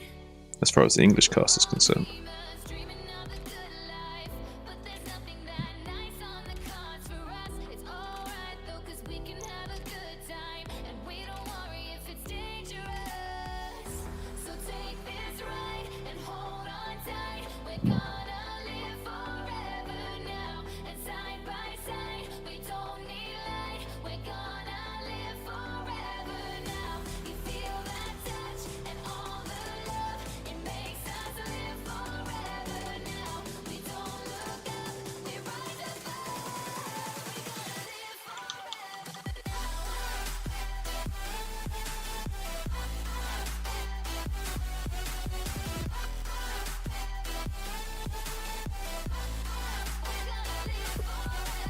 gonna live some shooting stars, can't buy those fancy cars. Down by the boulevard, nobody cares tonight. We know that life is hard, not like the movie stars, but we know who we are in our broken paradise. You good, Sam? I'm just smoking.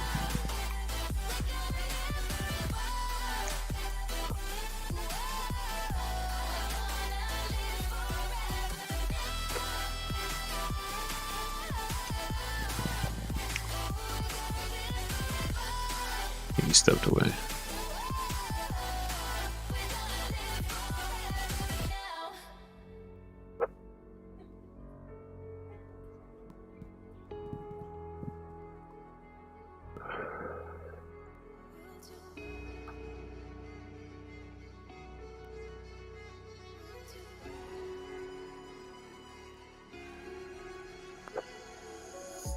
Filtered bodies slowly covering the light.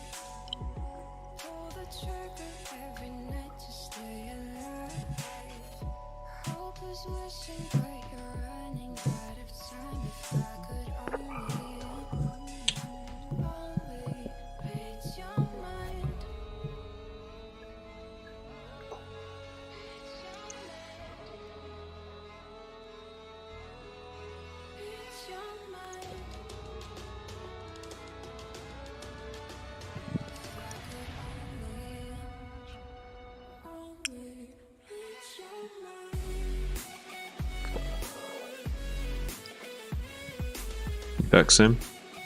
Yeah, I'm back. How you doing, buddy? Good. How are you doing? Doing pretty good, man. What do you think of the cast so far? Yeah, it's going good, man. Enjoying it. Nice. I think it's been pretty fun games. Really nice tight series here. Yeah, I'm really happy that we're going to see a bit more Protoss action as well. It's going to be good. Seeing a bit of Snow versus Sulky. Yeah, they have a potential to win this week, which would be massive. Yeah, Snow's definitely the best one to do it. I mean, PBZ's not his strong suit, but if he can get this game out of the way, it's going to be looking pretty good for him. What do you mean? Sulky lost, right? No. Sulky won. What am I saying? Yeah, what are you saying? What do I mean? Yeah, What the hell is wrong with me? if Sulky had lost, then Zergs would be out, right? Right. What the fuck? At the end of that game, I think I said that Protoss got themselves on the board. I'll have to edit that out. I was wrong.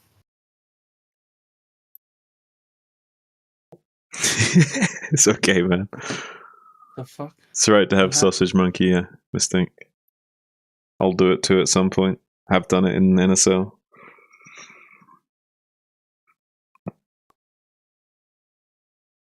Okay. That's the last time you do shrooms while casting. I'm just kidding. I'll make a note here that Sulky did not get knocked out. The fuck is wrong with me?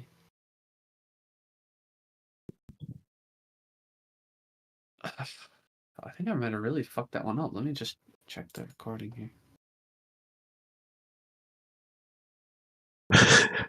Dustin, I've done it. I have done it, Dustin. As a player, not as a cast.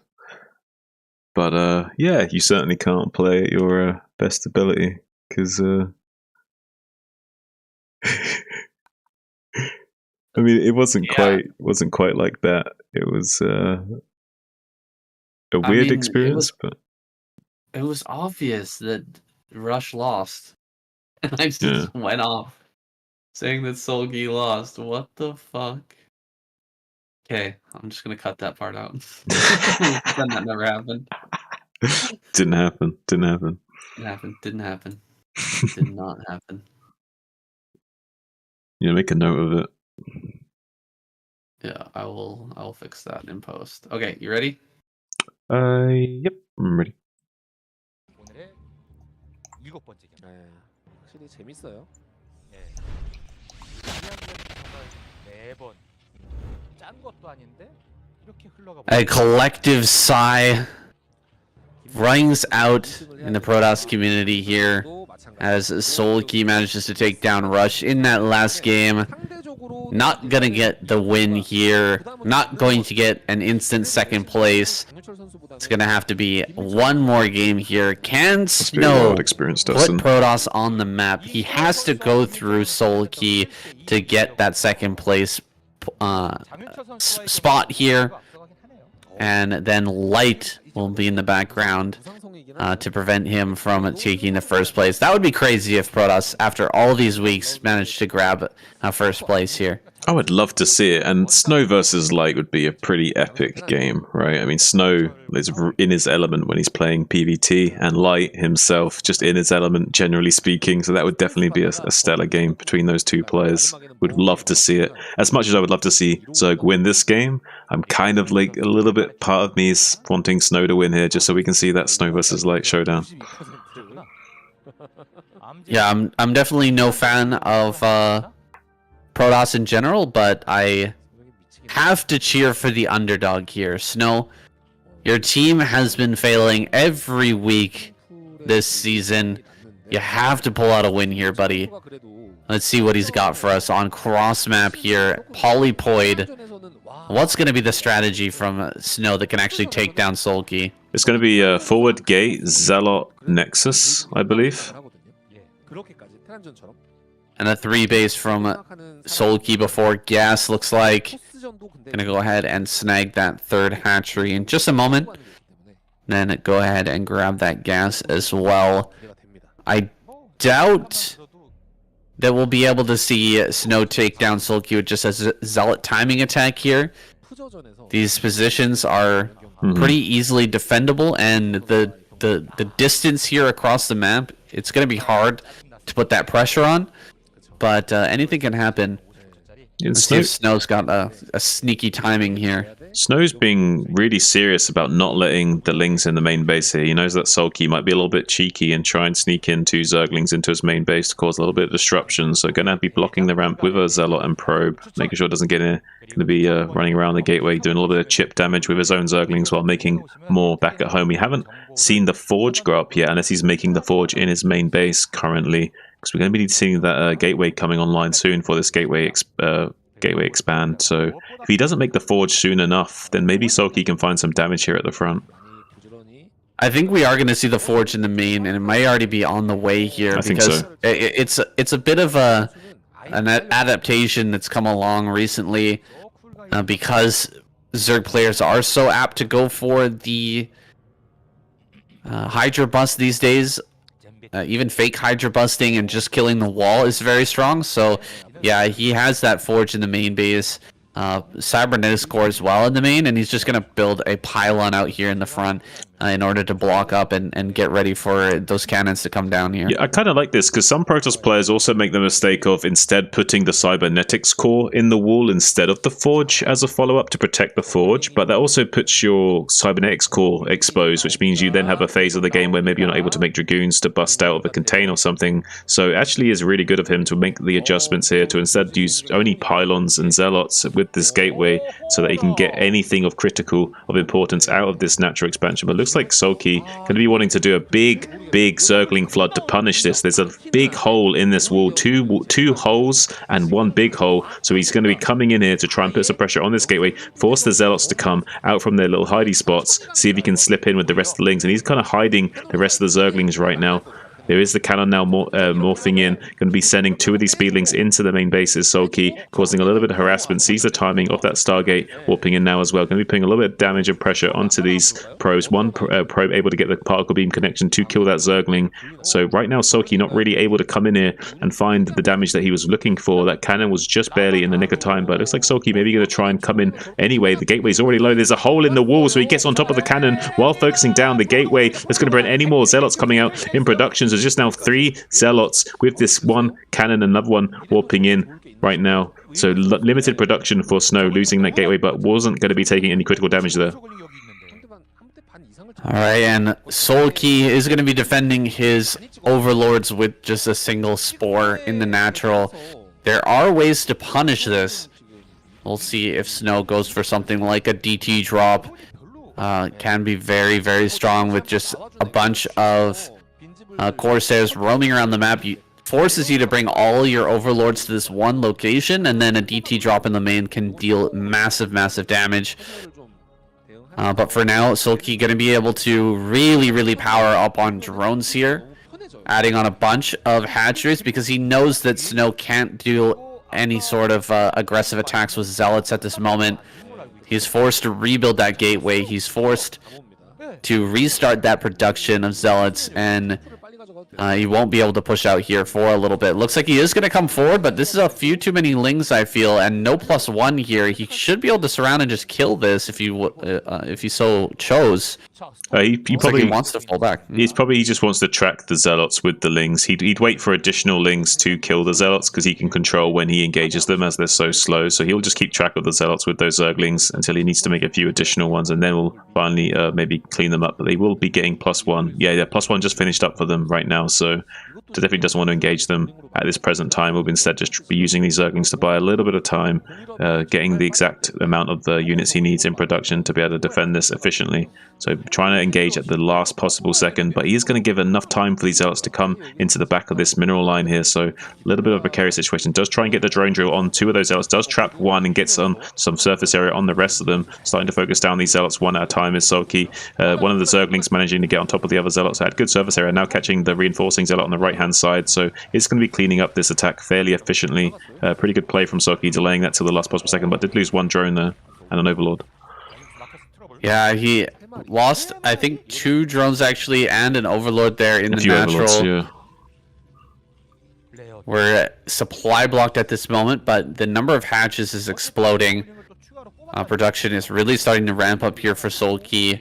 Holding on with just pure Ling alone has allowed him to send a lot of resources into that drone production overall. Skipping out on Spire here as well, you know, getting that later gas. It just gives you so much more flexibility here in how much units you can produce and how many drones you can produce. So his drone saturation is looking very, very nice here. His overall supply is looking good as well. He's still in danger of losing some of these overlords. So he sees the Dark Archon, or Dark Templar there, and he knows that he has to protect these overlords now. Has to keep this alive. I'd love to see him throw down a spore colony at the third base as well, just to prevent the possibility here of a couple of Corsairs coming in, killing those overlords, and then allowing the DT to roam free.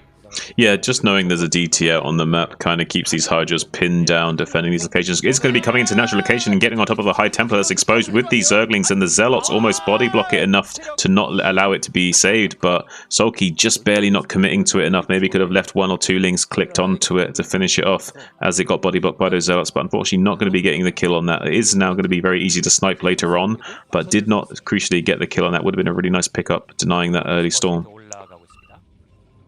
Yeah, he loses out on that kill, but I think Snow's going to be pretty cautious with the move out, not wanting to send that Templar on the map. He's just going to leave it at home. Zealots are out here moving around, but they don't have anywhere to go at this moment. All of the locations here from Solki are well defended. Plenty of Hydras here. Going to be stuck between these hatcheries as well. The angling is pretty good right now for Snow, but drones are being brought out here to the front line to body block, and actually this is going pretty well for Snow overall. He's going to surround and kill a lot of these Hydras, and he's probably going to kill quite a few drones as well. 2 Zealots going to work on the drones, the rest going to run out here. Another round of Zealots coming up into the third base.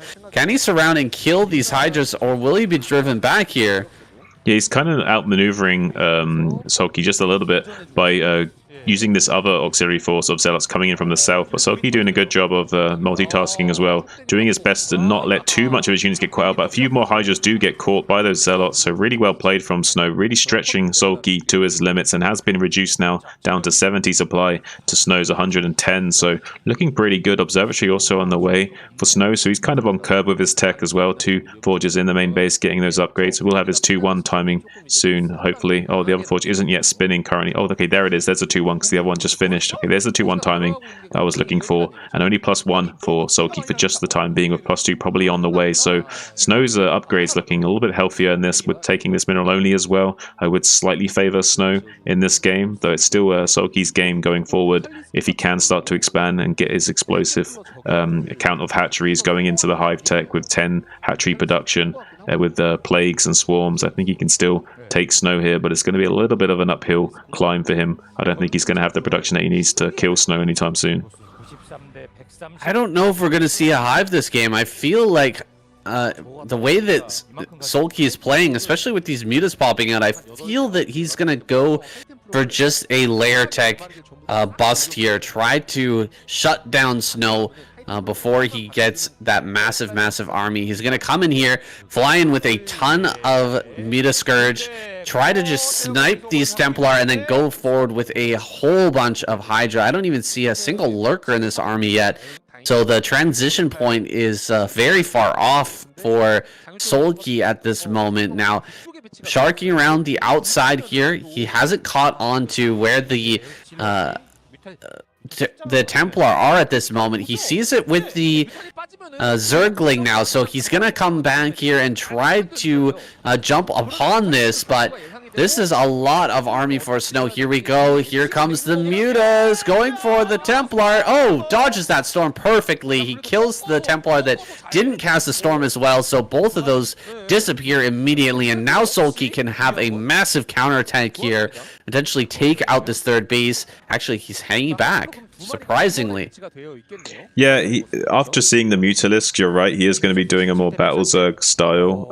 He is definitely going to be delaying his Hive tech no matter what happens by committing to these Mutalisks to go for High Templar snipes. So I still think he will transition into Hive. It's just he's delaying it by making these Mutas to try and use the Muta transition to punish the fact that there wasn't a lot of Corsairs out on the map, and maybe we can kill a few of these High Templars, slow down the push of the Protoss player while taking our own 4th base and kind of still going into Hive. Reasonable timing, so it's still pretty potent for him, and he still has these Mutas sharking around the map with some Scourge support, so he can still put a lot of pressure onto Snow, maybe still snag a few of these High Templars. I'm surprised here to see that Queen's Nest going down. The Hive is going to come shortly after. Lurkers are coming out. This is pretty late Lurkers, and not a lot of defense over here at the 3rd, unfortunately, but the Mutalists find these Zealots before they can get in there and deal any damage. They will be pushing this back, no problem. Sulky doing really great with his Muta Scourge, just like in that game against Rush, to be able to keep tabs on this army and continually get value out of those units. Definitely, I like his play here, going for the Mutas. When you're this strong with Mutas, when you're this competent with keeping them and getting value out of them, definitely going for them every game is not a big problem. Yeah, and he's even on supply with Snow, so this is indicative that Sulky's in a great position right now, and it's going to be really hard for Snow to attack into this fortification here. Beautiful, like, mine network setup of these Lurkers every time he comes in. Oh, beautiful Storm, though, softening up those Mutas to quite a critical low HP amount, so with those Corsairs, could be able to finish off that Muta stack soon, but it's not really that important for Sulky in this position. He has so many Lurkers, so many Hydras, so many Lings at his disposal while taking into Hive and getting his grades online. 2-1 upgrades for these Lurkers and Hydras right now, so very potent damage coming out from these units, from these Subterranean Spies and Acid Spines, so really tough for Snow to attack into this position. He's going to be really careful in how he chooses to attack into Sulky. He's going to be rotating around to the right side of the mineral only in the bottom side of the map now to see if he can hit up there, but there is already... Ooh, beautiful Storm, though, taking those Mutas down to critical. Only 3 of them are remaining in low HP. There is 3 Lurkers on this high ground position at this mineral only to defend, but Snow has quite a few Dragoons here, so he can start to lay siege to this position. I think there's too much Zerg waiting in the wings that he can break this position, but right now he's just skirmishing with the Zerg, bleeding off as many units as he can before Hive Tech kicks in. Hive Tech is coming here very soon. He's on 4 bases, so he's got the production necessary to fight against Snow, but a 4th base for Snow is already up, and we've seen what Protoss can do with 4 bases. And Snow getting up to 4 this quickly, he's going to have a massive army to continue rotating back and forth, pushing Sulky to the edge here, getting on top of his rallies a little bit now, and the Lurker number just isn't quite here. However, not too many Zealots in this army either. Sulky going to start to really push this back now. Yeah, he has just barely enough units to start to overwhelm this Protoss force. A good micro from Snow, slightly maneuvering back and storming and blanketing the Zerg forces as it comes in to reinforce, but he's starting to dry up on his Psionic Storm. There is still a slight critical mass of Dragoons to overpower these Hydras for the time being. Snow's doing a great job of stretching out the Zerg right now and punishing him by taking out small pockets of units before they can merge into one big army. So right now, Snow has a small window of opportunity to do some critical damage to Sulky, coming into the left-hand side of the base right now while locking out the rest of the Zerg forces from coming up here to defend at this 9 o'clock position. So right now Snow is in a commanding position, currently 147 supply to 70 of Sulky. Going to be able to do critical mass of damage to this production of the Zerg, get on top of the drone line, start taking out these macro hatcheries. It's going to really take the wind out of Sulky's sails here, saying. No. An absolute god-like Protoss player. How did he do it? With Sulky being so defensive, sitting here with Lurker, Hydra, Ling, and a few Mutas, still able to push through here with just a pure rally. His 5th base is online. GG is called. Snow takes the win here and puts Protoss on the board. Hell. Zerg has been eliminated. One more game here. Light versus Snow. That's coming up soon. Hell, it's about time. 더 갈 필요도 없고요. 아, 진짜 드디어. Hell, it's about time. 그러니까 지금 오늘 시즌에 투입이 별로 안 됐었잖아요. Yeah, I I mean- still maintain like that was one of the most hype trailers for a video game I've ever seen in my life. Like that was so fucking hype when that came out. Yeah, it was pretty Holy pretty shit. hype. Yeah, I'm gonna need a little I break. lost my mind. I'm gonna need a little break Alright. before this last one. My voice is strained. All right. Take a little break. I'll talk to the chat. Don't you feel so, chat? That was so fucking hype when I was young and StarCraft 2 was coming out. How, like, my eyes were watering just from the pure epicness of that trailer. It blew my little mind at the time. Yeah, I was pretty hyped for that. I've been waiting for StarCraft 2 for a long, long time. I mean, it wasn't what I'd hoped it would be, but it was definitely a disappointment. Yeah, Dustin just said it was such a disappointing game. I agree with that, but I was still hyped for it. You know, I was waiting for a long time for it. Yeah, I agree with you guys. It's just at the time, you know, with the sort of love that I had for StarCraft Brood War, I was like, there's no way this is not going to be the best game ever. You know what I mean? And I was so fucking excited at the time.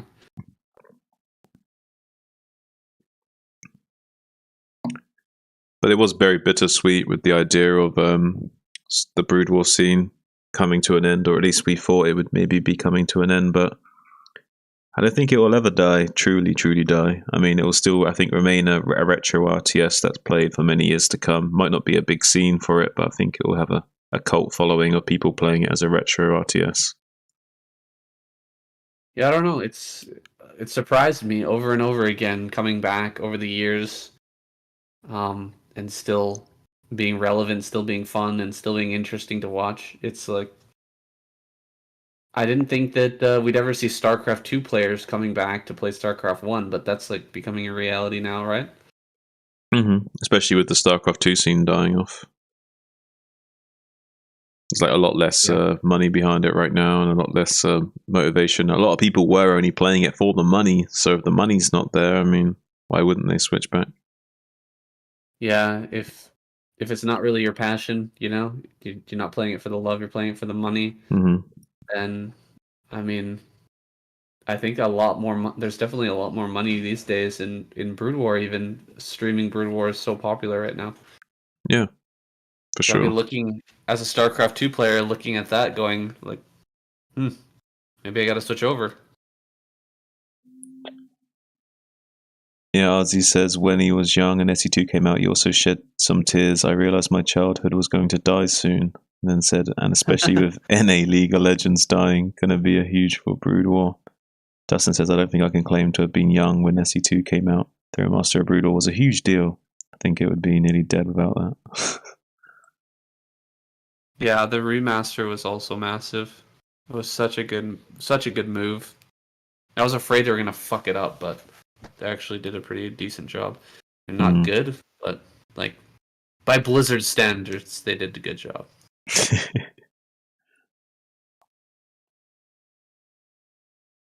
Competitive Tetris on the original NES is getting more popular. Yeah. I've seen some of those tournaments, yeah. Yeah, Tetris is interesting. Pretty crazy how fast some of those guys are. Wild that they're still coming up with new ideas for how to play that game too, like hand positions and stuff. Yeah, just how they hold the controller and like new different techniques and shit. Like, yeah. Games are so bad nowadays that we're going back to Tetris for good games, says Azhi. Hey, Tetris was always a good game. Same with StarCraft though. StarCraft was always a good game as well. We're still playing it because games are just so bad these days. We go back to the old but gold games. Alright, I'm going to take a minute and be right back. Rest my voice. Okay. Have a cup of tea. Quick cuppa.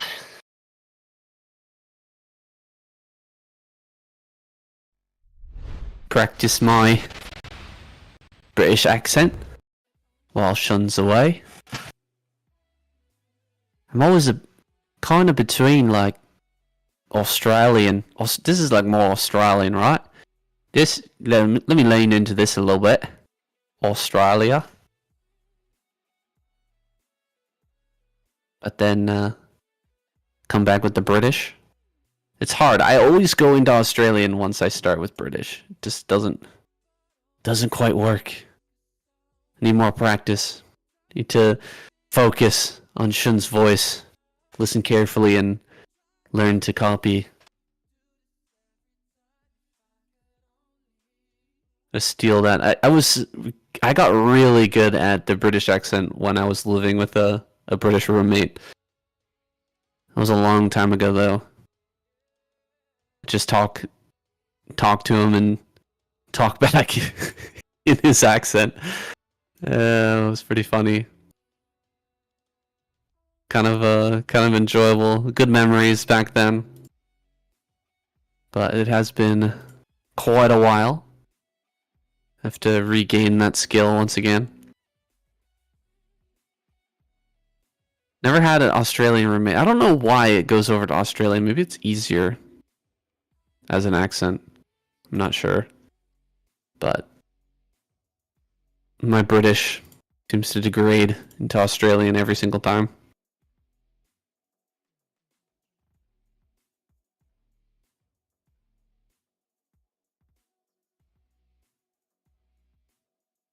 Azhi says, I get legit sick to my stomach every single time I hear Battle Pass.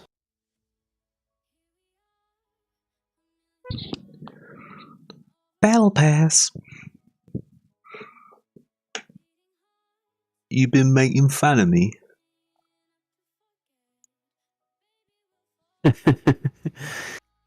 Oi, you bloody wanker. You been making fun of me? Taking the piss, isn't it? You taking the piss? It's like Just me taking doing the an piss, impression of British.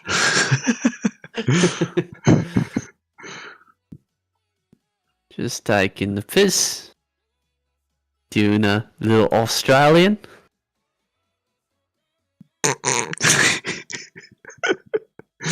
Oh shit, you make me laugh, Sam.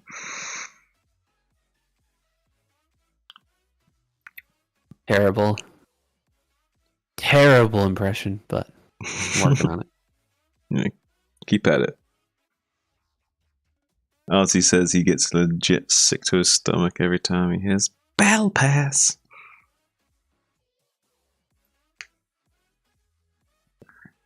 Saiyans accents are a good example of why drugs are bad. Hey, Oh, sick burn. what are you saying? What Huh? are you saying, eh? Eh? What are you saying there, bud? Eh? Settle down there, bud. Taking the piss. Azhi Dahaki. Taking the piss. He can't help himself.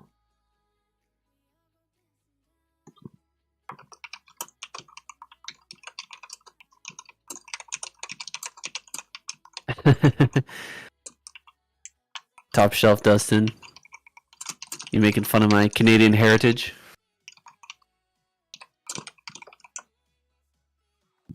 Out for a rip, are you, bud? Going for a rip there, bud. Is that your Canadian accent? Kind of.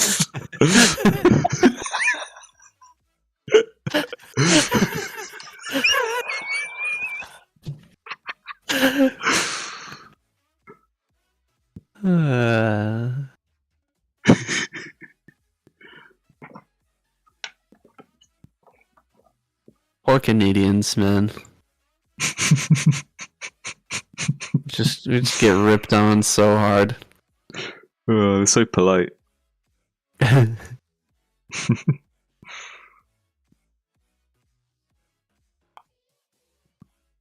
Alright, I'm ready. Are you ready? Let's get this last game going. Yeah, give me like a few seconds and I'll be ready. I guess we could drink and all that good stuff. It's not even a real country anyway, it's just Dustin.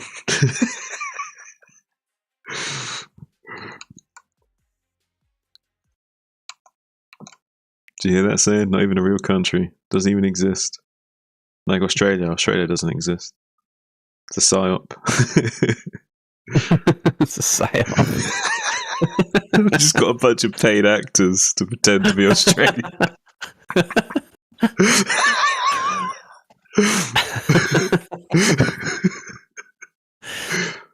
Oh shit. Whew. It's funny.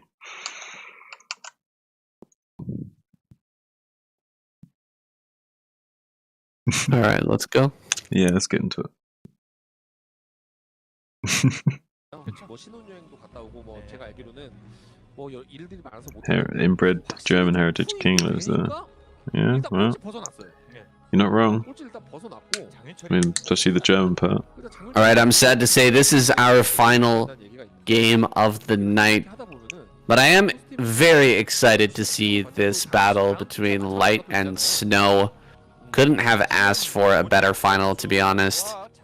As we load in here with Light spawning at the top center, Snow down here in the bottom left on Neo Sylphid. Should be an absolute banger of a match. It is a flat map as well, so there's so many build option choices for Light in this matchup as well. Could be seeing a Vulture drop build, could be seeing a 2-fact build. Anything is kind of in his wheelhouse on a flat map like this, but so is the case for Snow.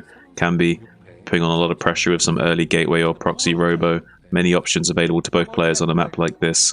So far not going to be getting into the base early enough for a gas steal at least, so Snow not going to be getting that advantage over Light for the time being. And Snow, he's going to be loving his position here in this game. The fact that his opponent's main base is facing his natural means that Reaver play is going to be that much stronger. And that, of course, as we all know, the very special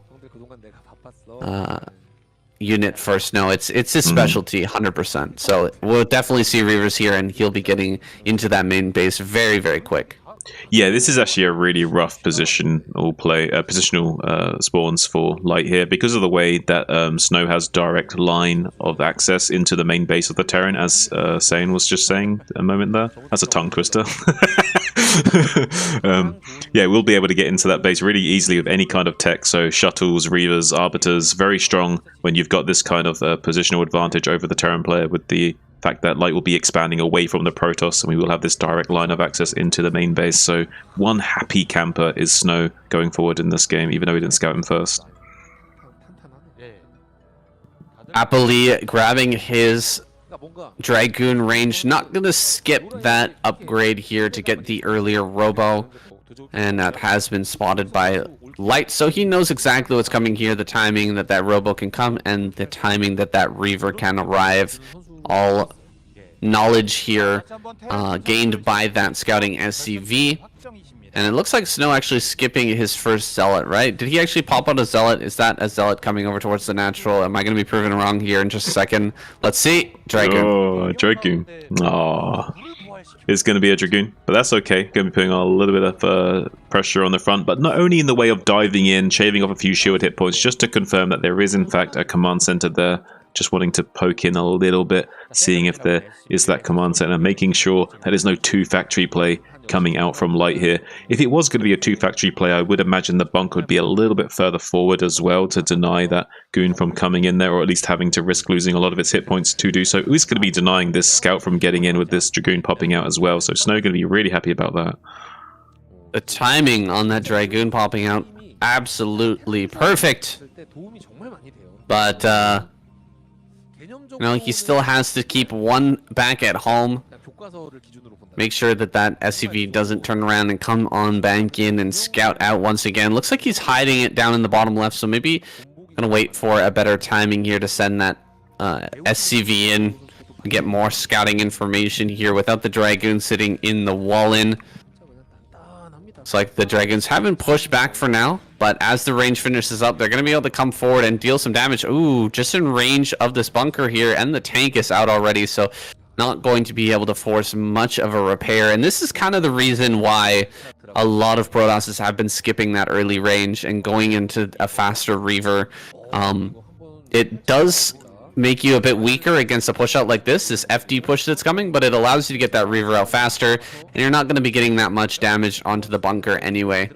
Yeah, and with these 2 siege tanks, he does have a lot of DPS in his army. Only a few Marines to soak up phase disruptor shots, but that doesn't really matter. This 2 tanks can deal a lot of damage, and Snow's going to come in and get a good volley off on those tanks already to soften them up. Takes out a Marine as well. Now only just a few Marines to tank these phase disruptor shots, so looks like Light's going to be a little bit more cautious and lay down some more defensive mines and kind of skirmish around the side here, not put on too much pressure. So really good control from Snow, shutting down any space for Light to come in and seize from him, while also keeping control of this area in front of his natural, preventing Light from getting any kind of positional advantage over him.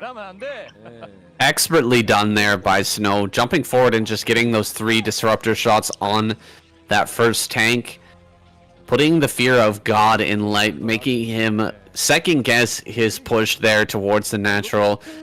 He falls back after getting mines all over, spread all over the map here, making sure he has vision of everything. But he's going to have to hold this Reaver coming into the main now, and it could deal a lot of damage with no turrets finished and just a few scattered mines around. Oh, actually, is this shuttle empty? It might be empty, yeah. It might just be like a scout shuttle, basically just checking all the tech and seeing what's what, and kind of like keeping the army of the Terran back. It's very likely to be empty, yeah. Wow, so he's just gonna send that in, take a look around, and then come back for the Reaver. Very interesting stuff here from Snow as he clears out his 3rd base location. He'll probably be taking one very, very soon, and a starport out on the map from Light. What's this for? I imagine it's going to be a vulture drop, and we'll also be maybe making a wraith out of that. So I imagine a bit of both. He might be double dipping. He might be getting it for the drop initially, but also then wanting to make a wraith as well. Yeah, it's going to be the vulture drop, but I think he also might want to make a wraith going up against someone of Snow's caliber, knowing that he does like to use those shuttles a lot. So we'll also be wanting to make some wraiths maybe in this game. Well, this could really mind game Snow here, because he did wander through with his shuttle. He saw all the buildings, or at least he thinks he saw all the buildings in the main base. I'm going to be surprised to see a Wraith pop out here and start to hit that shuttle. Here comes that first shuttle heading into the main base. There are turrets in a ring plus a bunch of mines, so it'll be hard to find that damage right now. Flying straight on in, he does find one tiny hole in the defense and manages to land it. This is the specialty here of Snow, finding that hole, that one location where there's not enough defense. Yeah, he's so good with this shuttle Reaver micro. Look at him go, already picking off a siege tank. He's the best in the game at this kind of micro, I would say. So we might be seeing a lot of this stuff from Snow, just shutting down these tanks with these Reavers, slowing down the push timing of the Terran play as well. We do have that dropship now popping out of that starport, going to be making its way downtown to the 6 o'clock position, picking up those vultures. But meanwhile, Snow in the main base, still raining down with these Scarabs, picking up yet another tank for his efforts. Great job reducing that tank count further and further, being such a nuisance. May even take out the supply depot as well, which would be really annoying for Light having to deal with this. Might even get supply blocked temporarily. Has an observer here to take out some of these mines as well, so we can find new pockets to probe. But here comes the vulture drop in the main base, and there's currently nothing to defend this, so it could get quite a few probe kills with this attack. The Reaver also pops out, but will be a little bit of time before it can build a Scarab to defend against this. So a lot of probes being ravaged right now by Light, completely decimating the economy of Snow, which is a really good timing, getting so many probe kills for his efforts. Yeah, absolutely. Gets a ton of kills. Nice job juggling that Reaver, making sure that it stays alive here, but he can't drop it again. Not enough not enough zealots here to actually continue to drop at that position. He will rotate over here towards the top left, but great defense from Light, combined with that drop, is putting him in a really, really good position here. Yeah, he's looking pretty good, and I would say the supply is actually kind of favoring Light a little bit, even though Snow's been doing such a good job with this drop play with the Reavers and shutting down some of the tanks of Light. Light's done a pretty good job of turtling up despite that, and has got quite a few of those probe kills with these vultures, and they're still being active on the map. Going to be sliding on in to that dropship once again, coming back into the main base. Maybe he can snag even more probe kills. Let's see if Snow's going to be better prepared for it this time around. Looks like at least 2 Dragoons here in the main. He's going to kill this first vulture very, very quickly. Kills the second one as well. The mine being focused down here, and now he's going to clean up that last vulture with the Reaver. Shuttle has that speed. Now one Wraith is out. He's going for Cloak. Yeah, I was wondering if he would do that. I knew he would probably be making the Wraiths, but I wasn't sure if he'd commit to a full-on Cloak Wraith as well. But this is something he has done, and something that a lot of Terran players have started to do recently, getting a few Cloaked Wraiths and really shutting down the ability of the Protoss player by not only killing the Observers and Shuttles, but also putting on a lot more pressure by dominating the air and preventing them. But here comes the Vultures coming into their natural expansion, taking out more and more probes of Snow as well, just limiting a little bit of that economy further, and not really at risk of taking any damage. Usually it'd be a little bit of a dicey decision to come in here and trade some Vultures for probes, but if you're not worried about being attacked anytime soon, then it's more than tenable to just trade those units out and keep limiting the economy of the Protoss player if you're not scared about any kind of counterattack. No, he is coming across the map here. He may end up finding this starport here. If he finds the starport and finds out that it is in fact Cloak Wraith here, he'll just continuously produce some observers and make sure that those are with the army and in a safe position, and he should be able to hang on against them. But if he doesn't find out about it, he may lose these he may lose the shuttle really quick here, and he lost the observer. Here we go. Cloak comes down. He scans. He sees that there's no observer. Oh, there is one. There is one observer from the main base does manage to come forward and keeps him alive. That was a critical move there from Snow to make sure he had an observer with that army. Yeah, if he didn't have that second observer, it'd be a really bad spot, because the Wraiths would just come in, kill the shuttle, and then the Reavers would just be dead in the water, taking pot shots from those Wraiths until another observer could make its way over there to defend it. There's like another shuttle drop going to be just unloading one single Zealot on top of that siege tank that's kind of cheekily hiding underneath that CC, trying to get into a good position to shoot the goons over into the third base location, but not quite in a position to reach. So nice little play from Snow there, picking up one tank as he can, moving forward. He's going to lose one of his Dragoons, but now I think a few of those observers have gone down. Oh, there's another observer coming in, so these Cloak Wraiths will not be able to get on top of the shuttle and take it down just for the time being. So right now, Snow being really annoying and delaying this third base from Light from going up. Yeah, this is the great play. Snow is well known for getting maximum value out of those Reavers, and contrast this, guys, with the earlier play of YSC, who sent his shuttles into the natural and just lost everything very early on. I guess that was against Rush.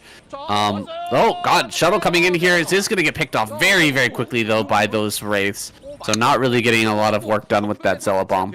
Yeah, those Gemini missiles on the Wraiths do a lot of damage to these shuttles, 20 a shot, so they do get taken out so quickly. That's why Wraiths are such a good choice in dealing with this speed shot style. Beautiful play from Snow, though, just going to be using these Reavers over and over again, taking out tank after tank. Finally, Light at 13 minutes is starting to secure his third base at long last. Meanwhile, Snow now has his fourth base already set up. He has to be a little bit careful, though. Now there's a Science Vessel, it's going to be much easier for him to come in and snipe some of these. Oh, nice mind drag into that siege tank. It's going to be taken up with the Dragoon. I like these little skirmishes that Snow's doing, but he also wants to be careful that he doesn't lose too many of these observers to Light here, because he's going to have to keep these observers alive to prevent all his shuttles from just being absolutely taken out by these Cloak Wraiths going forward. And now that there's this vessel, those observers are going to be sitting ducks if he doesn't keep control of them.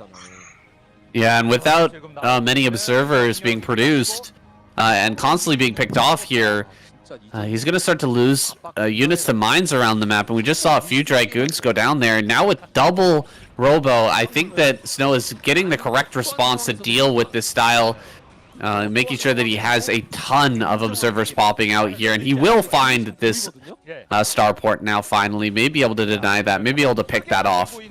Not only being able to deny that, but also denying the mining here at this fourth as well is a little bit annoying for Light, getting that slowed down. He is going to lose this starport, it looks like. Starport going to fall down here. The Reaver's going to land and get a couple of shots off. Free 2 tanks here to start this fight, and he's going to go ahead and fall back, drops these Reavers because the observers are gone now, and the Wraiths with the cloak going to be able to jump on top and kill that army. All of these last few Dragoons are going to end up going down, and now Light can easily take his fourth base without fear. Snow, he needs to get something done here pretty soon. He needs to get another army out on the map and start to slow down Light, because 4-base Light is a very scary monster to take on. Oh, it's a very, very scary beast to take on. And he actually did save that starport. It's going to be able to land it and repair it up. Has 100 HP. As long as he remembers to send the SV to repair that, he will be able to continue producing more Wraiths or vessels from that, providing him more utility. We do see a large army of Snow moving in now. Zealots on move command, trying to sweep through the minefields while Zealot bombs are coming unloaded on top of these tanks. There's quite a lot of tanks here for Light, though, so as long as he can just siege up these tanks in the back, maybe he will be able to fight this battle. A lot of tanks have gone down in the front, though, so it's still a pretty good trade for Snow, all things considering. As long as he doesn't lose too many of these remaining Dragoons, that's going to be a good trade for him. And he might even get off one of these other tanks. D-Matrix comes down to prevent that from being a good fight for him, but he's going to come in there and try and snipe this starport critically. Yeah, he will get this starport. Finally does finish that off. Some vultures going to come in and surround this Dragoon army, sending out a sacrificial Dragoon just to drag the mines, but it's not going to be enough. Doesn't open up an opportunity here to escape with these Dragoons, and they will all be killed. More and more rallies popping out here for Snow. His Templar are now coming online, so this is where the shuttle style starts to get quite scary, is when you have those Templar mixed in. They're going to start throwing down storms on these big clumps of units and taking good trades, and here we go. Third base under threat right now. Bunch of Templar running forward. Here comes the storm.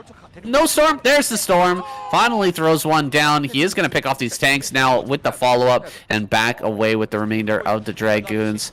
Not the best first trade here by Snow, but he managed to get at least one storm out and kill a few tanks. Yeah, we currently have 2-0 grades for Light right now, with 3-1 on the way. 2-1 just finished up as well, so he has his armor plating now as well. Although that doesn't matter against the true damage of the Storm, so Storm is going to be one of the critical things in the arsenal of Snow to keep combating this Terran mech army as it grows in number. Being able to lay down big sonic storm blankets on those vultures and tanks will help soften up the Terran player, using this sort of gateway man style, relying on pure Zealot, Dragoon, Shuttle, Storm, and Reaver. Really a potent style, but requires very high level execution. Someone of Snow's caliber can handle the execution that you need to get the maximum value out of a build like this, but so far Light has done an impeccable job of setting himself up nicely in this game. Currently 152 supply, 265 of Snow. There is another shuttle coming into him, only on the right hand side of the map. It could be a big storm drop here potentially. Is the Reaver there? Okay, there is a Reaver here, but it's not going to be a good connection on these SCVs. Only two going down. Could now come into the natural expansion for further damage with this Reaver. There are some units rallied out here that could come into defend, but he's going to rotate into the main base. There's not a lot here though, a few gas SCVs, so a mine there as well. Does pick it up in time to reduce taking the damage on that. Does get another snipe on the tank as well. Beautiful connections with these Scarabs, but isn't going to be finding a lot of damage with these Reavers, besides just delaying the Terran for as much time as possible while he starts to max out. More bases coming up around the map here for Snow.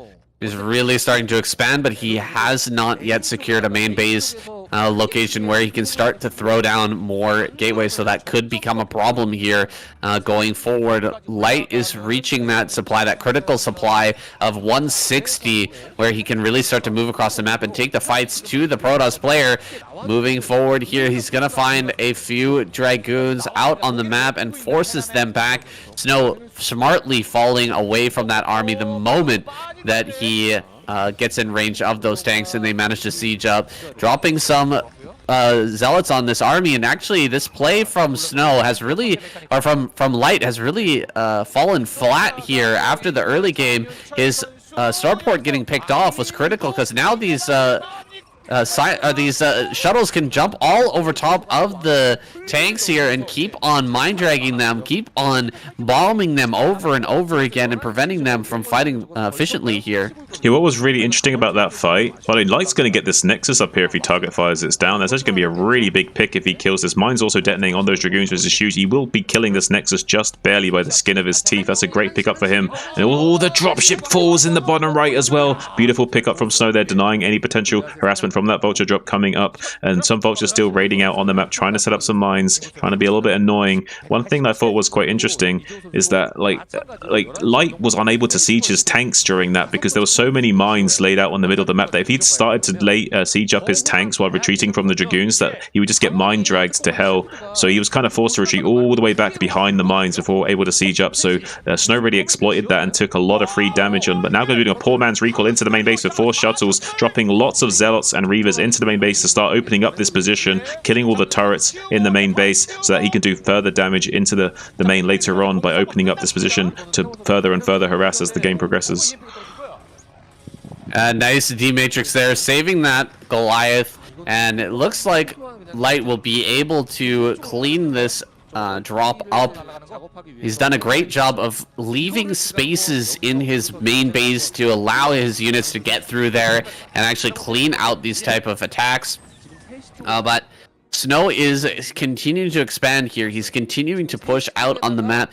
Looks like this base could end up getting shut down here. The tanks are not in range to defend this, and he could run up this ramp with all of his Dragoons and try to kill this base. He actually Light just not quite reacting in time. Yeah, he's not reacting quick enough. He's slowly seizing his tanks. The SCVs are now starting to be evacuated. If Snow wanted to, maybe there'd be enough time here to kill the CC, but instead he's just going to try and get on top of these CC. Beautiful Psionic Storm on the front line tanks, softening those up and killing a few in the process. Really good job by Snow here, slowing down the Terran from taking this 3 o'clock base. Yet again, really slowing down the expansion path, but the game is still slightly Light favored right now. Currently 169 supply for the Terran army. He just needs to be careful not to be outmaneuvered by Snow here. He has everything in his arsenal to take these expansions and to fight this Protoss army head on, but Snow's not going to allow him to do that easily. Just going to be skirmishing over and over again, picking out what tank kills he can, left, right, and center. Going to be denying the mining at this expansion for as long as possible. Has done a great job in slowing down Light, but Light is still a powerhouse of a player right now, macroing like a god. Going to be taking this base at the 3 o'clock now, more or less uncontested once he clears out these Dragoons. And now we have a big force of Vultures running down, and with the +3 weapons grades, they kill these cannons extremely quickly. Usually the concussive damage of those fragmentation grenades do not do a lot of damage to buildings, but with the upgrades they do plenty. And now we have a counterattack from Snow into the natural third of Light, coming in and just crushing this position very quickly in short order. There's a lot of Templars from this left side coming up as well, so there's a lot of Storms available to him fighting this base, but he is going to be losing this Nexus in the bottom right critically. Yeah, this is a good kill for Snow, but not nearly as important as losing the bottom right now.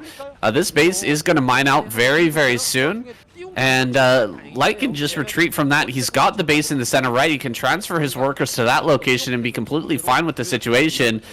Light is actually going to get down here to the 6 o'clock as well and potentially kill this base and all the probes at this location here shortly. Snow is going to have to react to that. He sends his army down towards the bottom center, and Light backs away, so at least he manages to keep that 6 o'clock base, but Snow has been forced off of that other main critically, not able to build gateways down in that location and start to set up a second place for his army to rally out of. We've got plenty of pylons over in that spot, but just no gateways to speak of.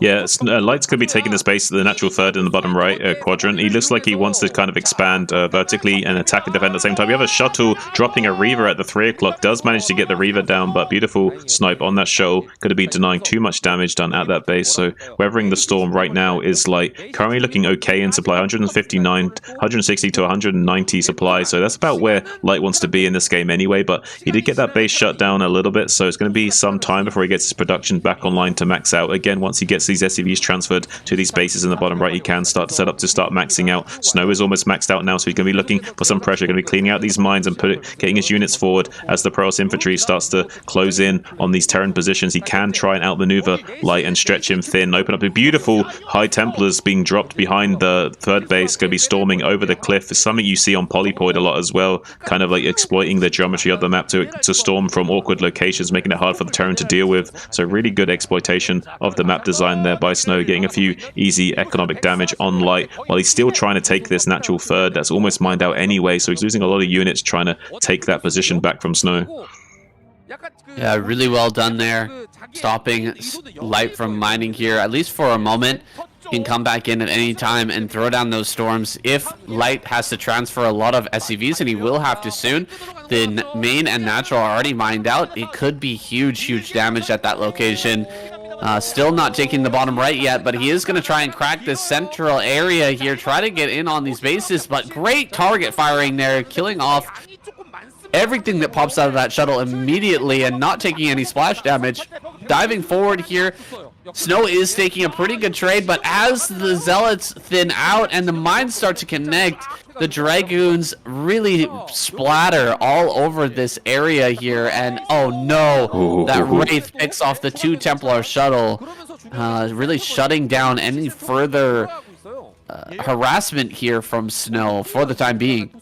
Yeah, doing a great job there. Is like he's looking better and better on the supply board of things. There is another big counterattack from Snow coming up to this natural third, but there's enough siege tanks and vultures here to weather the storm here. And I don't think he's going to lose too much. There is still some Templar, so with good storms, this could be a problem. One Sonic Storm does land beautifully on those tanks as they unsieged and re-sieged. Like kind of Snow baited him a little bit by making lucky he was going to run out, and then ran back in to siege to throw down the Sonic Storm on those tanks as they were sieging and re-sieging again. So kind of exploiting the animation time of those tanks going in and out of siege mode a little bit, trying to get as much done as he can. He is down in supply now by 30 though, is Snow. So right now Light looking better and better as he maintains this game state. And with this base set up in the bottom right that's currently uncontested, he is looking pretty good in production right now and denied this main base going up for Snow. So looking really, really strong if he can just hold on. But here comes Snow with a huge concave set up, beautiful surround on these tanks. This is a false high ground, so you have perfect vision and damage up this ramp. There is no mischance, so Snow can attack into these positions as long as he doesn't let the geometry of the map exploit him too much.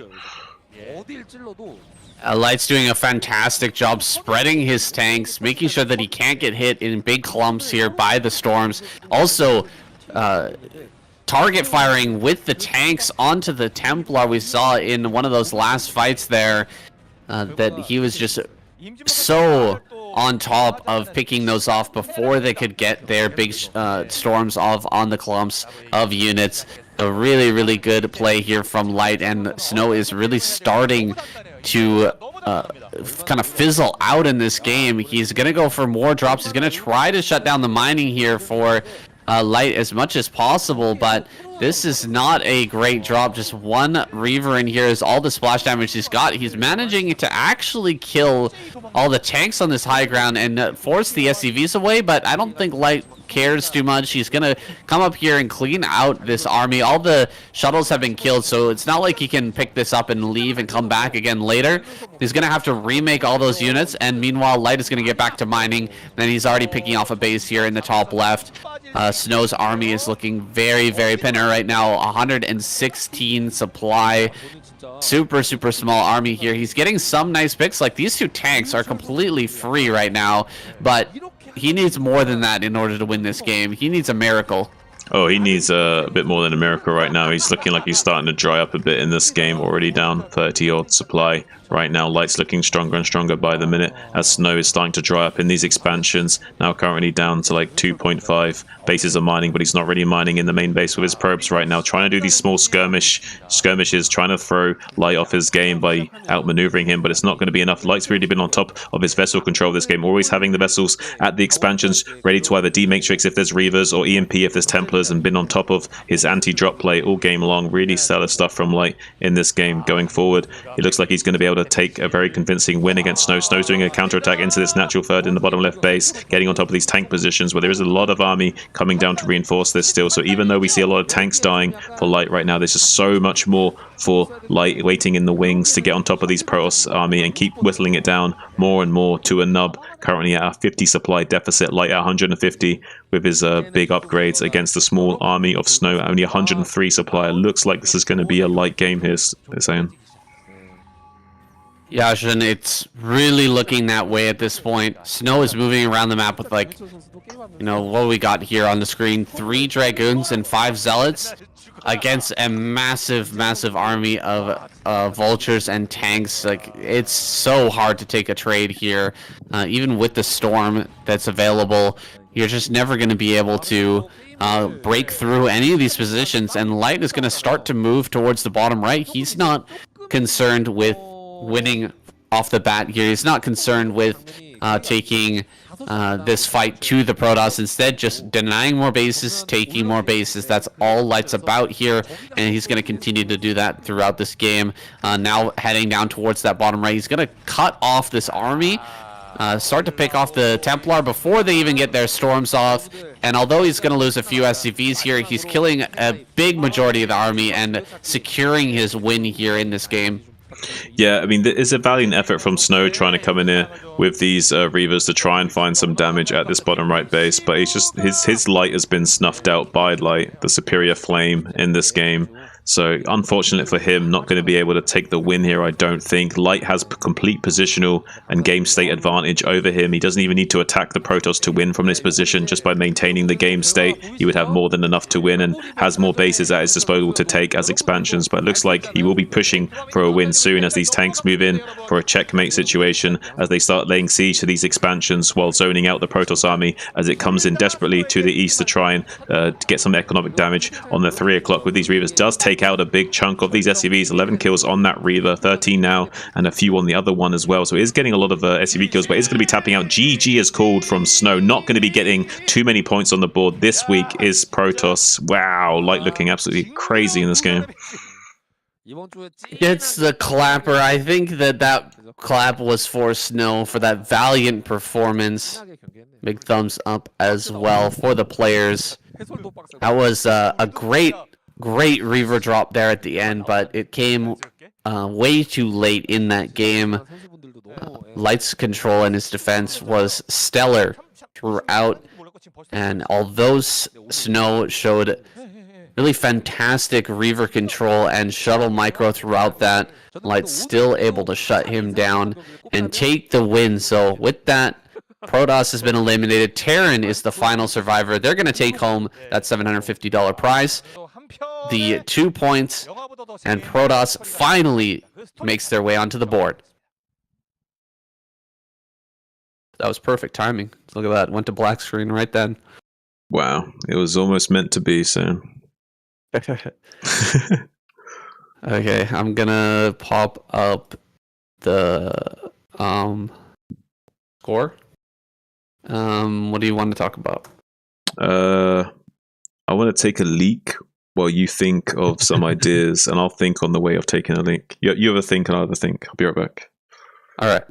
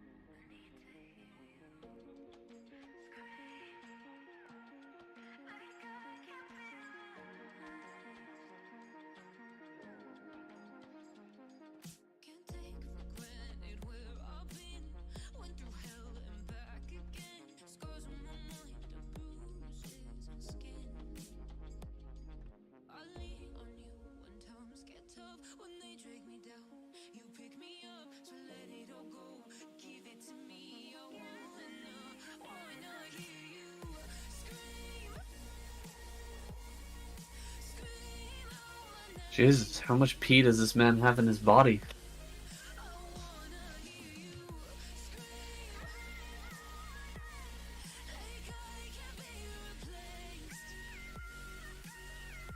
Why am I muted? Oh, I was muted. Can you hear me now? Yeah, I hear you now. Oh, I was muted on OBS. I was talking to you. Oh. I even DM'd you saying, "Let me know when you're back." I'm sitting here wondering what the man. hell. I forgot to unmute myself on OBS when I came back, and I guess that means I was muted on Discord as well. My bad. That was what I thought you were not there. Oh shit. Got it. Okay. Did you think of something? But we should definitely talk about how we got a bit of life in Protoss now and on the flat line. So, kind of got the defibrillator treatment a bit. But also, it's looking like Terran's just ramping so far ahead that it's looking like it's going to be a ZVP showdown for the final spot.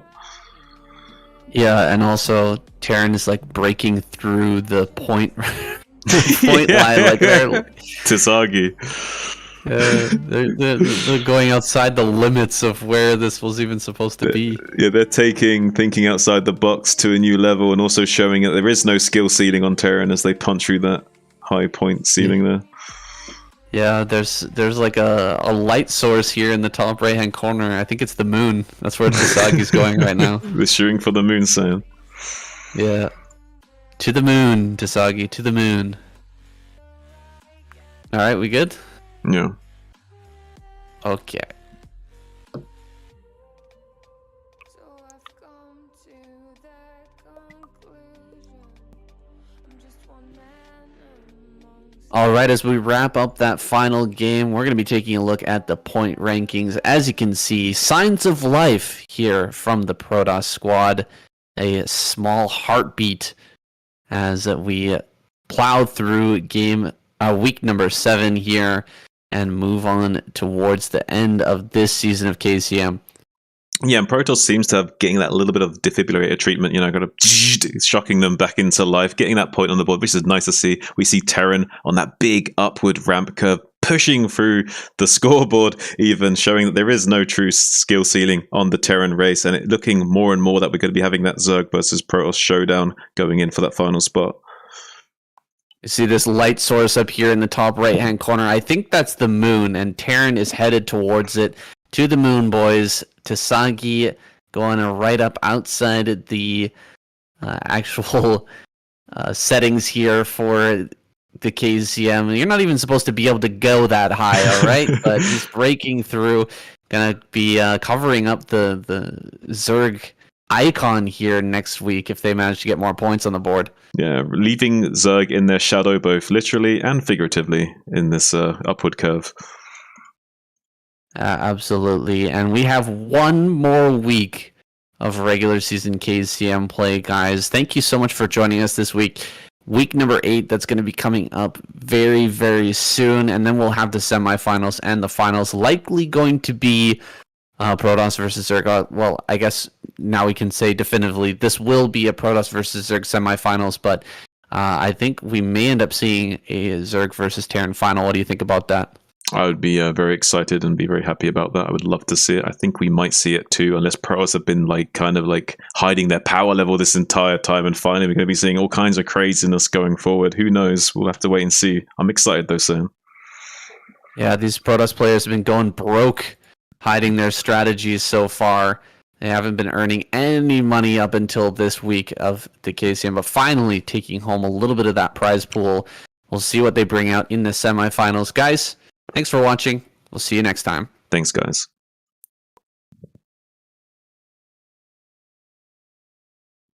All right. We're done. We're Made it. done. High five. Job well done. High five. Put it together. We'll make it look good. And yeah, I think that's gonna be improvement in our voices here. Our audio quality I hope so. definitely sounds better. Yeah, I'm looking forward to seeing what the feedback is on that, to see how they take that and how they respond to it, and see if it's like a sufficient improvement that people are actually like, ooh, like, this is going somewhere. Yeah, I hope so. Well, we'll have to still look into getting a new mic for you. There are some like relatively cheap mics that you can get that are very going to be a very big improvement over a headset mic, but Right. maybe we can find a way to crowdsource that for you. I know you're not working right now. Right, yeah. So, funds are limited. And the Twitch funds are not there anymore, and we're still not getting anything from YouTube. We still need to get past that 1,000 sub mark. So, Hard yeah, times. we'll definitely find a way. We'll find a way. We'll find a way. I believe. I'm not going to let the universe get us down, saying we will find a way. No, we're not going to let any nerdy fucking snitches get in our way either, right? Nope. Whoever that was. Yeah. Decided to rat you out.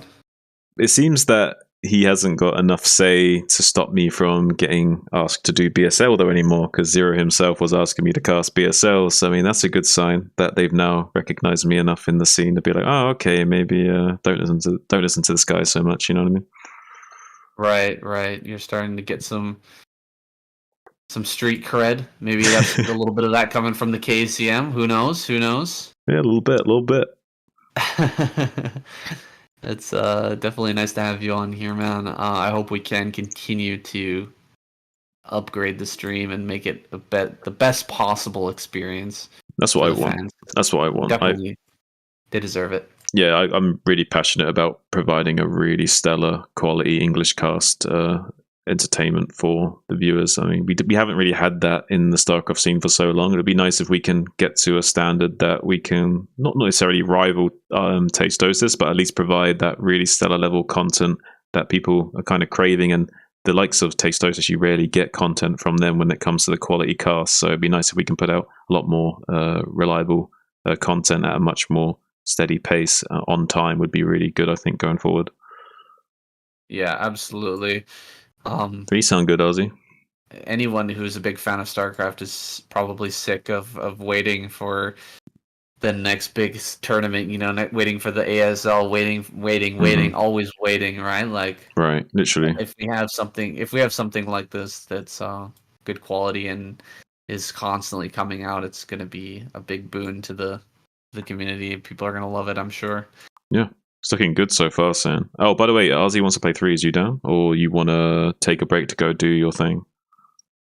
Let me just check in here, see where I'm at, and I'll get back to you in a second, okay? No worries. Let me know. Right. You are the next big tournament, Azhi. Oh, you funny guy. How you doing, Mr. Dahaki? The Dragon Meister. Did you enjoy the casts, or did you? How much of it did you see? I know you saw some of the games.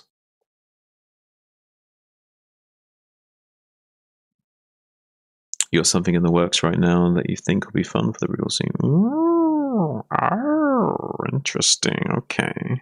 Well, if you don't want to say anything public, maybe you can tell me in private, and I'll keep it stum until it's released. I'm curious what you've got in the works.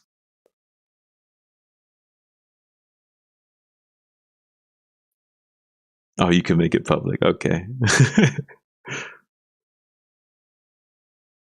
Nice. You make it. Okay.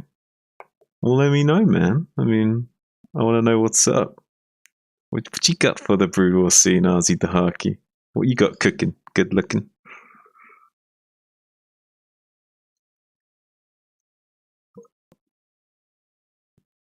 You ain't typing it. Well, I'll make a call then. How about that?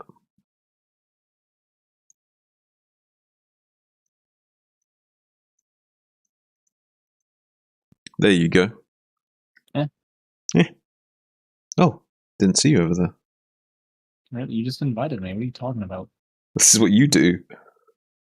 You like show up. You show up in my channel, and you're like, huh? Oh, didn't see you over there. Like you didn't just stumble into my channel. What? I genuinely don't know what you're talking about. Are you serious? It's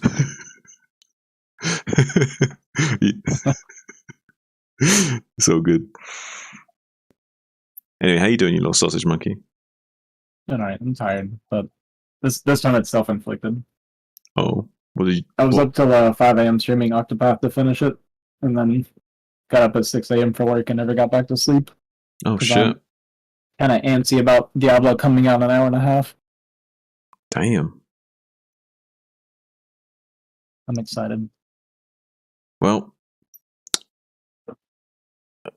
how much did you put into playing Octopath last night? Like, how many hours did you actually play it for?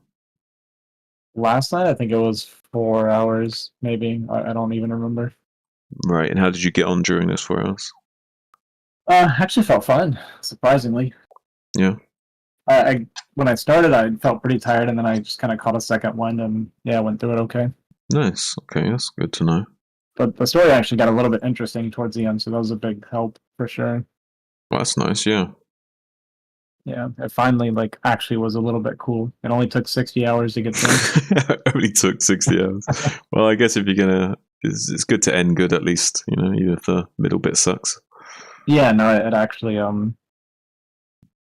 I still, if they make a third one, have absolutely no intention of playing it, but it made it a lot less sour of an experience, at least that it ended well. Yeah, you'd be kind of like felt a bit cheated if you went through all of that and you didn't even have like a nice ending or much to say for the story. It'd be kind of a letdown, right? The final boss was really cool. Like the fight itself was like super fun, but it was so like the entity that you fight was such a boring character, I guess we'll call it. Mm-hmm. It was like this evil god of darkness type thing, and it was just really generic, edgy, like lines the whole time. I was like, "I am forever, and I will never die," and the darkness lives on everywhere, and like really like cheesy, generic lines like this. And I was like, man, I'm not getting like the evil demon vibe at all. No. It just sounds like a 12-year-old that watches too much anime. just an edgy kid. Yeah. Edgy weeb. Oh dear. Alright, so what we got going on, we're in contact with 3 different communities: the ladder community, the fastest community, and the BGH community. Okay. We are essentially, I don't know how the other 2 are doing it, but I'm in charge of the BGH community, and then we got 2 other people in charge of the other 2 communities. And what we're doing is we're essentially picking 2 teams from each community, and we're doing a tournament with players from each community where they play series on like every map, like ladder maps, fastest, and BGH, to see who is like from the community who's the strongest overall. Right. Kind of thing. Yeah, for like prize money and stuff like that. That's pretty cool, man. Yeah, so I'm organizing the BGH thing, and my plan is I'm going to do, depending on how many people want to play, to like try to qualify, I'm going to do either a round robin or like a bracket tournament, just take the top 2. So you want a bunch of BGH teams to compete for in a round robin for the top 2 spots, kind of thing. Yeah, and then they'll be doing the same for the fastest and the ladder, and then we're going to pit them against each other on all the different maps and see who's better, like in general, at StarCraft. Because So like all the communities like to think that they're really good at what they do, you know, and they're like really good players. And I think this is a good way to both humble and prove who is like the most well-rounded overall. kind of like a triathlon of StarCraft, if you will. Yeah. Interesting. I like it. I like the idea. A lot of I just thought it'd be egos like on a- the line. Yeah, a lot of egos on the line, and it'll be kind of fun, I think, or interesting to get all 3 communities to kind of intermingle this way. I mean, it might be like trash talk central though as well. So I mean, you might have to think of like up some ideas for like maybe how to like prevent the games from degrading too much into degeneracy during the actual event. I don't know. If we even care to. If you even care, just say everything's fair game. Let it rip. Yeah. Talk shit, get hit. Pretty much it. I think I think the fastest. It's actually funny. I think the fastest community is going to be the worst with the trash talk. I think BGH will be the second, and I think ladder is going to be a lot less trash talky. And I also expect ladder to win overall. Funny how that works, huh? The people that are least toxic have the most chance at winning. I wonder where you're going with that. Weird. Well, let's be honest though, the ladder players might not necessarily be that adept at navigating the fastest than BGH, so it's possible they might be a little bit out of their element as far as that's concerned. I think BGH will be the hardest for ladder players, but from what I've seen, like, you know, the wall like stomped the ladder the fastest scene without even playing fastest, so. That's true. But I think BGH meta is like much more like in depth. Well, yeah, it's kind of very nuanced, like 2v2, right? There's a lot more going on there than just 1v1 knowledge. Like, there's so many moving parts you have to consider, and very, very nuanced decision making that you need to do in the early game. Yeah.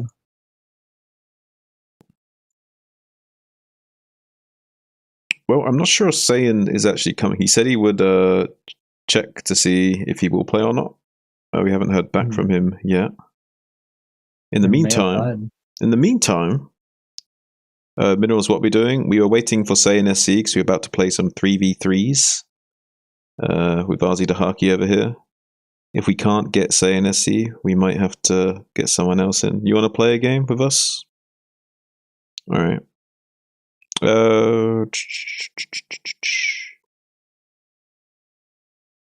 We could do threes. You already loaded the lobby, nerd. Okay. Settle down there, bud.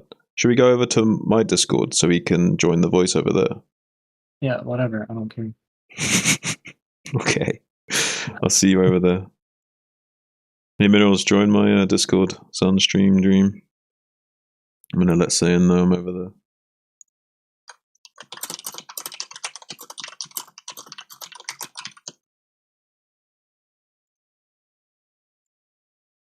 Sup, nerds? Alright. Fucking chode monkeys. Hey, what's up, big boy? How you doing? Don't worry, Daddy's here. He'll keep you safe. Okay.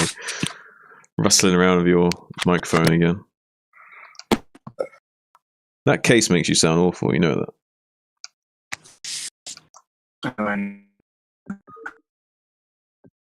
Probably shouldn't have it close to my face. Are you drunk? Probably. No. Fucking dying from that habanero I ate a few hours ago.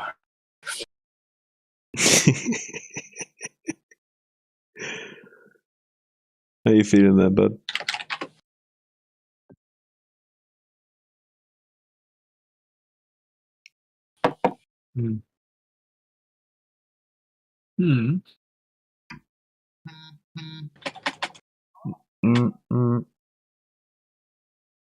You guys are like louder.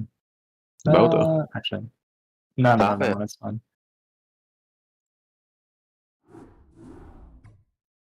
Just stop talking. You sure you're going to get people to play this map there, Minerals? So we have 4 people right now? Well, no, because Saiyan's not here right now. Oh, who was just talking? That was Azhi. Oh. I thought... Meh. 1v2, let's go.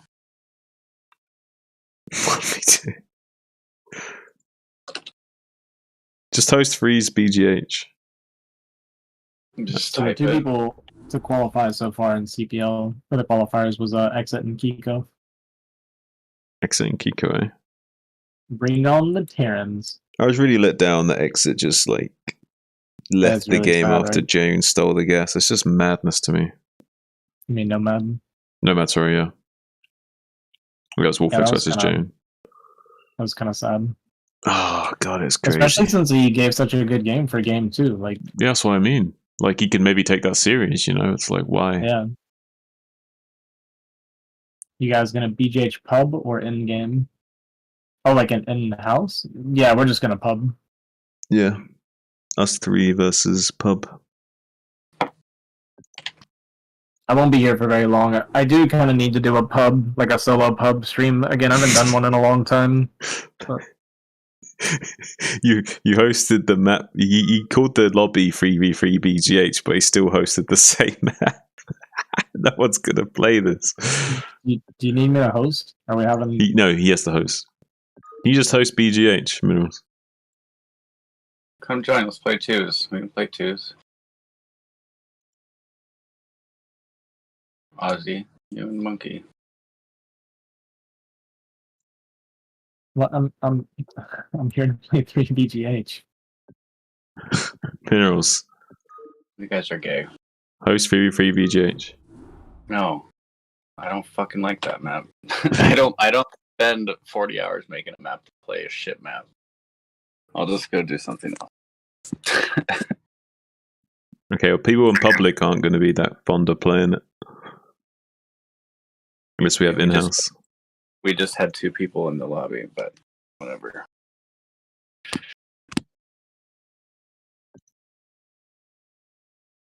The one that you named BGH. Oh, he's gone. Okay. Okay. Alright, you're up. Well, I'll get Ace or someone. Hang on. Someone that can let me die like you. Yeah, but I do it to win. Yeah, he just does it for the sake of it, even though he doesn't need to do it. He did it because he wanted to piss you off. Maybe, who knows? I admire that.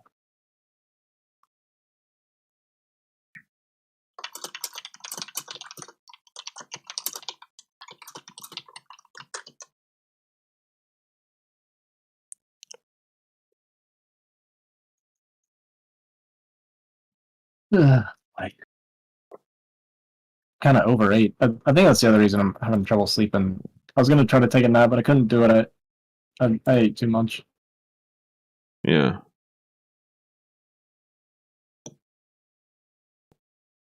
Wasn't my fault though. It's probably your fault a little bit. No, none whatsoever. I asked ahead of time. I was like, I said, hey, well, we're gonna get pizza today, and I asked, I was like, are we gonna do it sooner or are we gonna do it later? Because if we're gonna do it later, I'm just gonna fix like a leftover burrito. And he's like, yeah, we'll do it way later tonight. I was like, okay.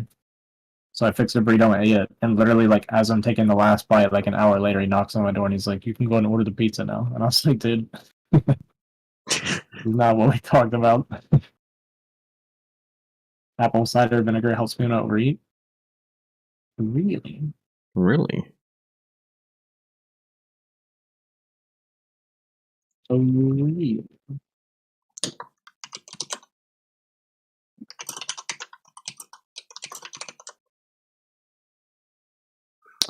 I'll turn my D&D off. Who we got online that we can get in here for 3s? Um, I'll ask Shiba. maybe Arbs would play with us. Who? Arbs. Oh, that guy. Yeah, who- we played against him some, yeah. He beat us a few times. Yeah. He's good. He's good when he's not on my team. He actually consistently plays bad on my team. Oh, Shiba said that he would play 1 round.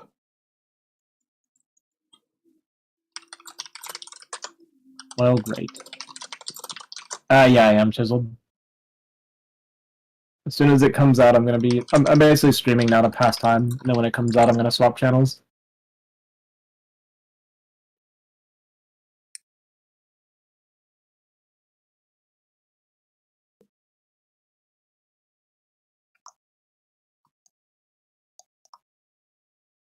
Alright, see if we can get Shiba in there.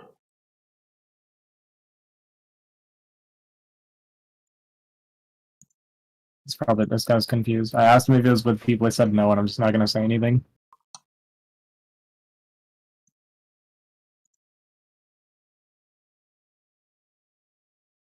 Thanks, John. Huh? What do I do now? What don't you do? This is a good question.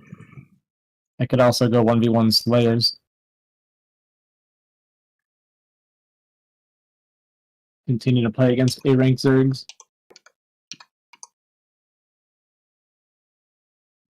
Oh, hi, Queen. Ugh, Queen. Yeah, I Ugh. didn't want to say it like that, but yeah. Ugh. So Get you out of said here. get in here. What, did you tell him I said that? Hello? Hello. Oh, hi. What's up, Sheba? How you doing there, bud? Need to sleep soon, so maybe 1 or 2 games? Okay. Alright, I'll host. No, it's weird you both said it. Wait, what? Wait, what? What?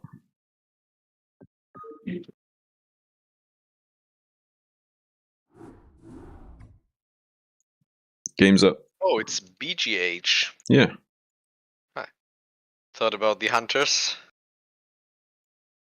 Well, you were like, I should join Slayer's game, he messaged in there saying get Ozzy in here. Like, just by coincidence. That is kind of weird.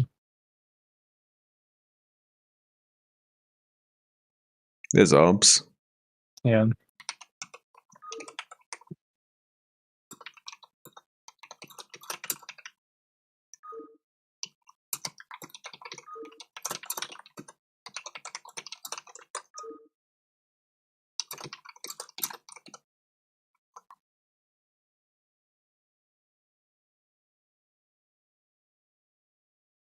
There are no coincidences in StarCraft.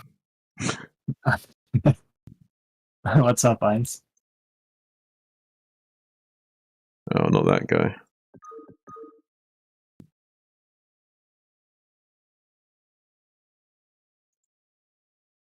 A new P. You guys are fucking nerds. Alright, Minerals. You're a nerd too. Stop playing Lost Temple. It's not Lost Temple. It's BGH. Settle down there, bud. It's the same fucking thing, dude. Hey, don't tell me I live my life. It is exactly the same, that's true. It is kind of the same thing. It is kind of the same thing. Oh, like, listen, I agree with you. But it is what it is.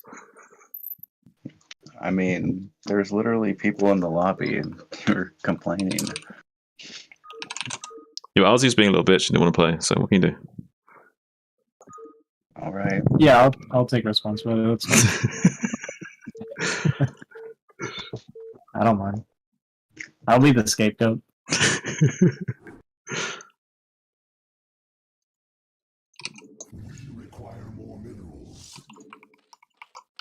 I'm so tired. It's a good thing I don't need to be awake for D4.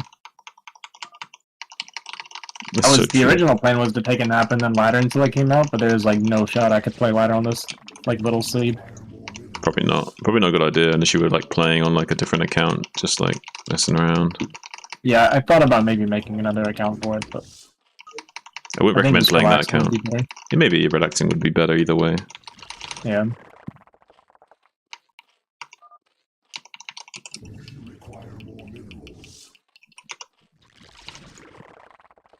Wait, does he need it to be on extra high? Is it lagging? How bad is it? It wasn't lagging, people just don't know what it means. Or did our teammate said it, in which case I apologize.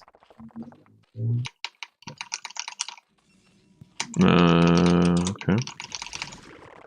There's the Zerg on 9. It's Liverpool then? Oh, Liverpool. Try and choke. Okay. Try and choke with Jean. I don't feel safe at all. You shouldn't. So I go overpool or 12 pool? Decide. I don't care. Fine. Be like that. Yeah, just I'm going chance. 12 pool though. No, Actually, you know what? No. I'm going 12 hatch. Yeah. 12 hatch, you crazy? He's a Terran though, to be fair. Yeah. And Protoss. Alright. You win this round.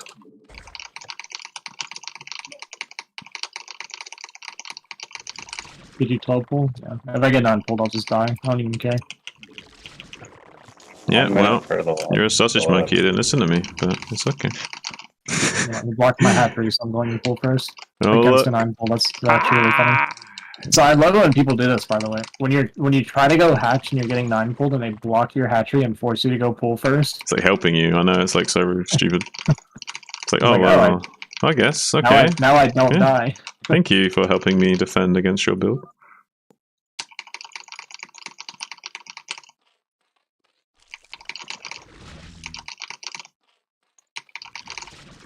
Thanks, enemy team.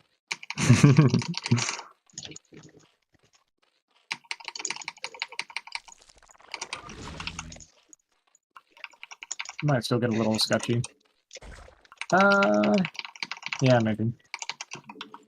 Or is it not coming to me? Okay, there it is. Yeah, we're okay. Going on? Hello. He's got some things coming to him at 6. Can counter yellow. There's a zealot coming down to you as well, Azhi? Yeah, I'm fine.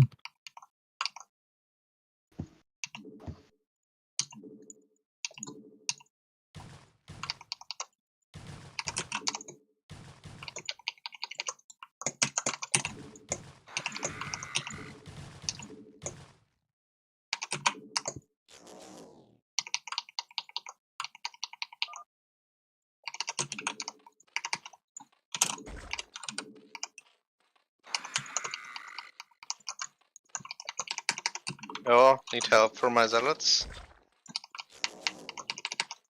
I lost a couple drones, so I'm just a little bit behind for a second, but I'll be pumping here soon.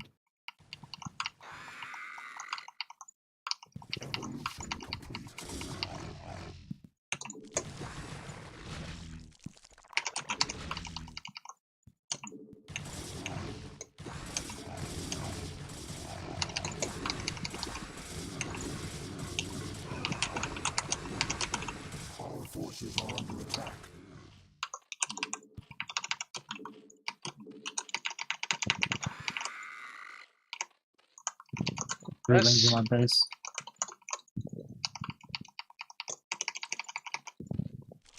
Hey, Jean. Yeah.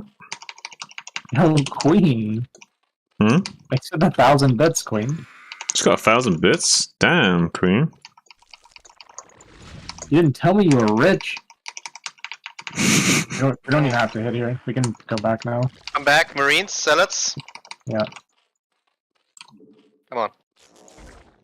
Yeah, they're stuck.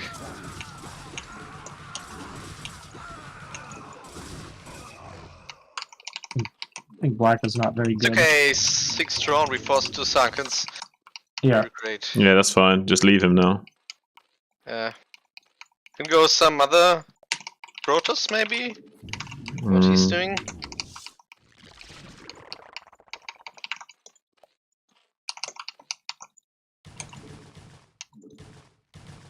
Oh, Got a zealot over here. hello, a lot of links here. Get this latency. It's that hard to get us around here. Okay. Cannons. Oh, Citadel.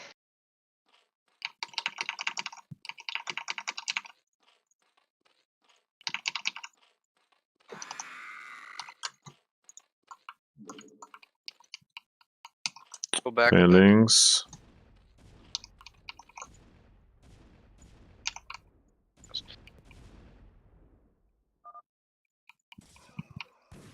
Vulture coming in from behind.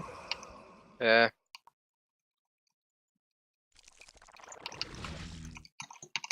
Building muters. Great.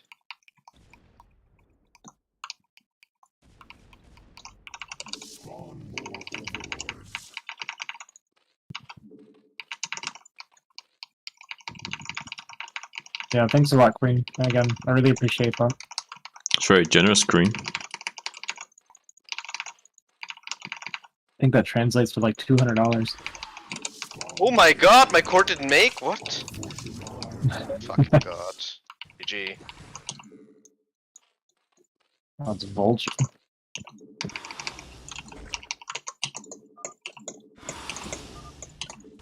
Wow, what a bad player. The yellow one? Yeah, like, he just gave up, even though he could have done damage to me. Didn't even help his team. Could have done a lot of damage to me, but just gave up because I had a meter in his base.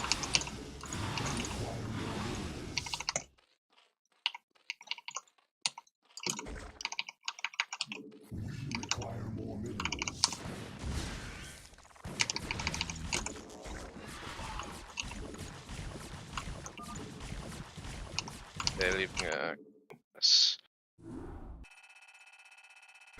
Oh, sorry, guys. My bad. I'm a dummy and forgot to switch screen on. I'm such a dummy, man. I just played that whole game off. Yep. Sorry, guys. Well, at least you guys didn't miss out on any content.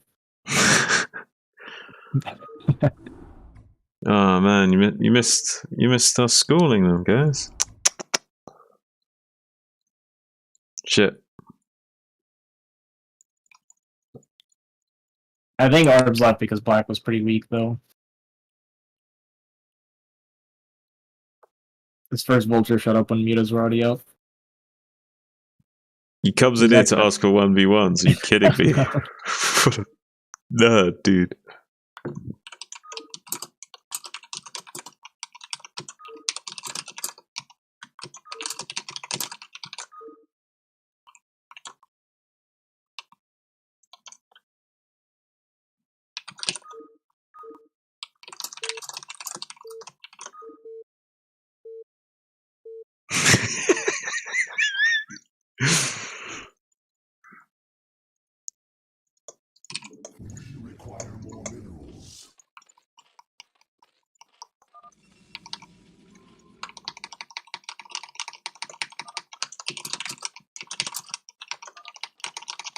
Do you even 3v3? It's like the StarCraft equivalent of do you even lift? Yeah.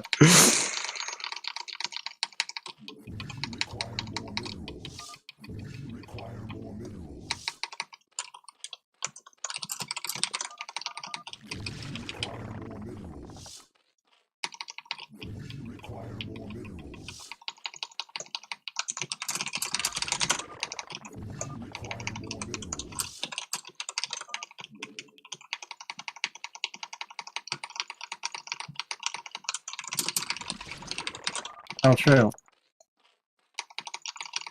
Still gotta talk to Exit about that.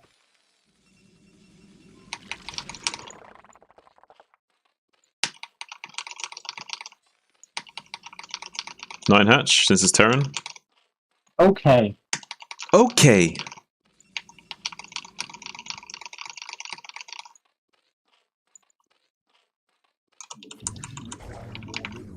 Hmm.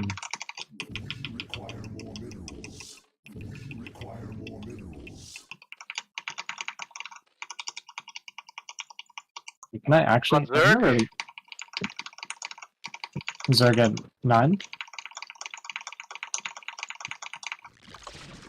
We'll find out later.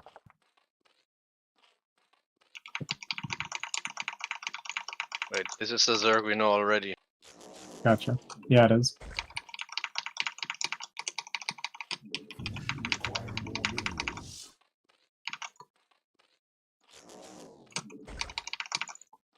Late pool or Overpool, Liverpool? I'm not really paying attention. where's an overlord? Anyone seeing an overlord?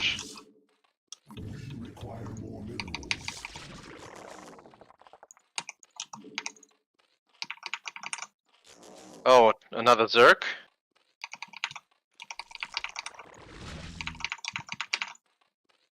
And Exiga Zerg, easiest one of our lives.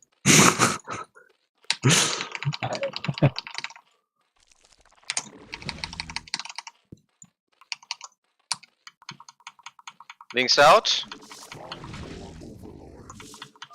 Is actually my wall tight? I don't know. No. On the hey, check the marine. It looks tight. Marine Yeah, it's good. can't. It's good. It looks good. He's going Exit there. said, any go. He's going there. Oh, it's 3 He's going Zergs. there. Wow.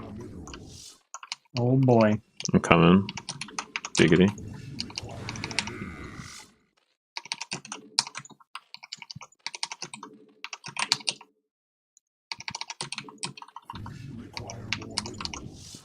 You okay, Azhi? I am, actually. What's this Zerg doing, man? 3 drones less finished already? Why is hunting with 3 drones, man? I have no idea. He's crazy.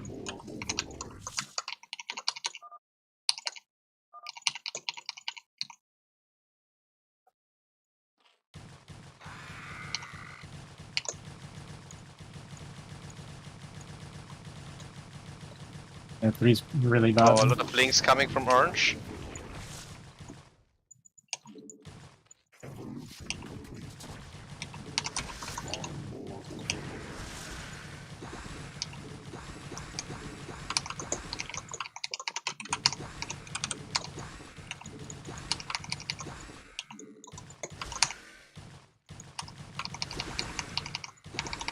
Oh, I see. I think it's time for a title update, huh? Oh, yeah.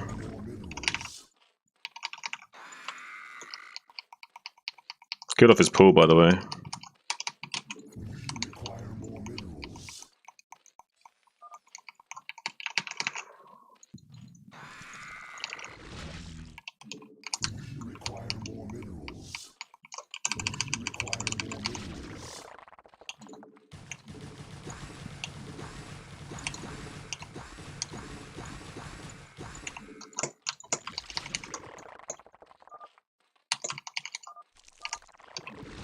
Oh, they. What? What's going on? He just tried to bust me and I like completely demolished him with micro. He just came into my face with links. I did like the sickest link spread ever. He just like all his links died. He just typed GG and left. Oh god. What the fuck was Exit doing, man? I have no idea. Yeah, I mean, they were in a 2v3, so that sucked for them. Yeah, one more, come on.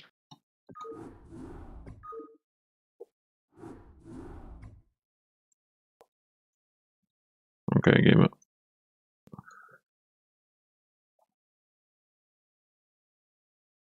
Maybe leave a slot open. Try to get them someone a bit better.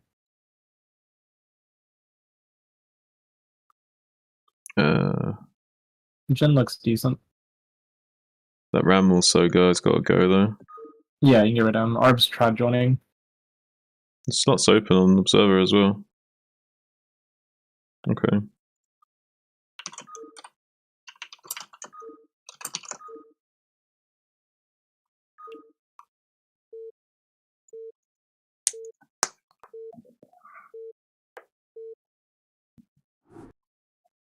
Hmm.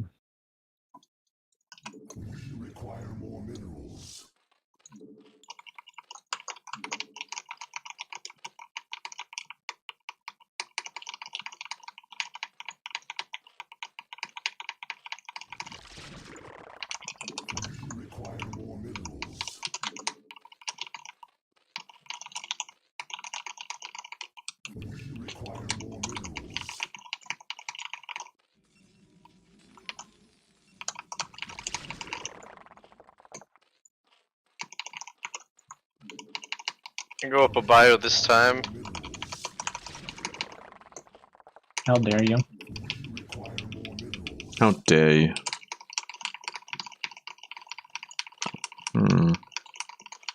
Kind of on my own, so maybe 9 patch isn't such a good idea.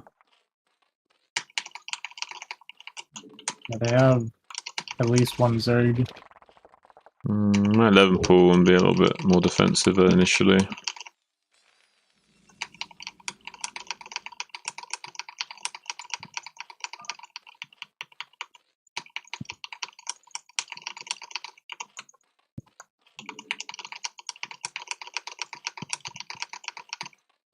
Okay, Zerg here. Which one? Bottom right. That's at Oh, least two it's two Zergs. Zerg. Then. Yeah. Oh, you mean, yeah, 2 zone. Because arbs.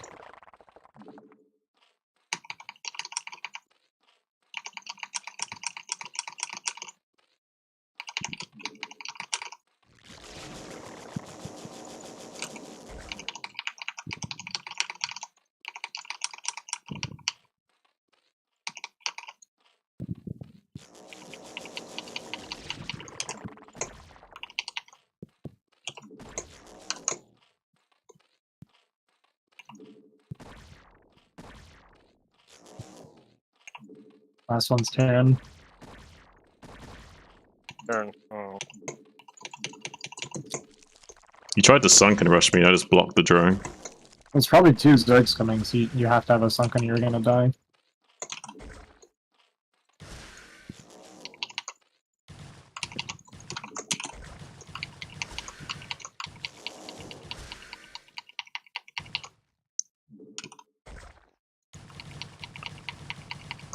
Oh no.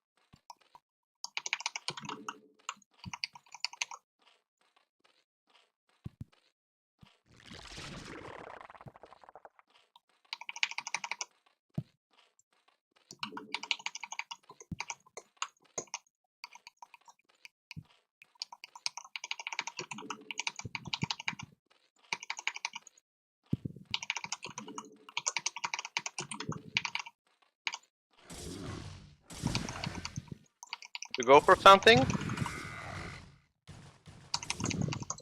Okay, White's got 3 drones right now.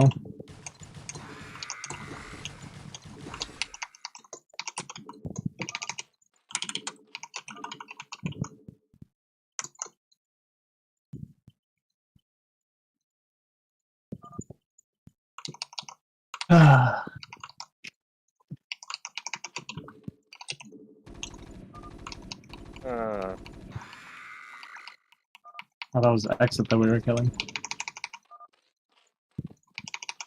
Like the same color, I couldn't tell.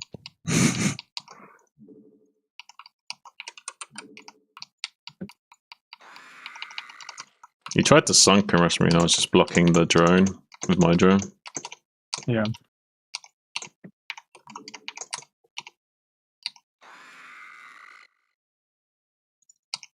Come to the What, left. it's sunken?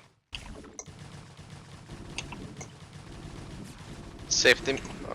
Marines. Relax. Can snipe the sunken there. I killed the one on the left for you.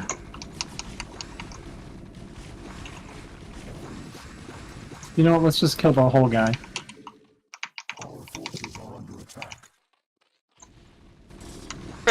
He needs to make siege tanks. Okay. Now I have a problem. They're moving out. Vulture siege tank. Yes, siege mode already. Sunken. Links. Yeah, doing the links. No problem. Sunken 3, 2, 1. Easy game. Yeah, he's attacking me now. Needs some help.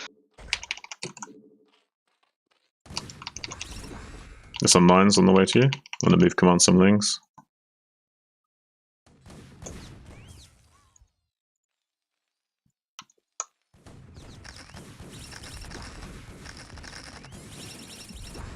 Okay, mines are cleared.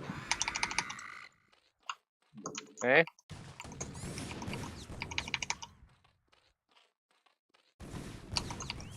It's so hard in this latency, it scares me.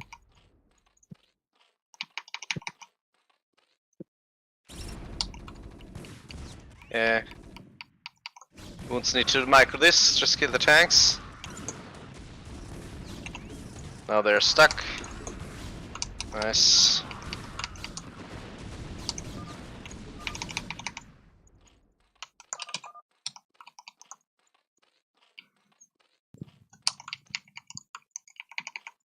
So who's still the teal Zerg? Staying in the game. Why? He would AFK or some shit. Look at your fat ass Protoss unit slowing down my lings from getting there. The lings are so hard to freaking ape like, it's crazy. Yeah, I practiced the 1A2A3 amount, so it's not so hard for me. Well, I haven't. Well, there you go. Something you should try. No. See, I knew that he wouldn't just because I said that, and now he won't have enough skills to beat me. Mind You know game what's thing. crazy? Wow. I beat you anyway. In practice. In practice. Conceptually.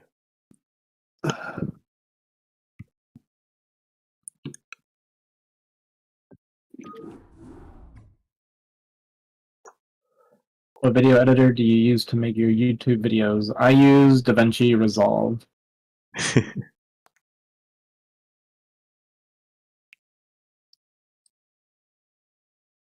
Give us the better BGH title. The don't suck so much title.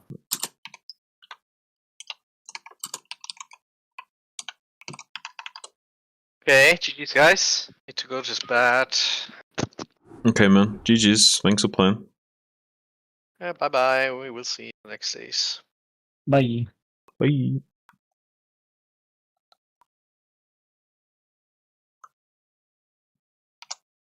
I'll update the stream title.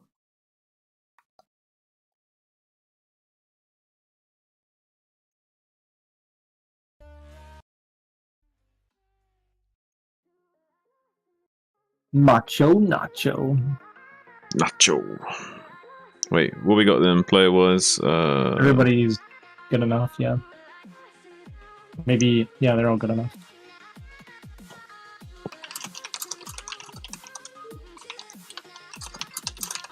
He's gonna say I don't care.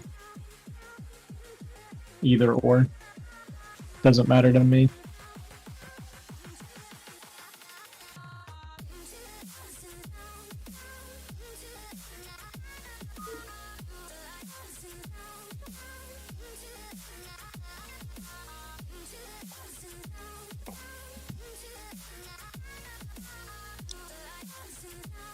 My god, I didn't realize there was a 5 before the 0.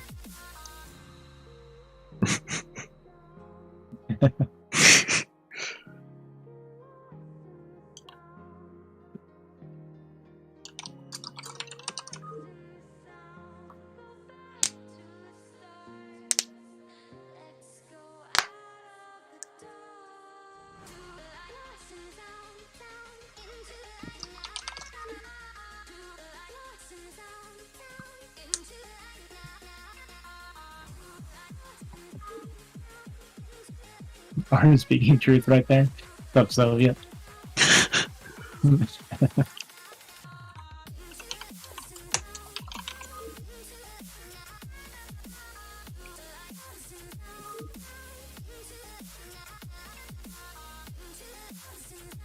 I like genuinely feel bad when my friends are against me and they just have legitimate bad teammates.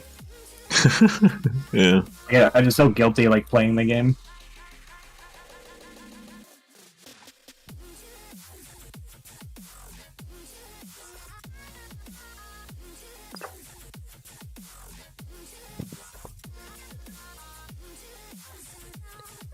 Yeah, Chiseled, I don't know a whole lot about like video editing software and like what's good or whatever, but with my limited knowledge, DaVinci Resolve was like really easy. It's free and it seems to have like a pretty good amount of stuff that you can do with it.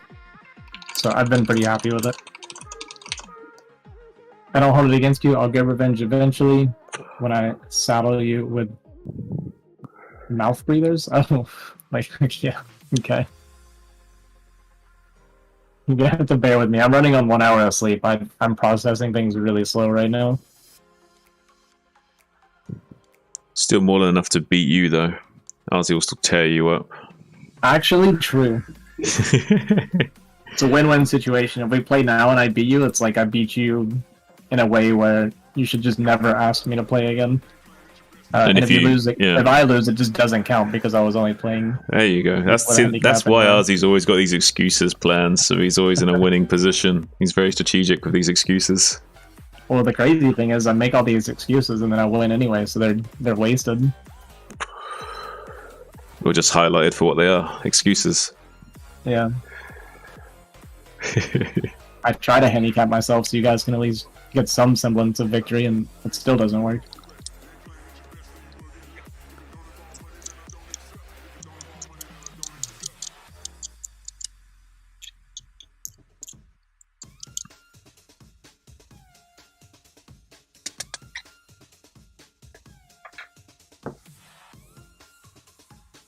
Hey, what's up, Federico? Federico. Boa noite? Boa tarde? I guess it depends what time it is there. I don't even know.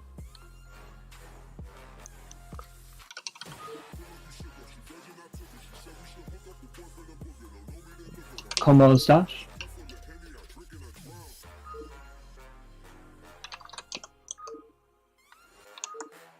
Here like we go. Pretty much all the Portuguese I know. I know obrigado. Hola.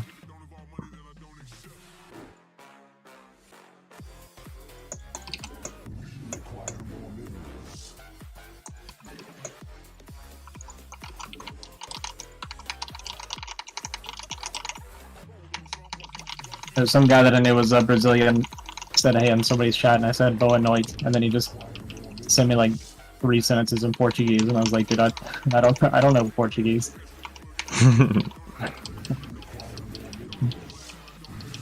I want to know Portuguese. It's actually a language that I really want to learn. Wait, what's that movie where like he learns Portuguese like really fast, like on the way over there, he like learns Portuguese? I have no clue. Fuck, what's that movie? Is it like an older movie? Kind of an old classic movie, yeah, where like I don't know if it's like he gets superpowers or if it's like literally something's different about him and he can just like pick up things really quickly, and like on the way over to the guy's house he's like learns the entire language from reading the translated books and shit, and like is able to like help him once he gets there. I'm trying to think what that fucking movie is. Not like Rain Man or something, is it? No, it's not Rain Man. I never watched Rain Man, so I don't know. I just know I was told that the movie's about someone, I guess he's got autism, but he's like a savant. No, savant syndrome, not autism. Say that again? Savant syndrome, not autism. Oh, okay. I thought a lot of times savants do have like some form of autism. No, it's a misconception. Oh, okay. There's actually a lot of people that think that savants are autistic and they actually aren't autistic. Oh. They don't meet the criteria for it. Jizzle said the movie is called Phenomenon.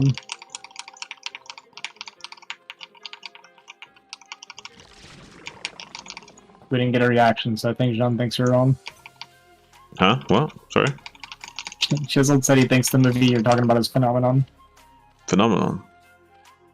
Maybe. Wait, who's in that movie? Who's the dude? Who's the guy, Chiseled? Who's the guy in that movie? Who's the guy?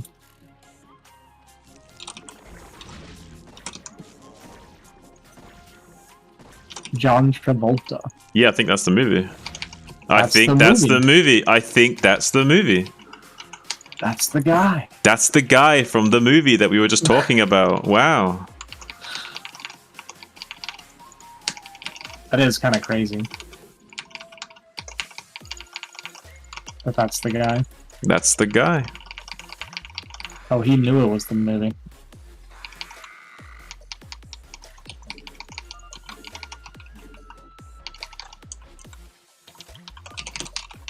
It's not I was kidding about sacrifice, John, in a live stream. Ozzy, you kind of get pretty upset.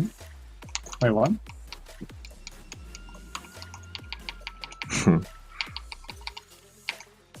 I assume when you say John, it's supposed to be John. My name is John. What's up? Is it? Yeah, I'm John. That's why I got a tattoo of a J on my face. Do you want to fix it? Do I want to what? Do you want to fix that? No.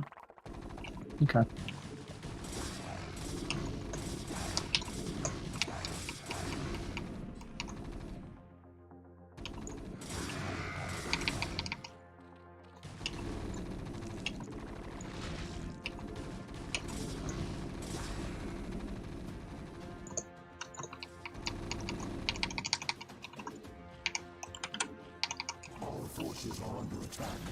Oh shit, that's not good.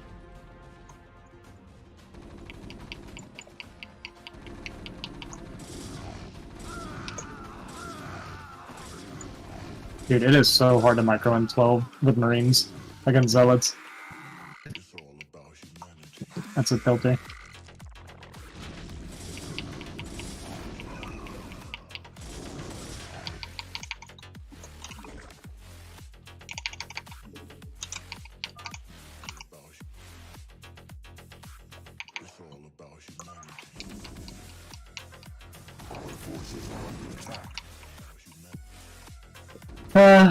I'll get walled here now.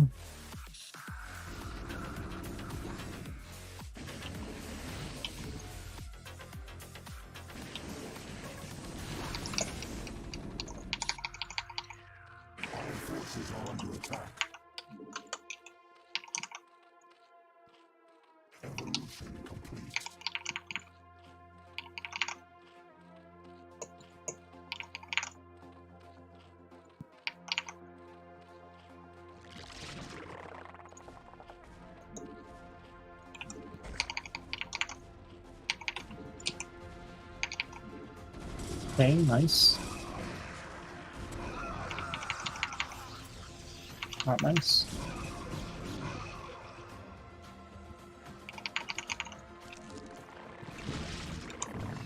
I might have to turtle a little bit. Yeah, I'm kind of dying.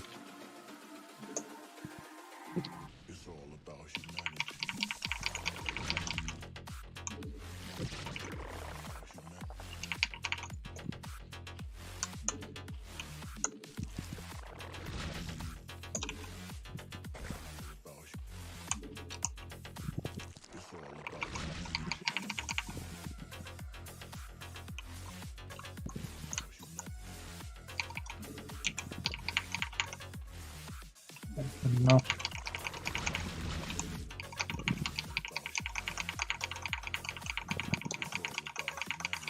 Alright, so what were you saying?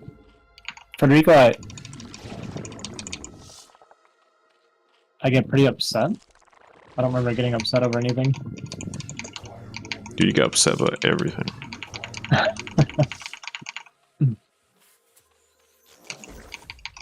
It sounds like you maybe misinterpreted some of my dry humor or something. Basically, Which the calmer, happened. the calmer he is, the angrier he is. Dry humor has a hard time translating in different languages for sure.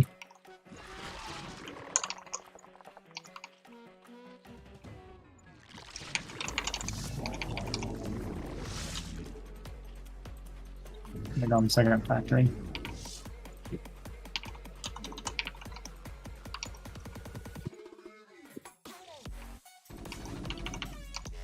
Might be coming in, might help. Yeah, I won't be able to get out for a while.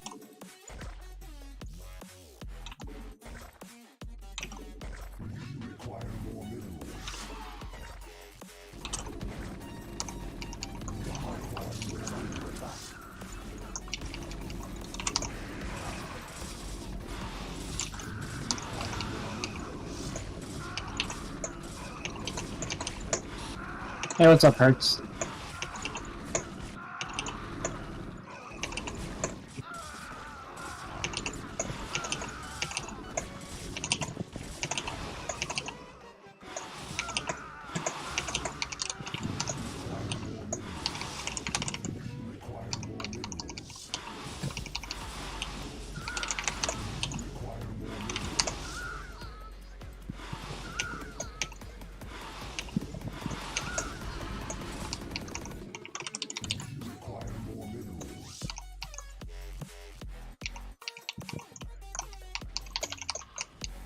And with that hold, we should just win the game. That was a fucking sick hold.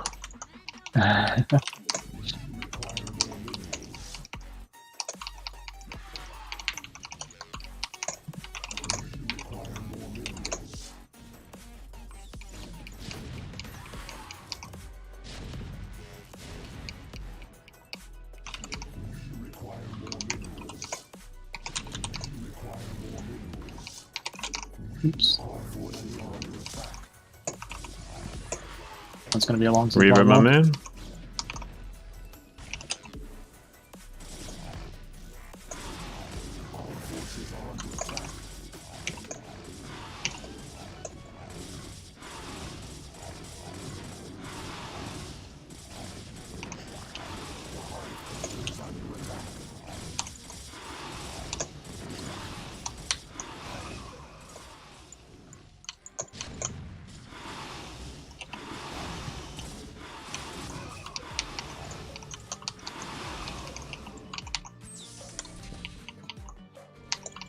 It's a little annoying.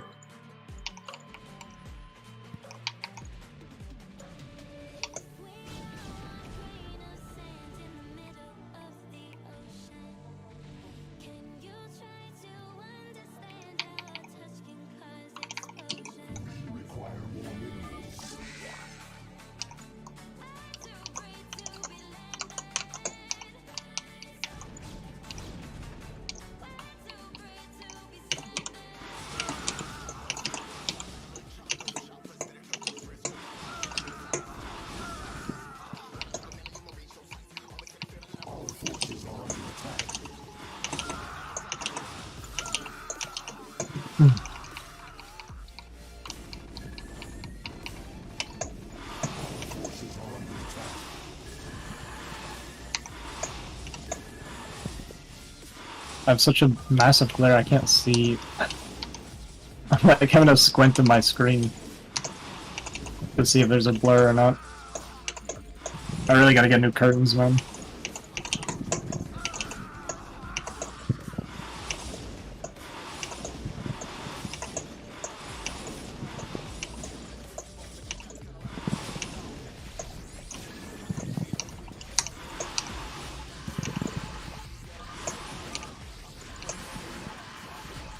Killed the turn.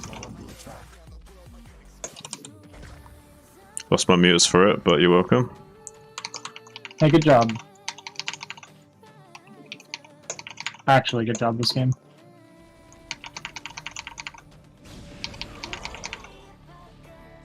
Oh my god, I was on my friends list.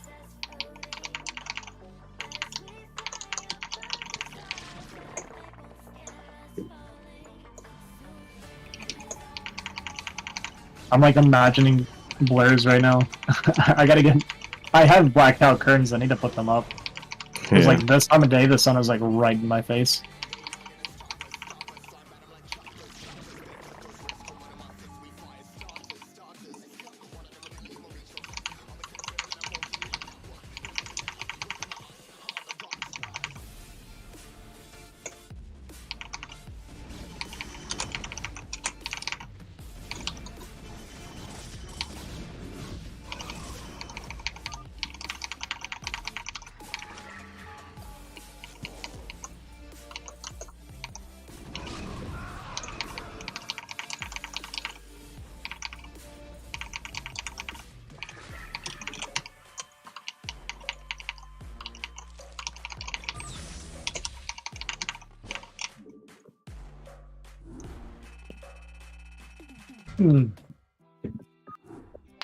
Yeah, good job surviving, John. Thank you. I'm glad I made the call to just sunken up my choke like that. Yeah, that we probably would have lost if you didn't do that, to be honest, because the reverse self I was trying to push out would have been a nightmare for me. I had a feeling they would want to come for me as well, so I thought it was a good idea. Yeah, you were definitely the best target at that point since I was blocked in. And I had 2 hatch production, so I could get out a lot of mutas as long as I survive. I did a lot of damage to the turn. GG. GG. High five, guys. I did make them work for cannoning me in as well. Like, I killed a lot of zealots and then kind of baited the bio into trying to kill me as well and kill the full wave there. Yeah. Well, it's kind of how you have to do it when you're doing bio. You just have to make them work for it as much as possible, because once you're held in, it's going to be a while before you can break out. Yeah. Well, we've dwindled all our viewership down to like 1 or 2, so might just use that as a opportunity to go and off stream and go cook some food. Oh, you're leaving. I asked you to play for no reason. Well, you did play. Oh, I can play more in a bit. Well, I am going to leave in 40 minutes when D4 comes out. 40 minutes? I've got 40 minutes, and then I'm out of here for probably 3 or 4 months. Hmm. Well, I guess I'll be back from an NSL match. I have to do that. Or I can just forfeit it since Love Snow did it. If my captain did it, surely I can too. You do you, man. You do whatever you feel like you should do.